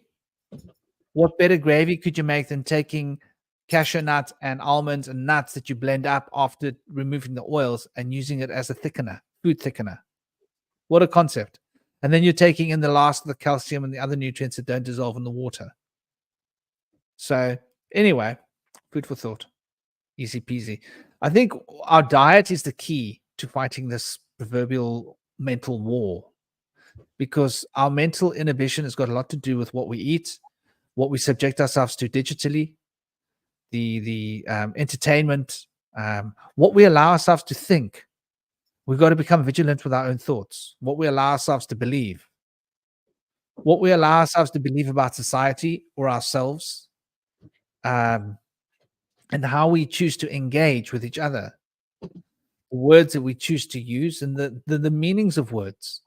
I often see people using words incorrectly. It's actually the reason I started podcasting, was because there were so-called spiritual teachers teaching that the etheric and the astral plane were the same thing, and I had to stand up and say no. This I cannot tolerate, because it's written of, like, the etheric plane is written about as if it's the astral plane by many of the Kabbalistic authors and many of the authors of Western mysticism. So it's been sort of implied into Eastern mysticism in its translations as well. Nighty night, Mexico. Sweet dreams. You go to sleep and you have sweet dreams. And yeah. And so I think that is a big part of our mental immune system has got to do with the way in which we allow ourselves to align through the thoughts that we manifest through our mouths, and how that will affect our actions and our choices in life. And so we've got that filter, and becoming cognizant of the meaning of words and using words carefully and correctly is really important, because I think that, for example, in the occult, the so-called occult masters had more time intellectually reading books than what they had actual spiritual experiences. That's what I've discovered through spiritual experiences, that these people were writing about the etheric plane and the astral plane, but they never actually bothered to go out there and map it. And probably because shamanism is all about mapping these realities. So most likely the shaman weren't writing about it because they weren't, it's not the way it's wired. It's more about engaging viscerally with nature. But most of the intellectuals, the alchemists or the Kabbalists or what have you, they were sitting at desks, writing books, contemplating theology, reading other books that were written. And so they all went down the same road. But that's what inspired me. And you'll find that in every industry, the misuse of words. And so when you start to become cognizant of the misuse of words and start to apply correct meaning to words, it literally changes the way your brain works, and it changes the way your mind operates through the brain, and it changes the way you're likely to believe reality, and it changes your actions as a result of all of this. And because of that, it changes what kind of thoughts you then become exposed to on the inner planes. So I think there's a lot to unpack with the nature of the language that we're living through. And we don't realize that we're living through our language, because our language informs our mental perspective, which is what we're experiencing reality through. And so what we tell ourselves reality is largely what reality becomes. So it's the proverbial filter. But yeah, I mean, we're getting close to the 4-hour mark. What else? Are there any other things you wanted to bring up, dear brother? I just wanted to say that also it's important to be aware of how some words have been inverted as well. Like myth. People say, oh yeah, that's just a myth. Like it's not true. Whereas myths are more true than anything. Like they're stories, like stores of energy that have been passed down through generations about us, our archetypal energies, stories of the stars, stories of, myths aren't true, but they're very, very real. And that's one inversion I've noticed of people say, oh, it's just a myth, like it's not real. You know what I want to add to that, if I may? Sure. Yeah, go ahead. The old T used was a T with a th, tav, which is the Saturn's seal, if you will, which is the Tau cross. Yeah. And so if you say myth and you take it backwards, it becomes time. Parsley, sage, rosemary, and thyme. So myth and time. Please carry on. Don't let me disturb you. That's so interesting. Yeah. Also, I found if you split words, you can kind of understand the essence of them. Not the definition, but the essence. So one is a question, is a quest with your ions. Like you're seeking something with your energy, and that's what a question is. But you won't find that definition anywhere. And if you're able to, when you split words, you start understanding what they really mean. Like entertainment, obviously it's entertain mind. Meant is mind in Latin. And usually anything ending with ment is related to the mind. Anything ending with ion is related to energy. So frustration, frustrated energy, entertainment, fulfillment is fulfilled mind. You can really have fun with language if you if you understand little bits like tiny bit of Latin, like obviously knowing men's mind, tiny bit of Hebrew to understand, like they unlock doors in your mind that you never knew you had before, just knowing little bits and pieces. And you can really have fun with words, and if you repeat them afterwards as well, and you start to see things more symbolically.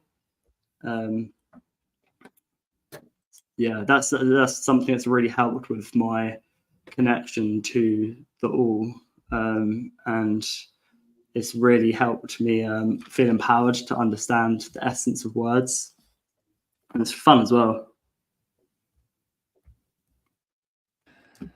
Oh, you're absolutely welcome, Luna. I'm really happy you find this stimulating. And what you were talking about is breaking syllables apart, and obviously prefix and suffix. So I look at it as a quest ion. And a quest ion, an ion is when you polarize. So it's a journey that starts because of polarization that will require an answer,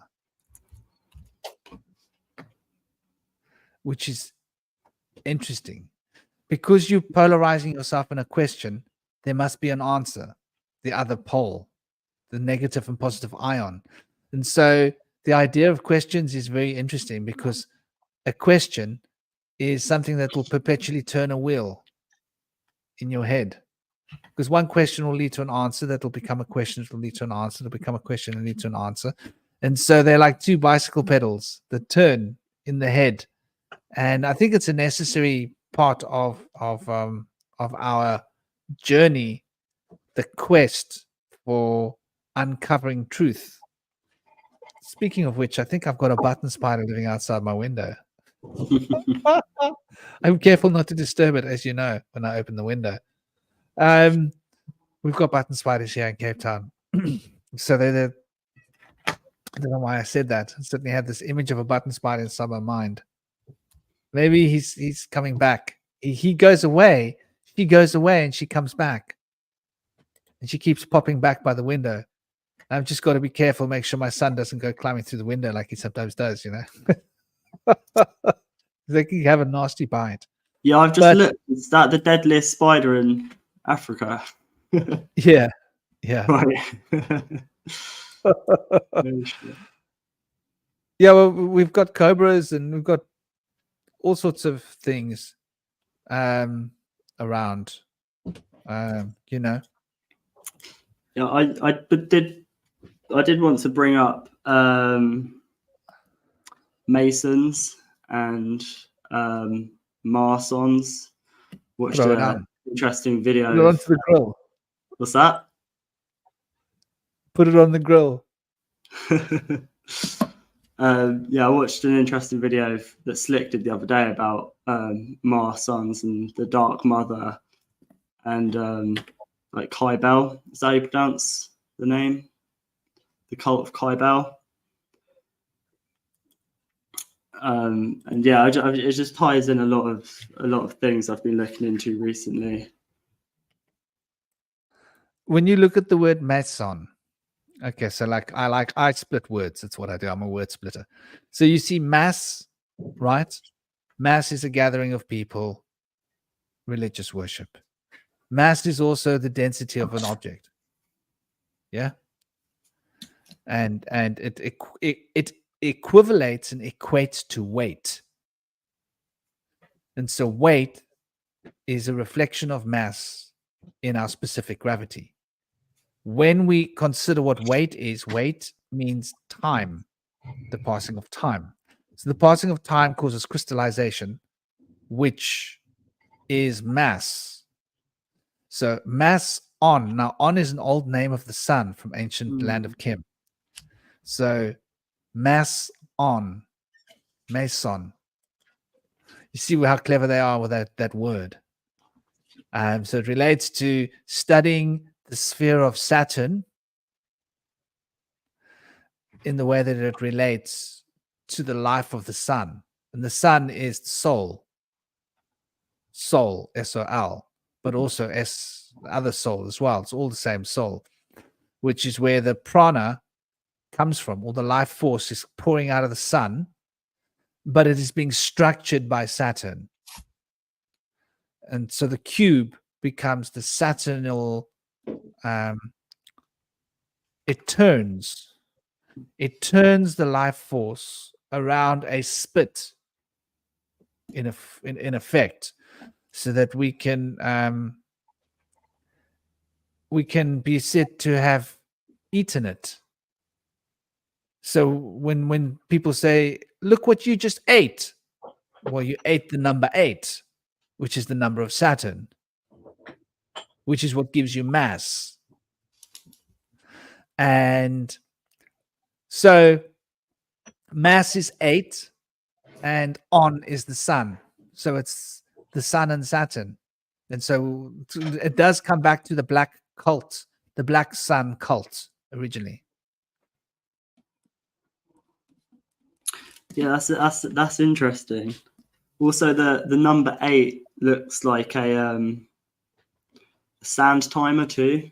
And obviously Saturn, Kronos, god of time, and that's the symbol that Extinction Rebellion use, isn't it? The timer. We're running out of time. Yeah, that's interesting. That's one way to look at it.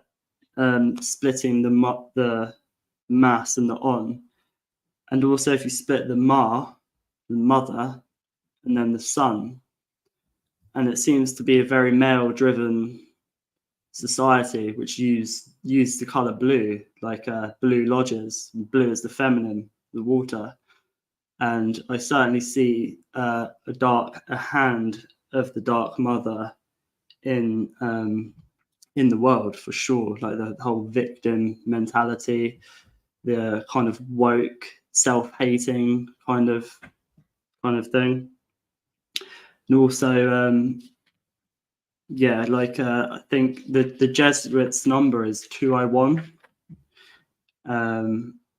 which is very interesting because that's boa. The 2 would be a B, the O would be an O, and 1 would be an A, which is boa, like a boa constrictor, because their whole thing is to kind of constrict us, constrict movement, stuff like that. You can watch Event 201 on YouTube still, where they planned COVID 2 months before it happened. And you have Bill and Melinda Gates Foundation, John Hopkins, who else was there? Loads of headliners. And they all use a blue logo, the World Economic Forum as well. They all use a blue logo. And lots of them have 666 in their logos. 6.66 is the frequency of blue. I know 666 can mean many things, but I view it as it's the frequency of blue, and you can see a blueprint or the mark of the beast system, which is kind of driving things at the moment. With COVID, you had loads of variants which had BA at the beginning, bar.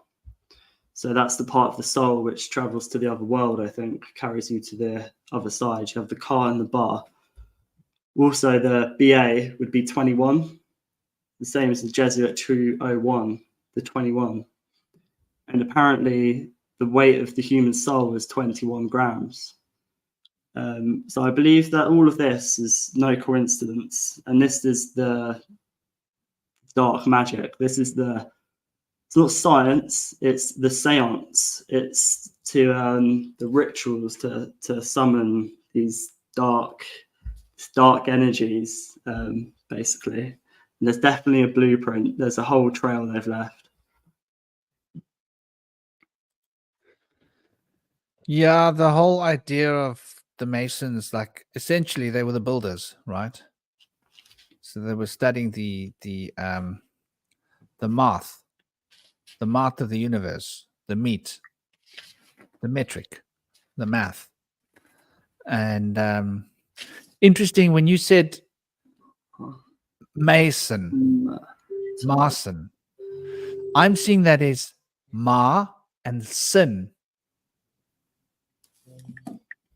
to sin against the mother. is to become completely and wholly patriarchal and wash the mother away like she doesn't exist. Do you see what I mean? But sin isn't negative, though, is it? Sin just means shin, which is tooth, and light. So we emit the most amount of light from our teeth and from our reproductive organs. Hence the masks, which were blue, to bury the light. But sin isn't negative, though, is it? I don't think. I truly don't believe it is. When I say negative, I mean destructive. Sin is destructive, so a tooth destroys things in order to reinvent it. Yeah. So, like what a tooth does, it's meant to break things down. So, but now the mother's being broken down into her dimensions to the point that she loses. No, she doesn't lose. To the point that one loses one's context and conceptual alignment of what the mother is. And so she gets taken from us. And what replaces her is this patriarchal presence, which is the other version of that word. You see how loaded this word is? It's got double personalities. So when you've removed the mother, then you end up with this phenomenal world of mass and electricity, a mechanical universe, devoid of imagination, devoid of life, devoid of, it's just a mechanical series of reactions, and that's all it is. And that's sort of what we've been sort of moved towards ideologically, isn't it, over like this century or the last century, away from a model that reflects the living presence of the spirit in all things, which is the mother, into a universe of just mechanical reactions, which is mass on. But it started with mass sin. They had to remove the mother. So it's classic when you start to look at it, you know. And they did this by building. Bill, okay. Bill, there's your bill, sir. Oh, I got to pay this? Yeah, you got to pay this. There's your bill. And the bill always comes with a ding. Yeah. It's the bell ding. It's the frequency that they push out, which is the cube, the square, the container that traps energy. Yeah. So they're disguising themselves as the mother as well. You know, like the whole sort of, we care about you, we care about the climate. It's the shadow. It's the shadow coming up. It's not the real true container. It's not the true mother. It's not the divine feminine. Look at how women have been schooled into wearing a masculine face, a mask, which is makeup. And so the idea of a masculine mask being put on the face, so women aren't allowed to show their real face. They have to hide their face behind a mask in order to be accepted in society. Like it's all part of this control structure of Hollywood. Put that there, you know. Hollywood put these women in front of us wearing this perfect mask, and so women were like, well, that's who I'm supposed to emulate. And men have been emulating what? Like this bloke smoking cigarettes, the Marlboro Man. That was at one point. Now, I don't know what men are supposed to be emulating. Like, look at what we've got that passes for men in Hollywood or in the media these days. They're not very strong masculine presences normally, are they?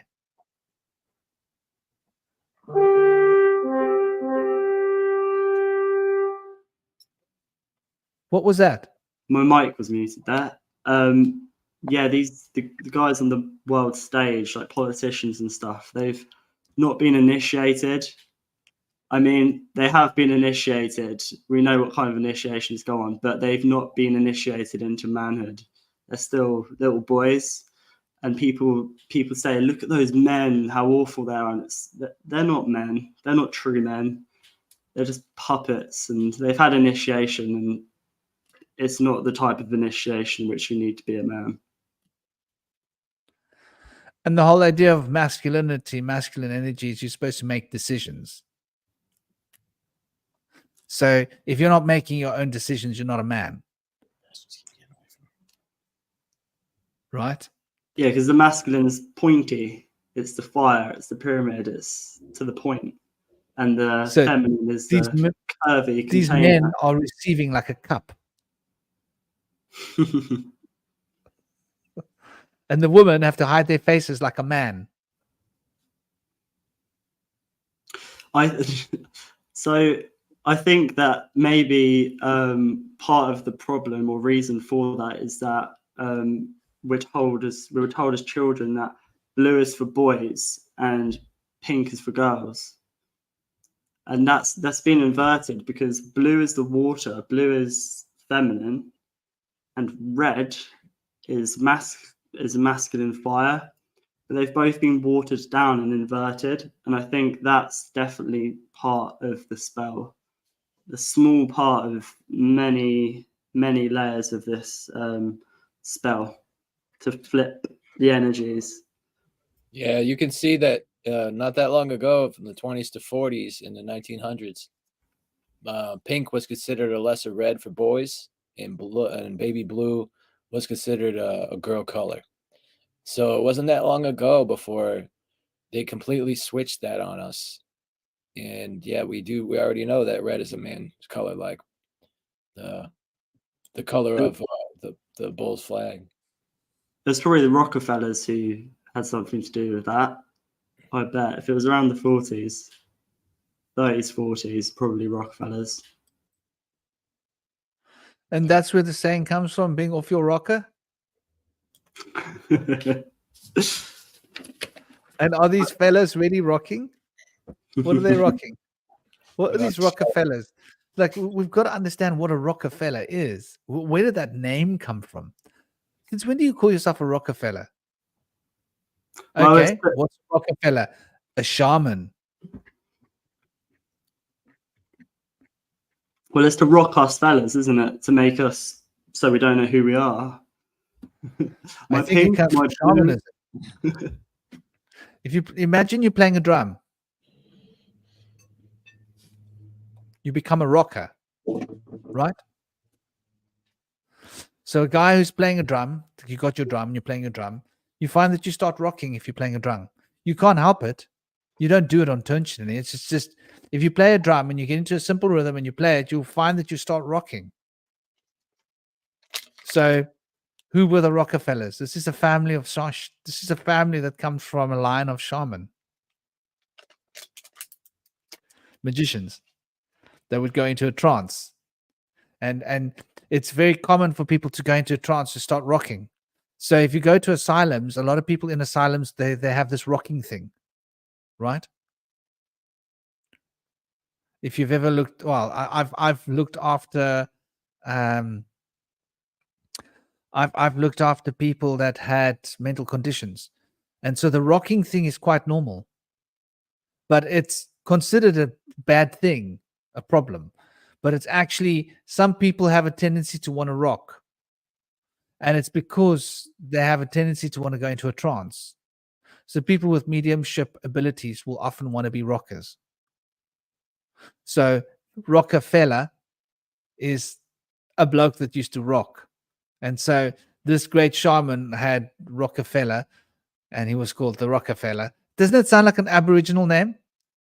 I'm going to visit the Rockefeller. He's going to give me advice on what I must do with my life. Where's that Rockefeller? You know? So, sorry, my Australian accent's really bad. Please forgive me. But that's what my brain says to me, like where this name comes from. So, like, and I think like all names, like you say, like Mr. Smith. Who's Mr. Smith? Well, a family of Smiths, right? And if you look at I've tried to figure out Williams, Eames,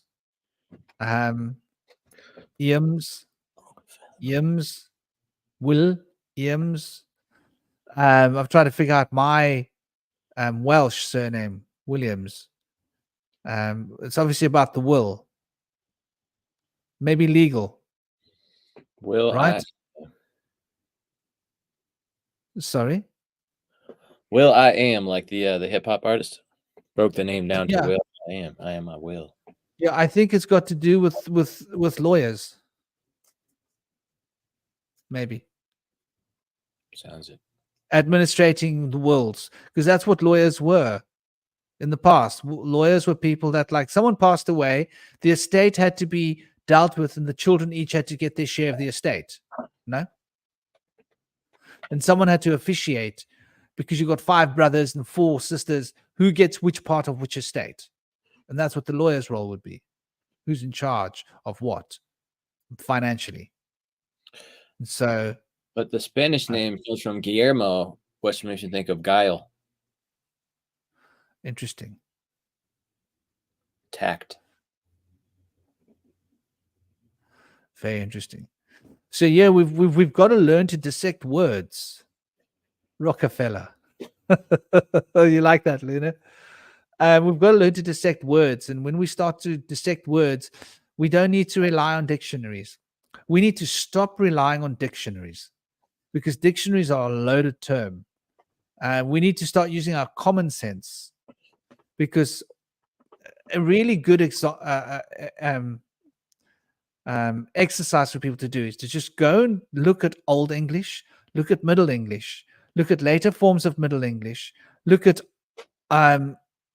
modern English in its old form, and compare words, how words have been spelt. Now, you can't rely on Google for this. You actually got to go and get books and go and open these books and look through these books for familiar words, and notice how much adjustment is made to the spelling, because people have this mental block of associating the reign of a king with the rain that falls out of the sky, right? Because they've been taught to believe that those are 2 different words. They don't realize that the reign of a king and the rain that falls out of the sky are connected, or that your sun is connected to the sun in the sky, right? Or that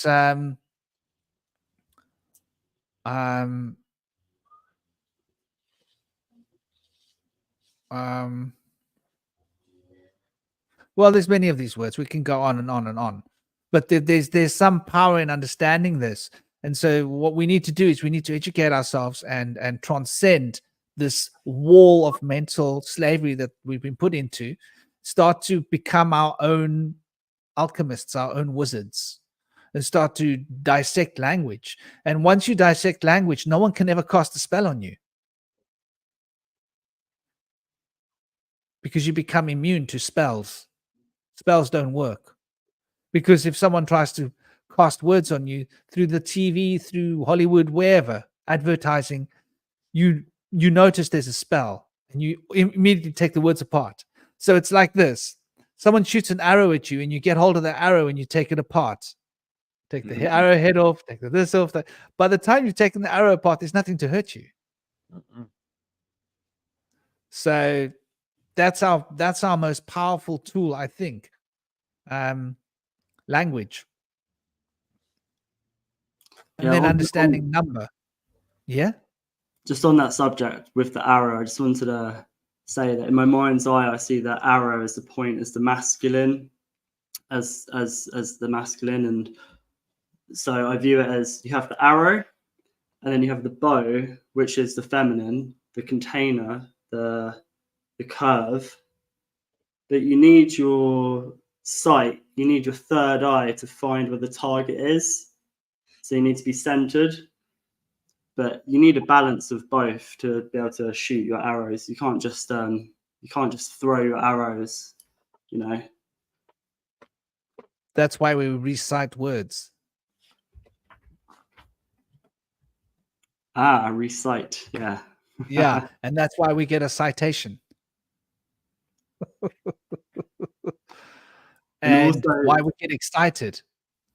Yeah, with the arrow as well, like too much fire or too much, if you have too much masculine or you're too pointy, you can be arrogant, like have arrogance. It's in the word, yeah. And then if you have too much feminine, too much bow, you'll bow down. You'll be a victim.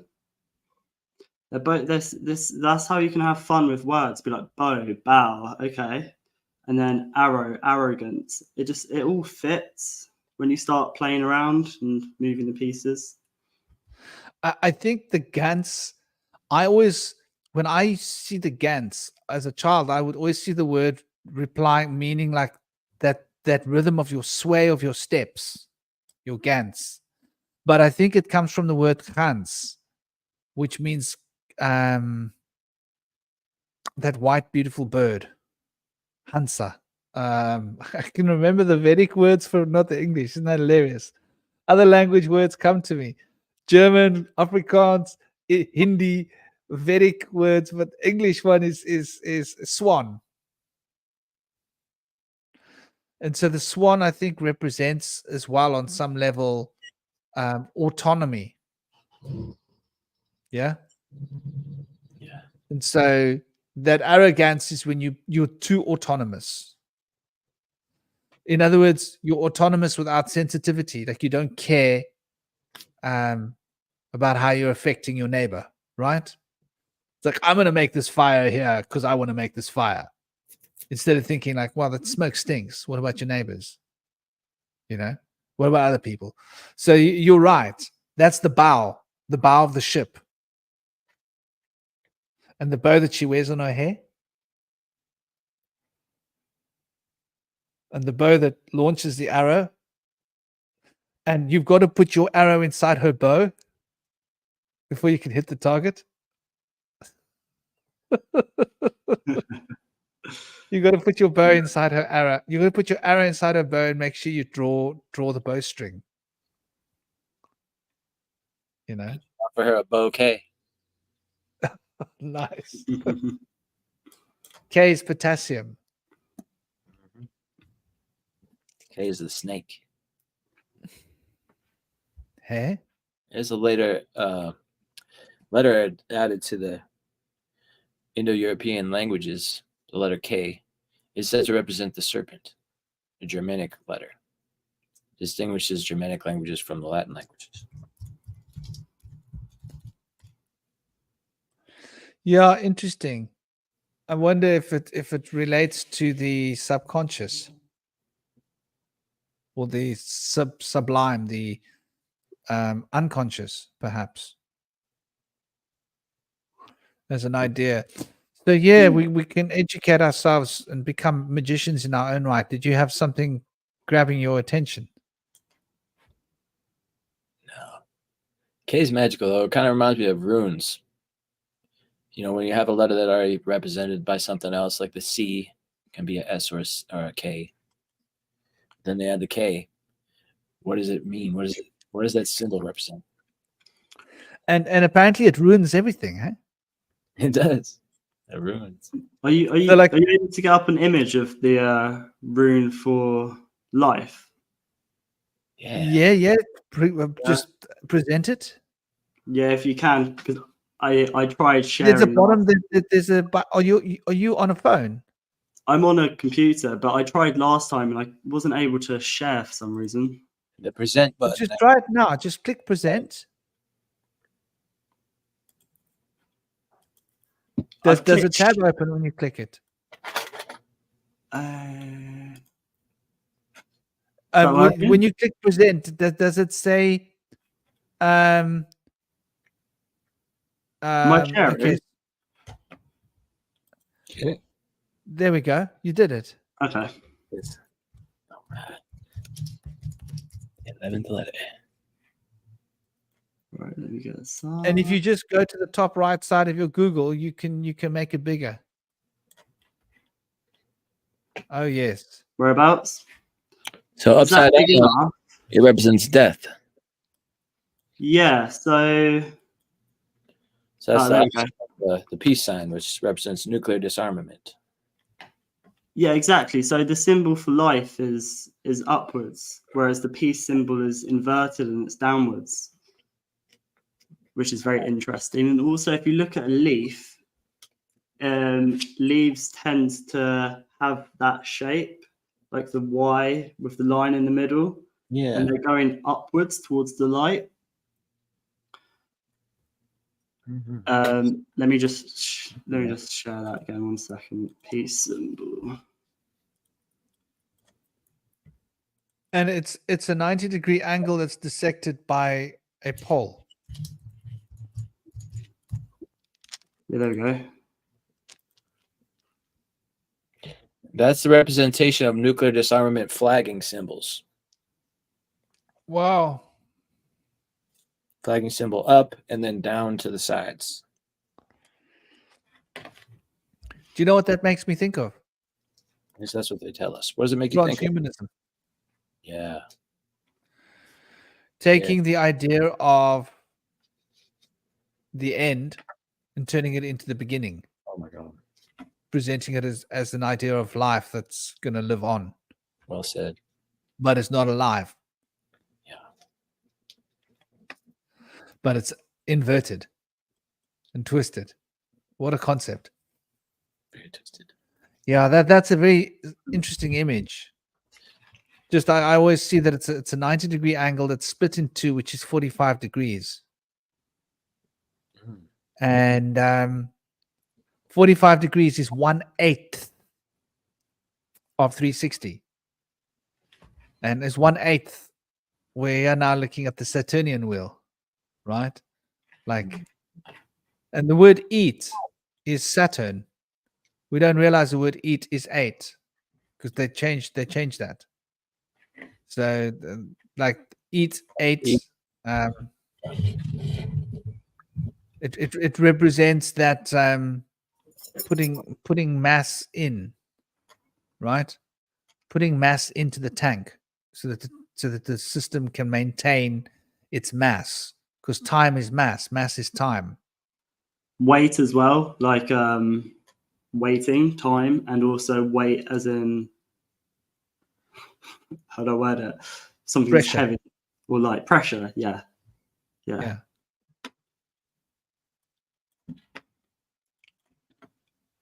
I also wanted to mention. Sorry, you go ahead. No, carry on. Do please. Well, it's so I just wanted to mention about gods and stars. It's a bit off topic of what we're talking about now. So unless you wanted to add anything else before I mention that.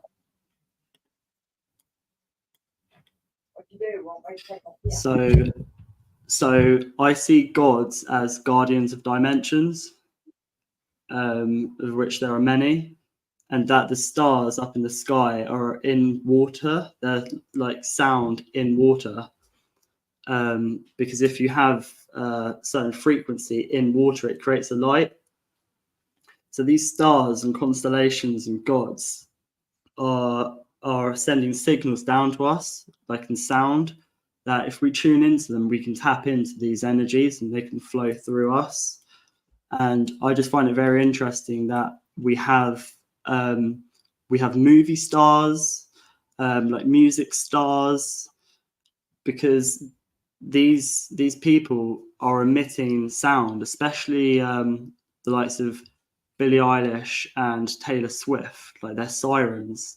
And it's just interesting that instead of us tapping into the stars above and that energy coming through us, instead we're giving our energy away to movie stars, film stars, and music stars and stuff, and they're sending out certain signals that people are tuning into through the radio and through music, and it's passing through our blood-brain barrier.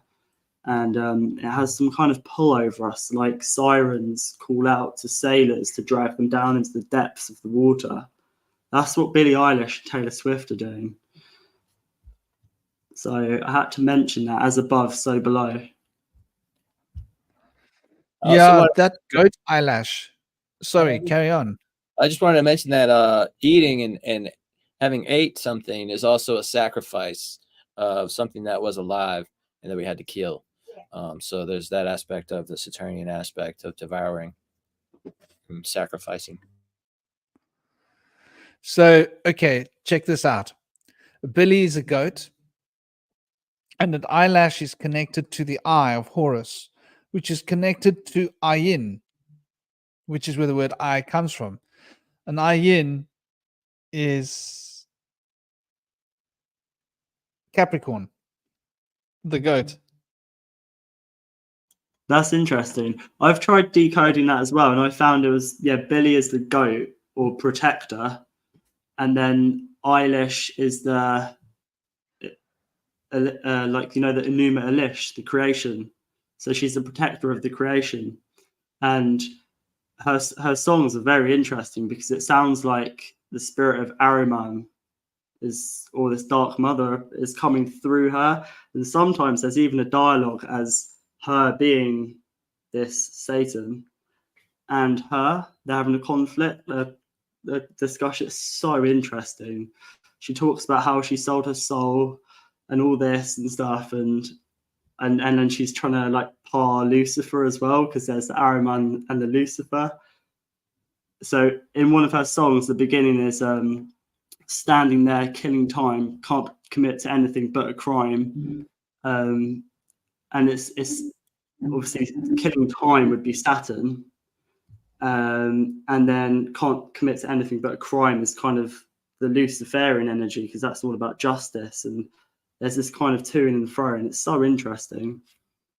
I think one time, if we talk about the music industry, I'll do a little presentation. No, absolutely. So I didn't mean to interrupt you. No worries. A bit of a delay. But you're right. The whole idea is ludicrous. And as we look at them, we'll start to break down, like, we'll understand what kind of a spell has been cast. And I think we are all suffering under a spell. That's the only reason they're getting away with this. When we break the spell, we're free of the spell. And so that is the key. Free yourself from the mental spell, free your personal power, become authentic, sovereign, and behave with absolute integrity, and become who you feel you're meant to be, and be arrogant. We've been told it's bad to be arrogant, but the arrow in the bow is the Hans, and that Hans is that Gans is also emblematic of purity, the swan. And so we look at India, and the purity of the prana, of the life force, is bound through the breath. So we speak of Hansa, and Han and Sa are literally the sounds internal sounds made when you breathe. Han and Sa. So these are internal sounds that you hear when you're breathing. So the breath is the key to the swan, to the life force. And the arrow is how you learn to direct that life force. So they don't want us to be arrogant, because if we become arrogant, then we start to walk our own walk. But if it's harmonized, you become erogenous. Oh, that's an interesting concept. Eros. You got the smart one. Eros. Yes. And now we've got to air is human. And to air your thoughts, your feelings. Which is quite interesting, The only thing I'm getting on os is that it means yes in Japanese. Os sensei. It gets drummed into in martial arts training, because you got to agree with everything your sensei says, right? Total mind control. Human error, exactly. Lauren, you're still with us. Big love to you. Yeah, we've got to start wrapping up. It's 4 hours and 39 minutes. We've hit a home run. But it's been a lot of fun. Last ideas that you guys want to put out there. I hope we've been able to give people a bit of an idea of what the fight is, and maybe a few things, how to like detox tips, detoxing the mind tips, using words and becoming magically inspired obviously is a key, and recognizing what's going on, taking back your control. One of the great things that was said earlier was, trying not to financialize. When we did the Bank of Ideas, which was a political campaign in the UK in Sun Street, we did it without money. We traded everything. And when people used to come to the organization, I used to induct them in, and I would basically read them very fast and put them into the right working groups. And they'd be like, so what can I give you? I'd say, no, we don't want your money. And they'd be like, what do you mean? I'd say, I would prefer if you could give us a bit of your time. And people would be like, this is a novel concept. I'd be like, so they'd be like, yeah, okay. And I'd be like, so what's your gig? What are you, electrician? Are you this or that? Oh, you do that. Cool. Can I introduce you to some people? And then I go and introduce them to the people, and next thing they're in a working group and they're part of the movement. My point being, in life, there are a lot of things that can be traded, and our skill sets are the most valuable things that we have. And we don't realize this. We're so bent on trading products that we've forgotten to trade skills. And that is something which in itself is powerful, because when we trade skills, we can also learn from each other. It's not like you go to the fisherman and you get your fish, right? It's like you go to your fisherman and he teaches you how to make a net and how to fish. If you ever need to fish, you can fish. As an example, if you're a fish eater. I'm not. For me, it would be a biodynamic farmer teaching me how to regather nature's bounty in regenerative farming techniques. Yeah, I think it was Enki that invented the net and the scale. But his representation in China is the Green Emperor. Interesting. And he would have been envious of his brother. Yeah, he fell out of favor because his brother would always follow him around and demonize him. And so he would save people and offer them agriculture and fishing and hunting and all these things, architecture. And his brother would come in and demonize him. And as he would go off to help other folks, he'd come back to realize that he's been thrown under the bus. He was a scapegoat. He was. Yeah. I feel like there's a strong connection with Enoch and Enki as well. Maybe it's a retelling of his story. Maybe followed in that archetype. Well, we never got around to talking about giants, did we? Maybe next time. Please do say, dear brother, say. Well, it's not so much giants. It's more about dragons. And that I believe there's a cover-up of dragons. Mm-hmm. That in the Chinese zodiac, they're all the animals are real except a dragon. And I think that dragons used to exist, and I think that alongside giants, but I think the dinosaurs, Slick said this, that dinosaurs don't know source. And I think this is the spell of the sorcerers, which is source error. We don't know where we've come from. We don't know where we are now or where we're going. And I think the dinosaurs that they've dug up are either giants or dragons. There may be some of these mythical creatures, but I think the whole thing of evolution and everything being wiped out by a single blast, a comet, is prepping us for 2028 when this comet is going to near miss us. And I think that dragons protect gold. And we have monatomic gold that we emit, like plasma. That's the story of the Anunnaki coming here to mine physical gold, but perhaps mental, spiritual gold too. And I think that dragons used to protect that and stories like all these saints, like Saint Patrick driving out the snakes, Saint George killing the dragon. The dragon's been demonized along with the snake and the goat. You have Lucifer as the scapegoat, Enki being the scapegoat, Enki being Lucifer. That all the same archetype. And I think that there is a cover up with dragons. I've seen some videos of paintings being pulled away, and behind it is a painting of a dragon. And I think that there is definitely something there that I'm going to look into about our past and dragons, perhaps protecting us rather than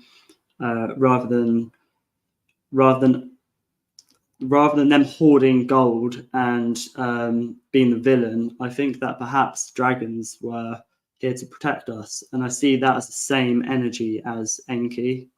That kind of energy. I see Enki as a dragon, which has been slain like a snake. And dragons, if you look at different types of dragons, they look like a cross between a snake and a goat. Very interesting. I'll show you this. This is a tattoo I've got of my dragon crossed with a snake and a goat. Yeah, traditionally the dragon of China was had a camel or goat head. Right. Wow. So they all fit in the same box. Yeah, it's an amalgamation of different creatures. Like they have like an eagle's talons for claws. They'll have a serpent's body, but they'll have a tail of scorpion sometimes. Yeah, I think the mystery is much more interesting than the history for sure. The history is his story, and the mystery is my story. It's your story. It's our story. And then rather than saying this is what happened, it's like, did it really? Like things are starting to come up about like Göbekli Tepe and things beyond that as well. It's a really exciting time we're in right now because like there's a veil that's being lifted. So we're seeing the darkness, but at the same time, more light's being shed on our realm, and things are coming up about our potential, our history, what our future can be. So it's an interesting time we're in for sure. Well, thank you guys. It's been a total honor. We're going for 4 hours and 47, close to 450.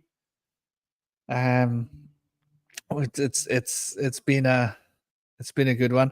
I hope you guys have all enjoyed in the audience, in the part of the discussion panel, the discussion, the chat.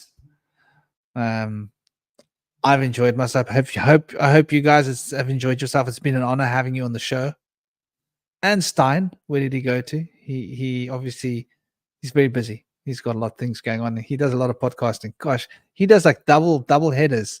He does like another podcast. He comes down, then he goes to do another podcast. Only a pleasure, Luna, and so much love to all of you and all of your loved ones and your friends and families. And I hope that you guys are going to be well, and that there's not too many tornadoes or crazy weather coming out. And love, mystery, and history. Yeah, definitely. Love, mystery versus history. I like that. So it's been a total honor. You guys want to say your closing? Sure. Yeah. No, I just want to say I'm also a dragon believer, and I've experienced a dragon before. So, but no, I believe that the word dinosaur was invented in the year I think 1942. So, dinosaurs were always known as a dragon. I feel like there's many creatures that still exist, potentially in the subterranean Earth. I feel like there is a breakaway civilization there, an entire ecosystem. But besides all that, I want to thank everybody in the audience, in the chat. Thank you to Franklin for providing the platform, and thanks for being here today. It's great to have a new member here, Shinobi, and thanks for coming in earlier, Stein. Yeah. Namaste. Thank you, guys. And you guys are right, because there's no such thing as dinosaurs in history, is there? No. There's just dragons. Yeah, dinosaurs are prehistoric, so it's prehistory. So it's not even history. They tell us. No, but what I'm saying is, The word. in history, they speak about dragons. They would have found the bones. Well, I mean- yeah. Yeah. Like, why is there never ever a mention of a dinosaur? Yeah, but they were stupid, like in the past, weren't they? We're the greatest we've ever. This is the peak of civilization. If they're on fire, they probably incinerate their ones that have passed ceremonially, I would think. Namaste, dear Lauren. And yeah, one piece of point why the detox is so important. Our pineal gland has shrunk. It's a quarter of the size of what it used to be. A quarter. And in modern times, since a modern revolution, it's shrunk again. So in the last 200 years, it's half the size of what it used to be.